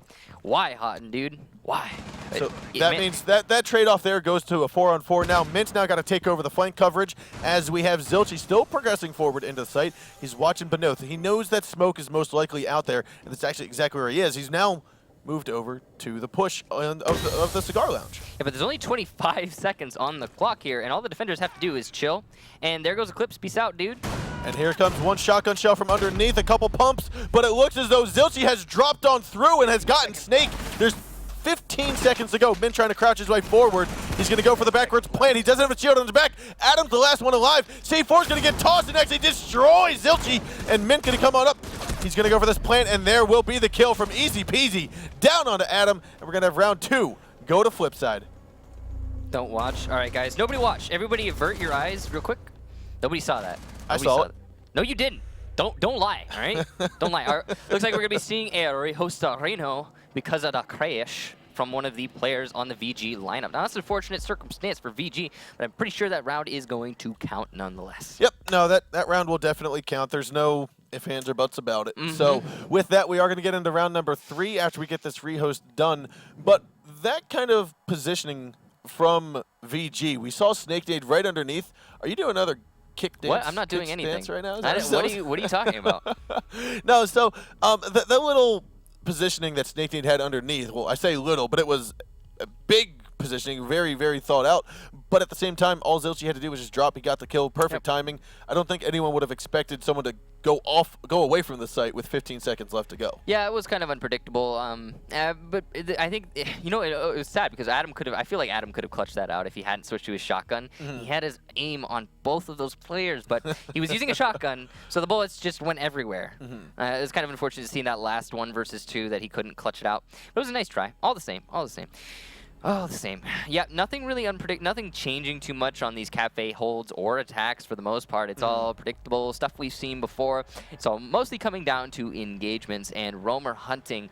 You saw there from Flipside, they did a very good job of, you know, I was trying to talk about it earlier, but Hot and Cold, the way he chose to handle that Valkyrie. So he knew there was somebody in train. Yep. He just didn't need to peek him initially, because if he had peeked him, that's the pre-angle. Yeah, he would have been putting himself into a pre-aim from the Valkyrie, but more importantly, a crossfire from whomever would be playing in the hallway, and he wasn't sure about that. So, crouch walk underneath the wheel. You're not exposed to the train room, and you can also watch the hallway as you do it. And then, right when you're ready, just pop back up, and hey, there's a Valkyrie. You get to kill her. Free kill.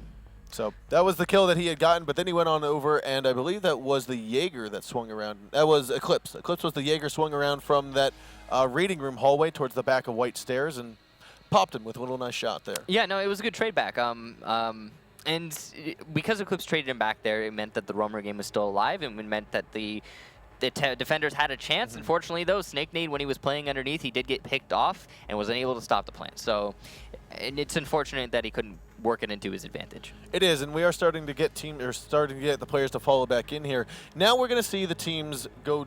Actually, no, they're still going to go up top. No one has won downstairs or top 4 yet. Everybody's winning all those offensive rounds. That seems to be the case. Actually, that's what happened a lot in Skyscraper, right? Didn't Flipside win their defense upstairs?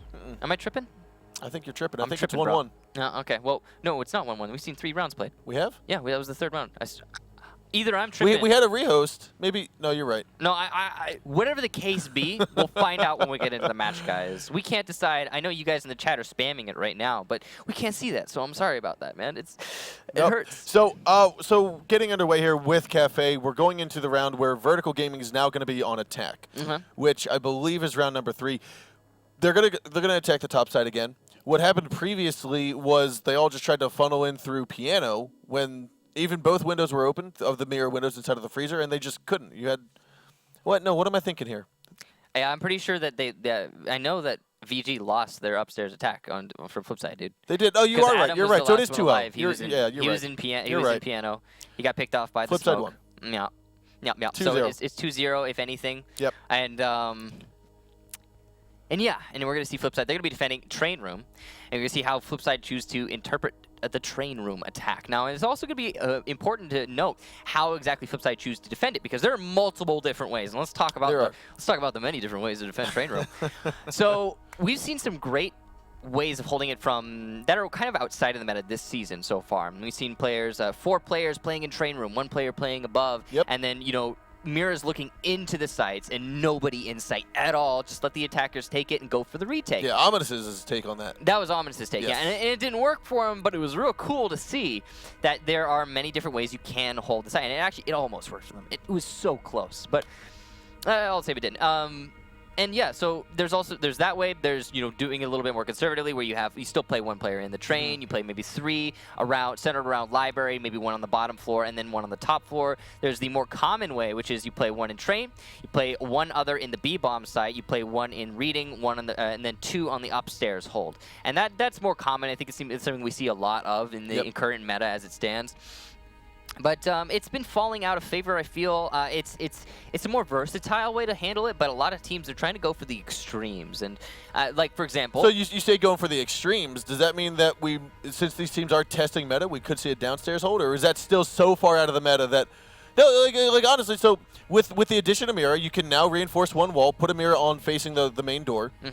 You can then play back in kitchen. You can then destroy that Mira window if you need to in overtime. So... what you're saying is kitchen bakery hold. Yes. Mira from kitchen into the connector to the main door. Yeah. So yeah, if we put a Mira in the kitchen to prep kitchen. Yep. Or washroom or whatever you want to call it, and then you put a Mira from the bakery wall into the bakery itself inside kitchen again, then you could theoretically cut off the plant spots, but I mean, it's still risky. And it's super risky, but I mean, maybe they're going to we've seen some really risky things here on Clubhouse. We saw some risky things on Chalet. I mean, if any team is going to do it, it's going to be Flipside. Yeah. They're the team that they go to the other bomb site in every single map. That's just how they do things. That said, no, I don't think they're going to do that. I don't think they're going to do that. I don't see it being plausible. Oh gosh. So we did have to do some things, and now we're getting everybody. Actually, people are actually getting in the lobby now. It's awesome. Yep. It's great to see popping in there. See how long it takes, but yeah. So VG's going to be back on attack side. Flipside's following in or floating in here on the defensive squad. Now, with regards to their operator selections, some operators that we haven't seen yet that I would have expected to see more of. We haven't seen much Buck. We've seen more Sledge than Buck on this map. We saw a lot of him on Clubhouse. We haven't also seen a lot of what other attacker am I thinking? We saw IQ actually picked up quite a bit on Skyscraper. Hibana, Thermite, Hibana, Thermite. We haven't seen those. Montaigne. I mean, the lack of a Hibana and Thermite, especially on like Flipside specifically. By the way, they won that attack with no breaching power at all. None. Zilch. I mean, that's impressive. I have to say, commendations for winning with no Hibana or Thermite. Even if it's a sort of even if it's a map or a bomb defense that you don't necessarily need one, and I wouldn't say that you really have to have one on piano. It just makes your life a little bit easier. It's still impressive. Agreed. Because it limits you. And we are waiting on one last member to join us in the lobby before we begin on Cafe. It is round number 3, 2-0. Flipside's going to be leading the way. And they're going to go downstairs into, most likely, what would be the train and mining room, or the fireplace and mining room. It's going to be the fireplace mining room. It's their only option. They did win the upstairs defense. It is 2-0 in favor of Flipside right now on the 3rd map of this 3-map series, and we are going to be getting right into the match. Get hyped. Let's go. So, we're moving in. We've got about the same operators that were chosen before. A little bit different in the sense of, was Blackbeard chosen previously? Yes. For VG? Yes, he was. All right. They've both these teams have been bringing Blackbeard, I believe. Yeah, what he said. What the guy in the chat just said. Yes. Seconded. Can I get a 3rd? Now, here we are. Round number 3 is beginning. We do have a 2-0 lead by Flipside, so All right, then. they're going to be choosing onto. Protect your bombs from being Yes, it's going to be train. defended by attackers. It's their only option. They have to go train because they're not going to be going to freaking Bakery Kitchen because nobody goes to freaking Bakery. God, I wish they would though. That would be awesome. Now, with Flipside over here choosing this location, we are not going to see that mirror play.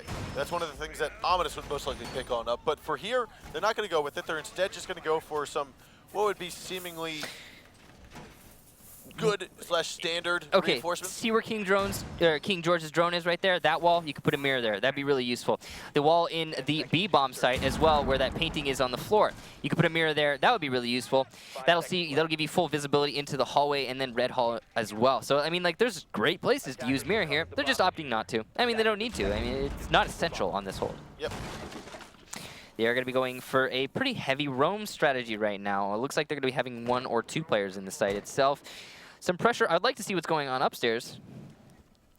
All right, we've got 2 players roaming upstairs, Pojoman and Zilchi. No mirrors like you talked about earlier, so that is going to be not a hard line in the sand. A lot of teams, what they'll try to do is defend this as if they're defending upstairs, but in this situation, they're opting to go with kind of a softer hold. Although Pojoman playing in Cigar, that is very dangerous and very exposed. The camera getting picked off early there is a very predictable common camera. That makes a lot of sense. They're going to be droning out these defenders on the top floor and looking to push onto them. Now, a lot of this round is going to come down to whether or not these roamers upstairs are going to be able to waste any time, get any picks, or if they're just going to go down without accomplishing anything. Yeah, and so we're going to see King George. Everyone, actually, from the attacking squad is going to be up on top of the roof. They're seeming like they're playing this very similarly to how you would take over the top floor bomb site. Is you just go on through the top of Red, work your way into Cigar. Eclipse is falling through the skylight. Avian's droning it out for him. There's not going to be any roamers up top. So they just defaulted off. They didn't want to challenge at all, which makes a lot of sense.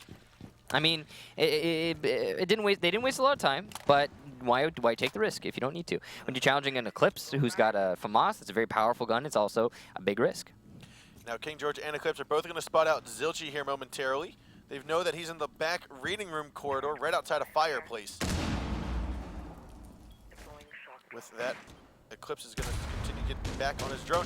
Avian and Eclipse are now working their way in through bar and those back stairwells. They've opened up the drop hatch, I think. Yeah, so they might be able to drop into laundry. They have a lot of options here, and they're taking their time with this attack. It's going to be interesting to see how exactly they choose to handle this, because they haven't actually opened up...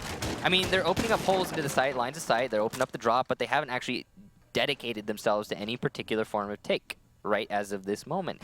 They still have every option in their favor. Hot and Cold playing in the red, and Mint is going to be playing in reading room. We actually have still a very heavy roamer strategy coming out from Flipside, and 41 seconds on the clock. Nobody has died yet. Neither of these teams have engaged each other.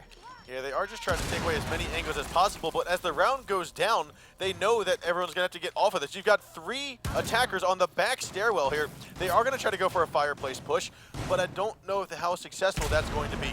Yeah, the Habanas did get destroyed enough to the point at which you cannot go through them, obviously. And as such, this attack is going to be stalled out a lot. They're going to enter into a crossfire. Pojoman's going to get the first kill into Eclipse. And as Avian drops in through the laundry, he will pick up Pojoman in return. A 4-on-4. Mint's now coming out over here. Will he get a shot? He will down Avian after the hot and cold kill. However, easy peasy, lemon squeezy takes down Adam. He's going to get down another, and King George finishes off easy peasy, and the defenders are going to win that round. Flipside showing that, hey, we can do Cafe quite well. Yeah, now it's a 3-0 lead in favor of Flipside, and VG, they well, on that attack, they just wasted too much time clearing out the roamers. When they went for their site take, I mean... They didn't even clear out the roamers. They pushed the roamers back. They cleared out the roamers. They took control of the land that they wanted to have control of, which is the top floor. However, because Flipside chose not to challenge them, chose not to confront them at all, just waited patiently, twiddled their thumbs as VG established themselves and poised for their attack. Because that happened, when they're going into the actual attack, they're entering into a straight-up crossfire. There's the Valkyrie who's playing in the laundry. There's somebody playing in the reading room. There's 2 players actually playing in reading room. There's players all up in red. All of the defensive operators were nowhere near any sort of position where they can be killed from the holes that were being opened up from above. Looks like Hot and Cold has frozen and crashed yet again, unfortunately. Yeah, peace out, Hot and Cold. It was nice knowing you, man. So we are going to be seeing a rehost. Surprise, surprise. So that makes it 3-0 still for Flipside. Yup. Now, this is a game where it tends to go back and forth many a times, but Flipside seems to not allow that to happen on Cafe. VG hates Cafe. They do. They hate Cafe. They hate Bank. And that's been their history for a long, long time. And now it's coming it's showing right now. It definitely is. I mean, you can see VG, they're setting themselves in positions where, like, okay, they're trying to establish an idea, a basic strategy to hold a site. It's just not working for them. Even when they're dealing with no breaching ability on the attacking squad, on defense upstairs. They're still struggling. And there's they're opening up a ginormous hole to stop the plant, but they're just losing engagements. And that's it. That's all that's really happening. They're doing the basic strategy. They're going up against the basic strategy with minus breaching power, and they're just losing engagements. So a lot of it comes down to the roaming game also when they're on defense in the basement. The roaming game just not making any impact whatsoever. They have like 3 roamers, 2 roamers sometimes. Yes, the Snake was down there. You had 3. You had 3 roamers. Valkyrie, There was the Eclipse, the Valkyrie, and there was the Snake. And they're not doing anything. And Yes, the 2 anchors on site are unable to stop the plant or stop the push straight in through Cigar. Yeah, for the most part with VG and pretty much any defensive hold, if you can get your roamers to be aggressive and be effective down under, it only takes 2 defenders to really hold that site. You get one in the back of that cocktail lounge to cover the Cigar doorway. But the stipulation there, and the key word is useful. Yes, yes. So you need to have useful and effective roamers, which King George got taken out, Eclipse got the trade, Snake wasn't useful. He's only there for the final moments when they go in for the push. Yeah. So you're still taking yourself out of commission. And it just didn't work out for him. Yep. So they're going to go back up top when we get back underway with the game. They're going to go back up top to that top 4 bomb site. And I want to know if they're going to change it up a bit. Yeah, I want to know too. We'll see exactly how they choose to interpret that particular bomb site defense. It's interesting that they're having 3 roamers and no pulses. Like that's kind of abnormal when it comes to a basement defense, or sorry, an upstairs defense. Typically, yes, because the entire floor is breachable. So you would want that pulse. So Yeah. you can throw that C4. Yeah, pulse is very useful in that situation. Trying different tactics. That's what we'll chalk it up to. The Valkyrie also has C4, and it's likely she had a camera in piano, so she could still technically play that. But it's not quite the same. Not quite as a direct. It's an indirect information gather, and you have to. Your positioning is based on your knowledge of the map, and yeah, both these guys do definitely have that. But at the same time, it's still a little bit more of a risk when you're talking about a Valkyrie versus a Pulse. The C4 is maybe more useful in the Pulse. Agreed. I feel like the Pulse is one of those operators where you can, well, obviously maneuver your information. Yeah. With the Valkyrie Cam, you're stuck with whatever the Valkyrie Cam has its field of view, line of sight in. Yeah. Pulse can take it wherever he needs to. Absolutely. We are still waiting for some players to funnel back in as we do want to get underway with the rest of our rounds here. Again, this is map number 3 in the final game of the North American Pro League playoffs. Both of these teams have already made it to LAN. Yeah, both of these teams have already. Yeah, I mean, well, VG's been to every single LAN so far. In well, Pro made it League. to this LAN. They've guaranteed their spot to this LAN. Okay, yeah, you were specifying. Yeah, okay, yeah, no. These guys are both going to be going to LAN, for sure, for sure. And it's going to be cool to see how they perform at LAN. Both of these teams, again, we were talking about, there isn't a lot of pressure on them right now. They're likely not using a lot of the tricks that they have up their sleeves on any of these maps they've played today, choosing to instead save them for the LAN event itself. And that makes a lot of sense. Very tactical, very well thought out. And, yeah, I think that's going to work to their advantage. We are getting back into the match. And here we go. So Flipside's going to be on attack after 3 successful rounds going in their favor. VG going to try their second defensive hold back up in the bar and cocktail lounge, which was unsuccessful their first time around. And surprise, surprise, no breaching at all coming out from Flipside whatsoever. They still have the Thatcher, though. So, I mean, the Thatcher is going to help them get rid of the Jaeger devices, which is going to, by proxy, going to help them get rid of the barbed wire, which is going to help them, by proxy, get into the site. So I kind of understand the lack of a breaching ability here. If you want to go for that full kill, potentially, that's up to you. Or sure, go ahead. It is a weird choice, though. It's like it's just over. Yeah, sure. The meta can change and adapt, and yeah, you're messing around. But at the same time, it is so weird to not have somebody who can open up a reinforced wall. The concept of it, the very concept. This game is all about destructibility. All right. 10 seconds left. But nonetheless, no, VG is going to try to hold down the fort here. We're going to see that Valcam. You talked about it before. Valkyrie having a Valcam inside of What's up, King George? room. You having fun? Attackers recovered the bomb diffuser. Now, King George is having fun. we haven't seen yet What's we up? haven't seen. Well, no, we have seen it, but then Snake trolled us. Oh yeah, the Tachanka. The Tachanka, the Blitz. We saw the Kapkan come out. I was gonna say we could see all operators. Well, we actually played, did but see. Wait, no, oh, sorry. I was confusing Capcam with Fuse. I was going to say we've seen Fuse, we've seen Glaz. Neither the Russian defenders though. So close, man. Yet so far. Now Zilchi is gonna peek on down through into the bar, looking in through, and they won't spot anyone just yet. Adam knows that hey, I can't really do too much from here. He's just trying to get rid of the Vizolci's just trying to get rid of those batteries there to open up the. I don't know why. Yeah, you were gonna say just maybe that's just in case someone's gonna run across and actually tap it. Who knows? Just me as well, huh? Because it's defensive utility. Point hog. Yeah, that's what it is. Yeah, he droned out the bombs already. And now he's got to shoot the battery. Yeah, but 2 minutes on the clock. Flip side, they're just establishing themselves, opening up angles, trying to get lines of sight onto the VG lineup. And all they really need to do here is just, all the VG, needs to do here is just wait patiently because, again, we talked about this earlier, there's no breach ability at all coming from Flipside. And as such, VG, they just need to be patient. They just need to be patient, not take any unnecessary peeks, challenge any unnecessary angles, wait, and they should have this round. Yep. That's all this stalling meta is at the moment here, especially with the operator selection choice being happening. Right. So, flip side, setting themselves up, they know that there are 2 roamers. There's the Sasnekadaned and there's the Clippity Claps, and they are in a position to counter the push straight into Cigar, but they are playing it a lot more passively than they have in the past. And that is exactly what we want to be seeing from them here. Hopefully that'll work to trying to go for this pre-fire through the wall onto Eclipse. They have droned him out there, which is actually where King George was previously. But for the moment, all Zilchi is doing is looking for that little cubby toss where Smoke is typically staying. Adam's going to peek around, get those pop shots onto Zilchi, but not do too much damage. King George, the 3rd roamer now, coming down to reinforce the roamer game, but Mint is progressing into the site. It has gone halfway in already. He's going to go for the plant as Adam has no idea just yet. He's still trying to fight Zilchi over here. Hot and Cold will take down Snake, and then King George and Avian will take down Zilchi. Hot, easy peasy as well. However, the diffuser does get planted in a 4-on-1. Now the last man alive is going to be Pojo Man. He is top side. He does have the potential. C4 Maiko tossed out. He's just getting his drone in spot, waiting for his team to go for it. He can't see it. Oh, he can see it, but his head gets destroyed.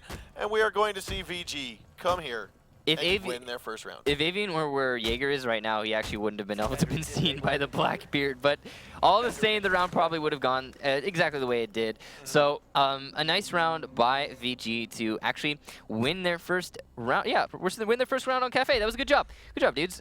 So what happened there was we all saw it. The lack of an anchor allowed Flipside to just progress into the site, right? But since there was a lack of anchor, there was no defenders picked off as of yet, and because of that, they just kind of collapsed all around the Flipside attack, coming from every different angle, every different I'm still trying to figure out how, because they had 3 people downstairs. So there should have been at least 1 person watching the red stairs. 1 piano. You had the I think it was the Bandit. He came from piano. There was nobody watching piano. He just came up from piano in the back of Cigar. Started picking apart. Yeah, started picking apart the Flipside players. And then after that, I mean, it was kind of started into chaos on the Flipside attack, and they weren't really sure what angles to be holding. And then it turned into just kind of like a free-for-all engagement with no strategy whatsoever, mass chaos. Now, Flipside, they are going to be going back upstairs to defend the upstairs bomb site. And we talked about this, they've had good success on this particular bomb site so far.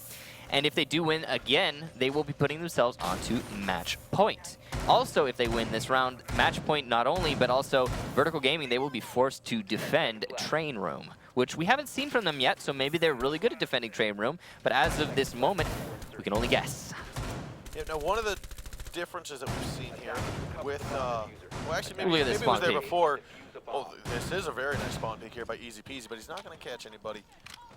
I was going to talk about the shield on the side in Freezer that Mira was using. But it's one of the ones that some teams will use, some teams won't. For the most part, though, it's new.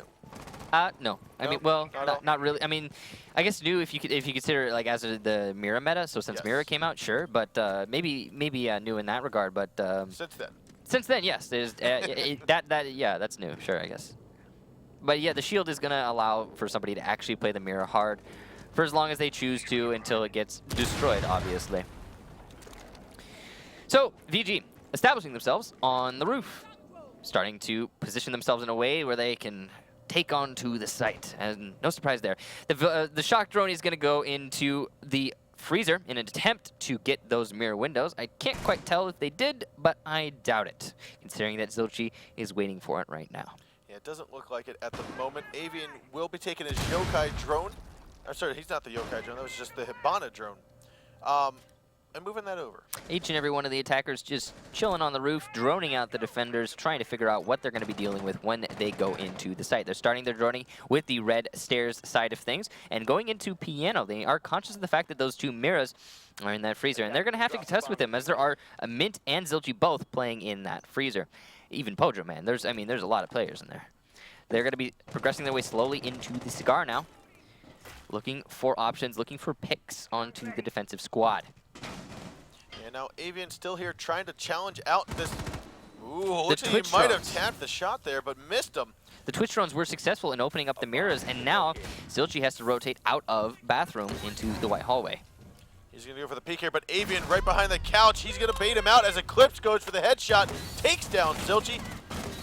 5 on 4, 55 seconds to go. The smoke grenades are coming out. That's going to allow King George to move on in as Glaz. Avian still inching his way here inside of the Cigar Lounge. Now, easy peasy will get his head decapitated. And now it's a 3 on 5. Mint still in the back hallway. He gets injured, but he does successfully take down Eclipse. However, Avian and Snake will go and take out Mint and Pojo Man in combination. A 4 on 1 hot and cold. Last man alive.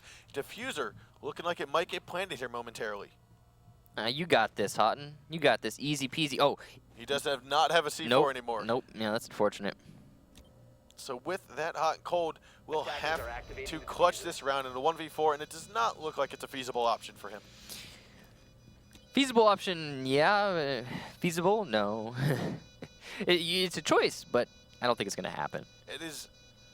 Come on, Houghton. You got this. He needs to pre-fire this, and he does not. And however, we do have some potatoes flying from Snake as he cannot get the headshot in the hot and cold. Adam swoops around to get that final shot on. It's alright. It's this Adam's just telling Snake, it's alright, dude. I got. Relax. You're good. You're good. We'll just win the round anyway. That's fine. It's fine. You don't have to win. You don't have to hit shots. So with that, we are having Vertical Gaming coming on back 3-2 at the moment. So now we are going to see that bottom bomb, or that middle floor bomb site, the kitchen. You heard Adam. You heard Adam, guys. You saw nothing. Nothing happened there. Sounds like something I said before. Yeah, we're talking about. We've been seeing a lot of potatoes coming out in this matchup right here between Flipside and Vertical Gaming. It's been fun. So Fireplace Hall and Mining Room is going to be that next bomb site chosen here by VG. On Flipside, they are. I mean, the comeback's starting here for Vertical Gaming, so anything is possible going on to Cafe. They're not. I mean, they haven't been playing it stupendously, but now if they win this round right here, they will be tying it out and setting us up for probably another overtime in all likeliness. I think so. I mean, I feel like VG can hold down this site. This is one that Flipside did successfully hold down. And VG was able to kind of see how that failed for them and possibly counter it themselves. But I don't quite know yet. We'll see what happens, dude. We'll see exactly how these teams try to interpret this defense and this attack going into this round. The drones from Flipside have pretty much been mostly around the outside and the first floor, not really getting too aggressive with those drones, wanting to save them instead. And that makes a lot of sense. On a map like Cafe, you could very easily predict exactly what's going to be going on. More importantly, moving your drones into the building itself is liable to get them picked off very easily, as again, there are only 2 staircases in this entire map, which leaves not only a lot of options for roamers for rotation, but also for drones in the initial prep phase. We are going to be seeing Flipside. They're going to be moving their way onto the roof, which is standard for any attack on this particular map for the most part. Maybe sometimes leaving somebody on the balcony. Maybe Glaz will stick around for a while. But for the majority of this map, it's, hey, get onto the roof, take control of top floor, move your way down, depending on which bomb site you're attacking. And so Hot and Cold had spotted out Adam and Eclipse in the back of the cocktail lounge. And so they know that there's at least 2 roamers. They're probably thinking that there's more, which Snake is also up here with them. So with that being said, Adam has taken quite a bit of damage. He's situated inside of that freezer corridor, just waiting for the moment to strike. If he were not a 3-armor, he would be dead. Lucky him. There are, again, like you said, so many players roaming on the upstairs, and the attacking squad, they're going to have to deal with them full frontal, because that seems like their entire attack strategy is, hey, let's move in through the upstairs. A drone, unfortunately, going down on the side of Flipside there. One of their own nades. Friendly fire, man down. From where? Well, they naded one of their drones as they were spraying barbed wire. I thought you were saying one of their players No, were down. no, I was looking at their health. I was like, I don't think so. That default cam getting taken out is going to deny a lot of information for VG, and a quick peek from He's going to Adam. miss it now. Hot and Cold's going to snake his way up to Adam as Mint takes out Eclipse. He's going to move on forward now and just finish her off. Now Snake is going to be downstairs. He dropped through the back white stairs, and now top floor is being controlled by Flipside here. So everything in favor of Flipside right now, except for the time. 50 seconds on the clock, and they still have the utility to open up the angles that they need to get rid of these VG players, but it's going to take them a lot of utility to do just that. I mean, Snake Nade's playing in B, and he's not going to get exposed in all likeliness. King George is going to be moving back onto these backstairs. Avian's getting lit up as he's playing the predictable position right next to the mirror. Now with 35 seconds left to go, it's a 3-on-5. Avian is drastically hurt, but so is Pojo Man. And so it's going to be up to King George and Snake, basically, to keep this alive for VG. Avian's going to tuck himself back into the corner. Green Train, he's being droned out by Easy Peasy. Hot and Cold's going to move on forward, but it looks as though the shots from Pojo Man will take down Avian as King George gets the trade onto Hot and Cold. A 2-on-4. King George took a lot of damage in that engagement, though, so it's going to be up to Snake Nade here momentarily. He's going to go and get 1 shot. He's got 3 left. C4 is going to go blasting out, will not land, as right now, which is the diffuser will get planted in time. Easy Peasy will miss his shots onto Snake, as Snake does the same. He's still going for the kill, and right there, Mint takes out King George. Last man alive, going to be inside of the train room, going for a 3-on-1. He's got to get this down. It's a 3-on-1. And he's just crouching his way around. Easy Peasy and Pojo Man both trying to hold down. They're waiting for Snake to make the push. They're waiting for the sound. Easy Peasy's going to stand on up, and he misses it. Pistol's going to come out, and Easy Peasy finally goes for the pistol shot himself, taking down Snake Nade, and we are going to see Flipside take on round number 6 or 7. Whatever the case be, that was a nice try by Snake. Unfortunately, I don't think he reloaded his clip before he went for that charge, and he ran out of bullets. Kind of unlucky. You saw nothing. Yeah, guys, apparently, according to the team, both of these teams going into this matchup, you guys haven't seen anything at all. I think that's the 3rd time that we said you saw nothing coming out in the chat. Lots of potatoes, lots of fun. These guys are enjoying themselves. It's kind of what you can do when you're top of the leaderboard and you've secured your spot. Established yourself in a position of dominance. And now we're going to be going into a match point in favor of Flipside. It should be match point. Now they've won 4 rounds. That was the 4th round they just won. Pretty sure about that. Yep, because it was 3-0. Yep. Vertical Gaming came back to win 2, so it's now 4-2. Hey, look at that. Magic, guys. So this is match point, series point for Flipside Tactics. They are looking to secure that first seed spot into LAN.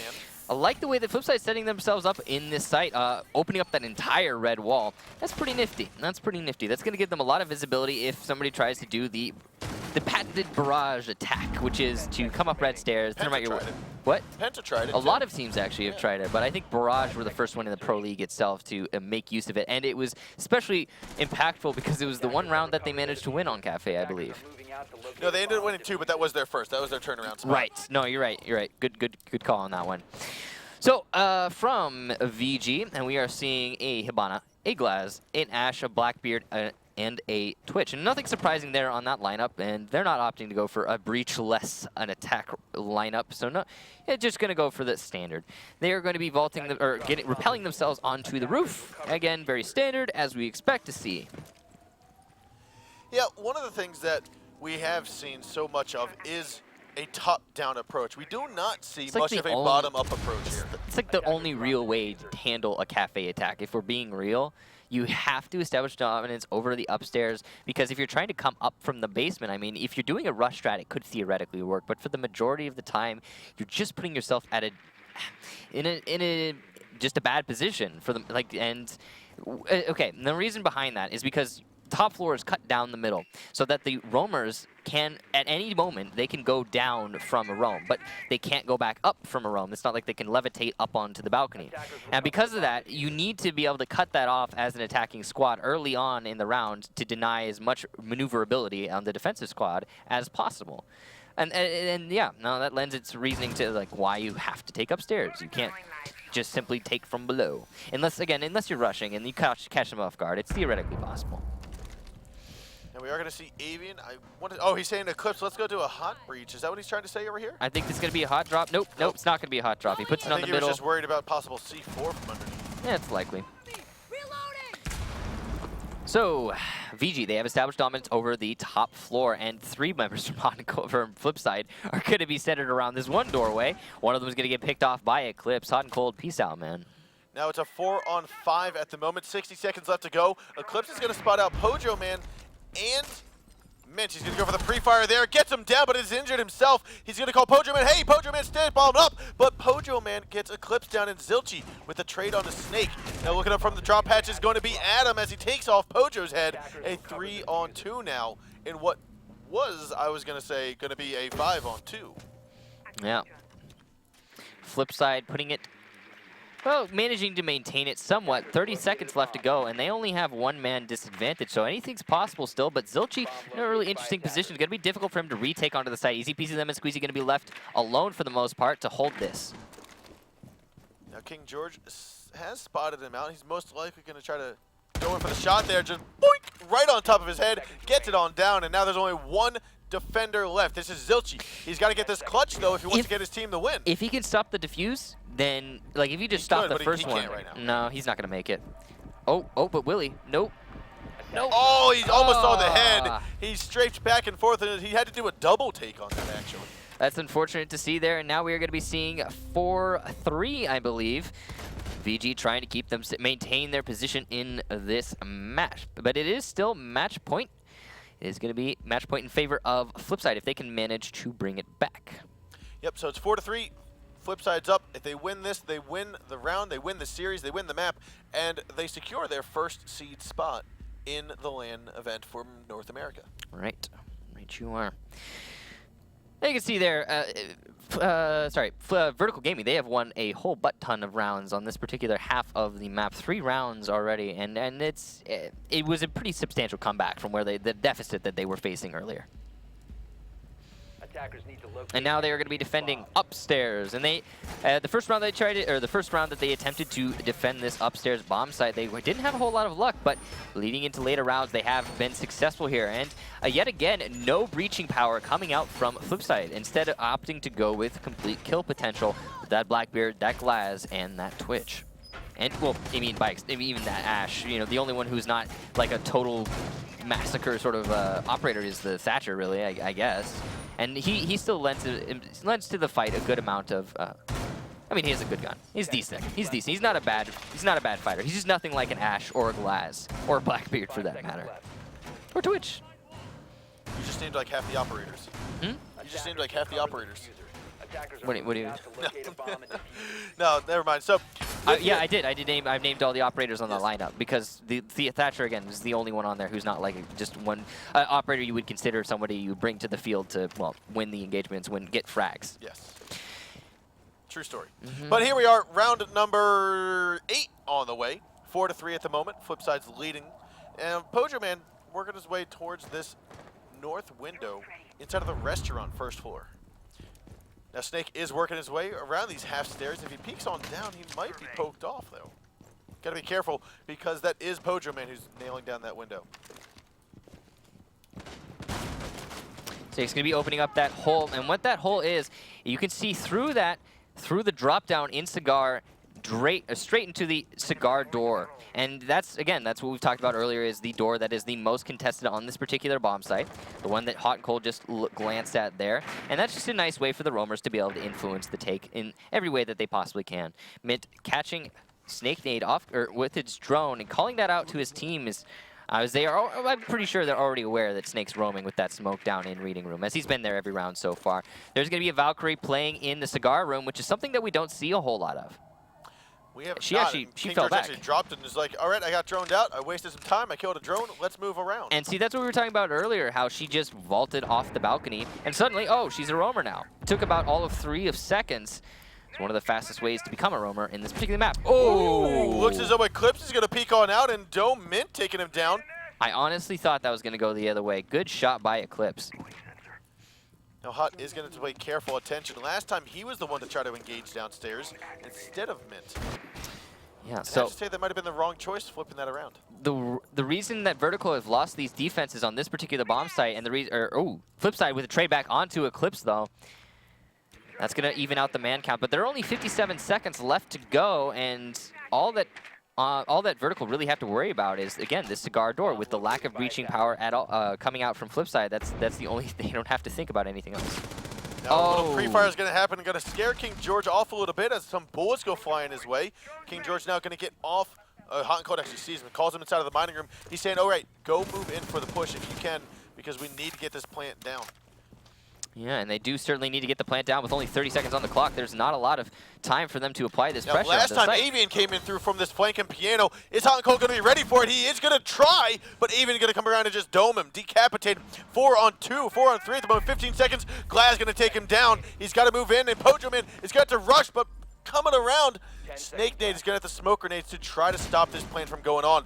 Adam will pick off Zilchi. Last man alive is going to be easy peasy. He's inside of red. It will not get planted in time, and we're going to have Vertical Gaming taking this round. We're now going into overtime as it's 4-4.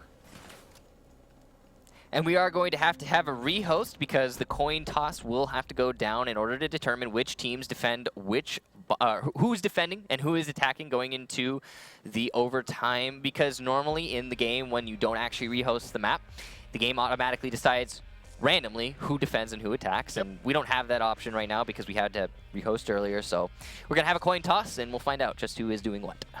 True. Now, seeing as how it was 4-2 or originally 3-0, Vertical Gaming came back. Do you think they can keep that momentum going forward into this overtime? Who knows? Who knows? Who knows? Nobody. I mean, you say keep the momentum. This is a total momentum break. We're doing a rehost, so Yes. anything could happen coming back into the rehost.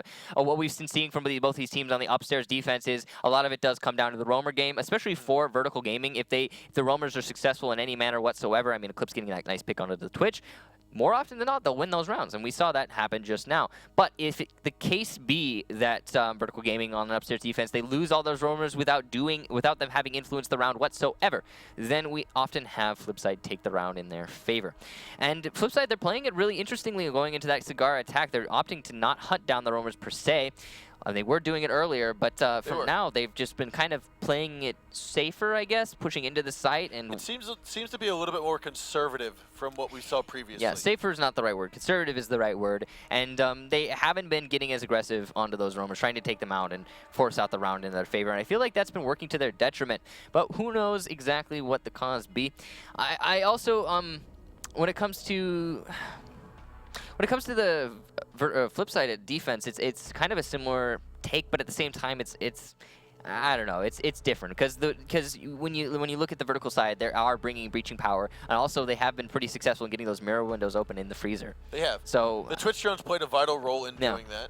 So to me, what I like seeing about we constantly talk about Mirror because she's one of the newest ops that actually is played in the Pro League and brings a lot of versatility and utility. And at the same time, she's not like stupid, ridiculously. Yeah, she's very well balanced for barely being. Really hit the nail on the head with that one. She hasn't really been touched at all, right? She hasn't had any weapon or balance changes. I don't think so. No, but she doesn't need one, and that's really it's so satisfying that she just came into the game and was fit into the meta perfectly and influenced it in a good way that everyone's happy about. Yeah, but with that, I like how it has brought Twitch back into the meta as well. Oh yeah, absolutely. The most useful thing you can do with a Twitch drone, hands down, is to destroy a mirror window, because there's not many other ways to really destroy those mirror windows other than seeing the back end of them. Yep. So, you know, Twitch drones for cameras, that's great. Twitch drones for a couple damage onto players, that's great. But windows, oh, that's fantastic. We're getting back into the match, guys. We get to see the end of this match. Going into the overtime, it is 4-4 as it stands, and we'll be seeing who makes it to 6 rounds first. Flipside will be on defense first, Vertical Gaming on offense. So they're going to be defending Fireplace and Mining Room? Yes, they have decided to defend Fireplace's mining room. That is weird. So, hi guys, how's it going? So the game is going on right now, but you can't see it. So don't know what's going on there. But they are defending Flipside. I'll narrate for you. Flipside, they are defending the train room, starting out right now. And they're going to be choosing to go here first. Now, this is really interesting. A lot of teams would consider this to be the weaker of the two sites, but Flipside having confidence might be. So they're trying to influence the operator selection coming out from Vertical Gaming. But that doesn't really stand to reason because Vertical Gaming have been bringing, for the most part, the same operators going to both of these bomb sites. I think that with the exception of maybe a Buck. Yeah, I think that Buck could play a vital role here, and we do not see that coming out from Vertical Gaming. I mean, it's obvious that Vertical Gaming expected Flipside to be defending upstairs first. That makes so much more sense. But Vertical Game or Flipside, they're opting to go for that mix-up like we talked about earlier. And with that, we are going to get underway with the action phase, the first round of the overtime. We're going to see Snake Nade, Avian, and King George starting out by the Christmas tree spawn, working their way over. Again, they're going to be going up to the top floor, up to the roof, and clearing from the top down. Are you sure? Are you psychic? Did you talk to these guys about their strats? I mean, Mint's playing downstairs. Yeah, I mean, this Mint playing downstairs is actually going to be an interesting position for him. He's going to be able, and Hot and Cold as well. They're going to be able to retake if it stands, and this is, you know, we talked earlier about a full 5-man retake strategy where on this particular bomb site, where you don't play anyone on the bomb site. You simply go for, let the attackers enter into the bomb site, plant the diffuser, and then collapse as that happens. And it might be that Flipside is going for sort of a pseudo version of that, having those two players in the basement to give them as much versatility and maneuverability as possible. Because in reality, you can't really hold the upstairs against the attacking squad more often than not. You're going to lose that engagement. So Flipside opting to default it to the attackers in this instance. So Easy Peasy is going to be the only defender on site. Everyone else, like we mentioned before, is off site, going for a retake strategy. As I actually say that, Zilchi has come back onto the site here. Yeah, 2 players in B. Leaving mining room all open, but again, they've opened up the red wall, the red stairs wall, so they can come back and easily see that from underneath. And they have a Hot and Cold who's playing on the basement in the bakery right now. Avian with the first pick onto Zilchi on the white stairs. That's a good pick to start out the round. But yeah, they have Hot and Cold who's playing in near the red stairs, who's going to be able to come back and influence a wheel room take if that's what's going to be happening. And he is putting himself in a position to do that just now. Unfortunately for him, doesn't look like the attacking squad is putting themselves in a position to do that particular take. It looks like they're setting up for B right now. Yeah, and I don't know if Adam is off the roof. I was going to say Adam was previously looking right down here at where Hot and Cold is going to come up, but he's already on the white stairs, looking to try to get the shots on a Pojo man, and he does, but then is instantly traded back by Mint here. Looking to get another kill there. He will down and finish off Avian. If he can finish off the shots, looks like she's going to skedaddle away, and that is going to be a missed opportunity. And Mint, though, will take down Eclipse coming in from Reading Room. So now Mint's going to try to come back up here and get Avian, but no, because that failed attempt to re-get her after she was finished off failed, he will get picked up, and it's going to be a 2-on-3 in what otherwise would have been a 2-on-2 or possibly a 3-2 flipped around. 20 seconds only for the attackers, though, and they have to get that diffuser plant. All that Flipside really needs to do is keep their last 2 players alive, as the only option for the attacking squad is going to go down this train drop. Now they are in a good position. It looks like they're going to head over to Fireplace and go for this plant. And that's Hot and Cold will pick off the headshot. They're on a Snake Nade. And Mint will also get one. Last man alive is going to be Avian. He's going to come on over, and it's actually going to be the end of it. Flipside takes round number 1 in this overtime. Straight up, a retake strategy coming out between Hot and Cold and Mint there. Both of those 3-speed operators are putting themselves in a position to rush onto the site in the last few seconds of the round. And they did just that. There wasn't a whole lot that VG could have done there. They did their best to, they could cover the plant, but at the same time, you're dealing with a disadvantageous position. Holding those sites are very difficult, and that's why a lot of people opt to go for the retakes. So what happened right there, we saw it at the very end. Snake Nade was covering the flank, looking right at Jaeger. I believe that was Hot and Cold. He just lost the engagement. He didn't see him at the last second. He turned his line of sight, and the border, the real estate of the actual holographic scope, took up the space of the bottom of the red stairs. I've had that happen to me too. It's unfortunate that that happened to him, but it is what it is. And now the first round of this overtime will go to Flipside.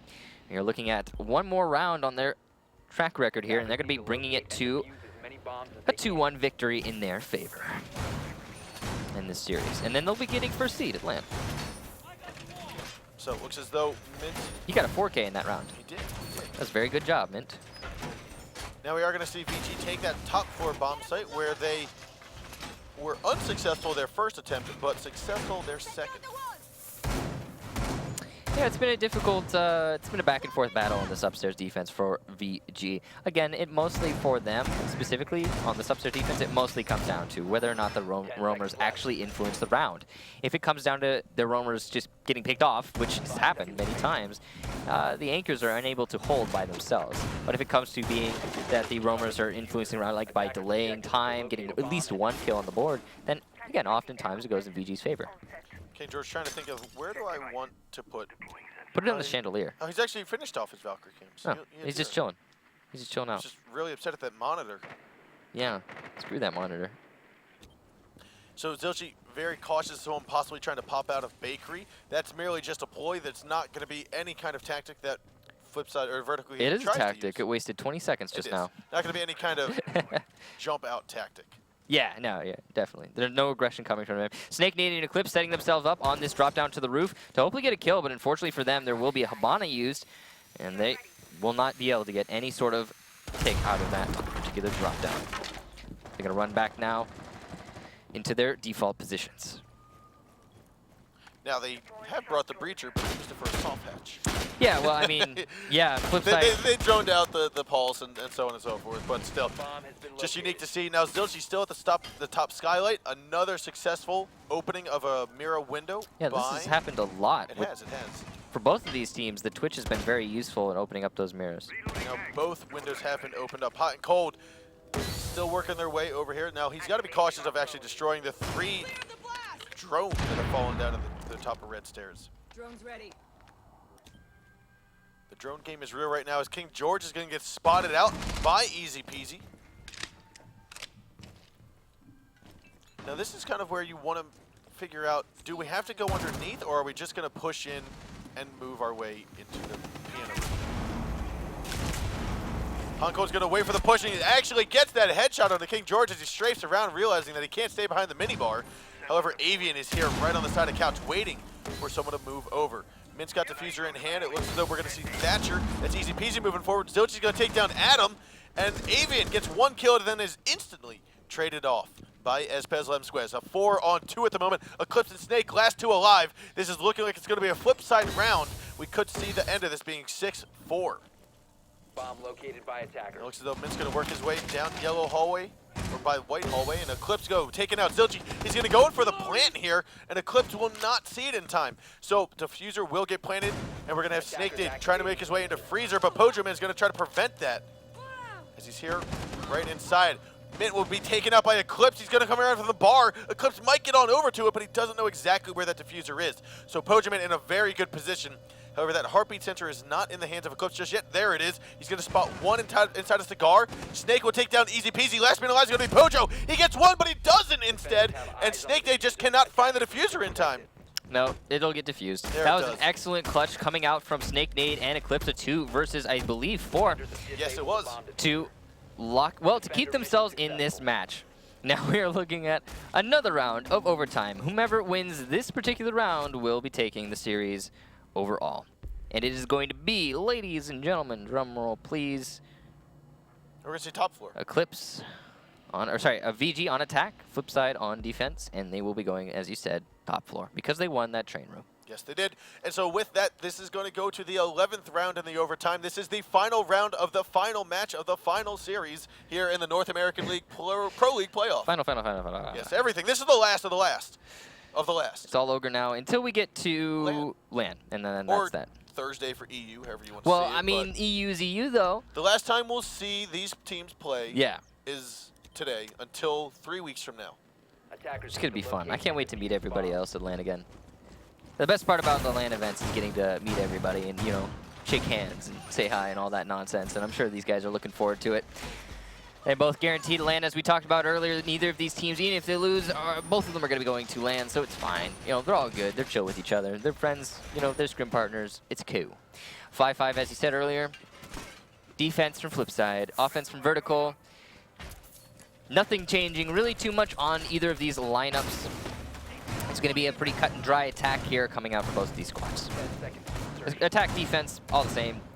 Both of these guys are doing pretty much the same setup. Flipside, they've had a decent go of defending this upstairs bomb site. Same with Vertical. I mean, I think they're about even when it comes to the score on the upstairs bomb site, but we'll see exactly what the score is at the end.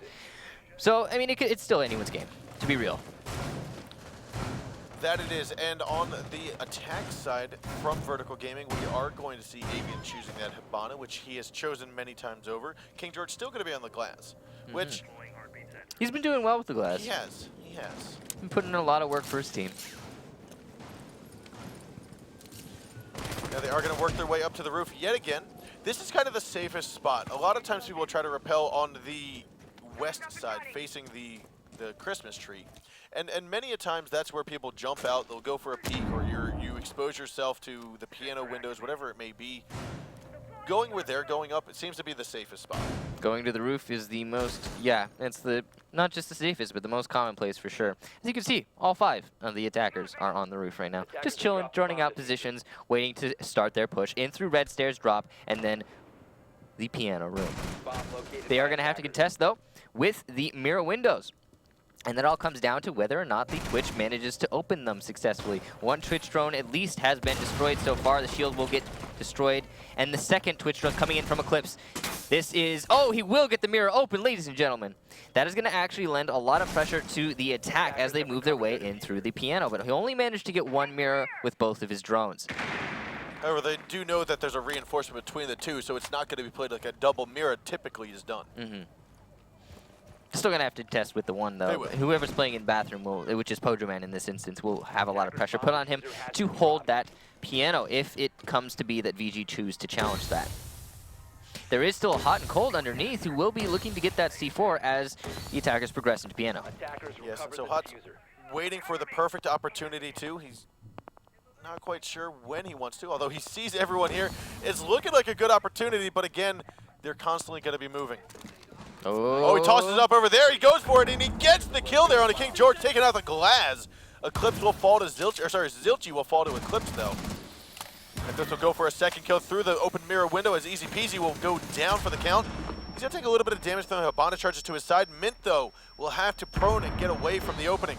Now right inside of that bathroom is going to be Pojoman. And he will fall to Adam. It looks like VG might have this in the bag. A 3-on-2. Coming into Freezer, but the pre-fire will not get the kill. Mint and Hot and Cold, the last 2 alive. Hot still coming up from the red stairs. Mint's on back white stairs, and now they're both trying to collapse in forward. Avian will fall. This is actually looking like it could go either way. 10 seconds left. Diffuser has dropped, and this might just be a Vertical Gaming win here. Flipside going to take on 1. It's 1-1. Adam versus Hot and Cold, and it's going to be Hot and Cold with a double clutch at the very end to get the win for Flipside Tactics. That's going to be it, ladies and gentlemen. Flipside has secured their first spot in the North American Pro League. That last round was insanity. Both of those teams coming out with some fantastic frags. VG putting themselves in a great position. Eclipse getting those picks that he needed. But then in the end, the Flipside roster just slugging it out and returning it back into their favor and winning the round in the end. This is it's chaos. This is the first time Flipside has ever gotten first in the North American division. It's always been Vertical. Yeah, every single time Vertical has gotten first. That's true. Vertical Gaming, even though they didn't win season 3, you know, or any of the seasons for that matter, they have always been first seed. Every time. It's consistent, and Flipside just beat them out for the first time ever. That's fantastic. That's fantastic. Congratulations, Flipside. Yeah, congratulations. Also, it's worth noting that was a rematch. Vertical Gaming did 2-0 Flipside previously in the group stages. So they took it to 3 maps, and Flipside came out on top. So with that, let's take a look at some of the highlights here this evening. That was a fantastic match. That was King George making sure that the body was dead. What are you doing, production? Why? The Yokai, though, disorients him. He gets on, finished off, and ultimately, there were a lot of different... They talk about my one-taps. There was a lot of fun in tonight's matchup between these two teams. Oh, yeah. They had, definitely. I think... sure, Flipside, you know, for the first time in history, being the first seed coming out of North America, that is substantial, and you know, I'm sure they're extremely happy about it. But at the same time, both of these teams are chilling out about it. You know, they're friends, scrim partners, you know, and it could have gone either way. That was a good shot by King. Predicting that angle was, again, like you said, a good shot. Eclipse winning that engagement, that was substantial. I mean, onto that Twitch. I honestly thought that would go the other way. The Twitch had it so lined up. Yes, and I mean, this was some of the final moments. Adam working his way down the stairs, and he actually did get that kill, although instantly traded back. Now, one of the things that we constantly saw here, as we just saw with that Valkyrie and Blackbeard and Bandit, was constant trade backs. We saw one person die, back and forth, back and forth. That, to me, symbolizes a very good placement by both teams and good communication. Oh, these teams have a lot of synergy. I mean, they are the top 2 teams in North America coming out for this season, so that does kind of show. But overall, I just like to say, I mean, like this was a fantastic matchup. It was a lot of fun. And yeah, I look forward to seeing these guys at LAN and hanging out with them yet again. I mean, it's been a long time since I got to see them. It has. It's been since the 6th Invitational. Since the 6th Invitational, which was a number. Well, Flipside wasn't there. The last time we saw them was actually in Cologne, Germany. Yeah, that was Season much 2. longer ago. I mean, well, so a lot of those players were actually there, if I recall correctly, but not the team. Some, yeah. So in any case, guys, let's take a look at the final brackets for the North American League playoffs, and we've got Flipside Tactics coming out on top tonight against Vertical Gaming and Elevate. That was the match. If you missed it, you needed to go and watch. Elevate GG got the victory over top of Ominous 2-1, and so they take that 3rd spot from North America into the Pro League, into the LAN event. Yeah, and a lot of people didn't expect Ominous to get eliminated, but then again, a lot of people didn't expect Continuum to get eliminated, and both of those instances were executed by Elevate. So a fantastic job by Elevate, coming from being the Xbox World Champions to being now a highly potential PC champs. Yeah, a highly competitive team coming out of North America. That was a great matchup to see. It's unfortunate for Ominous, but I'm sure they've got next season. Yes, and so, ladies and gentlemen, we do want to make a quick announcement for Thursday. Thursday is going to be the European Pro League playoffs, the final of the playoffs for them. It's very similar to the lineup today. We're going to have the 1st and 2nd seed teams play each other, just like we saw Vertical Gaming and Flipside. We're also going to have the 3rd and 4th seeds play to determine that 3rd spot for Europe. But if you aren't here for Thursday, if you weren't able to make it Thursday, we do wish you to come back on May 20th. Right here on this channel, we are going to be broadcasting the LAN event. About 2.5 weeks from now is going to be Brazil, or the Latin American League. It's going to be the European League, also the North American League. All 3 leagues are going to come together for May 20th and May 21st for a weekend of amazing Rainbow Six LAN play. Yeah, it's going to be something pretty fantastic to watch, and I'm excited to be there. We're already here. Well, I mean, be there as yes. the studio over there. It is going to be tremendously fun. But we do want to wish you so much luck in the games today. But with that, I think we're good to go. We bid you guys adieu. Thank you so much for watching. We bid you a farewell. Thank you so much. And again, ladies and gentlemen, catch us Thursday. And if not, we'll see you on May 20th and May 21st for the LAN event of the century. Thank you and have a great night.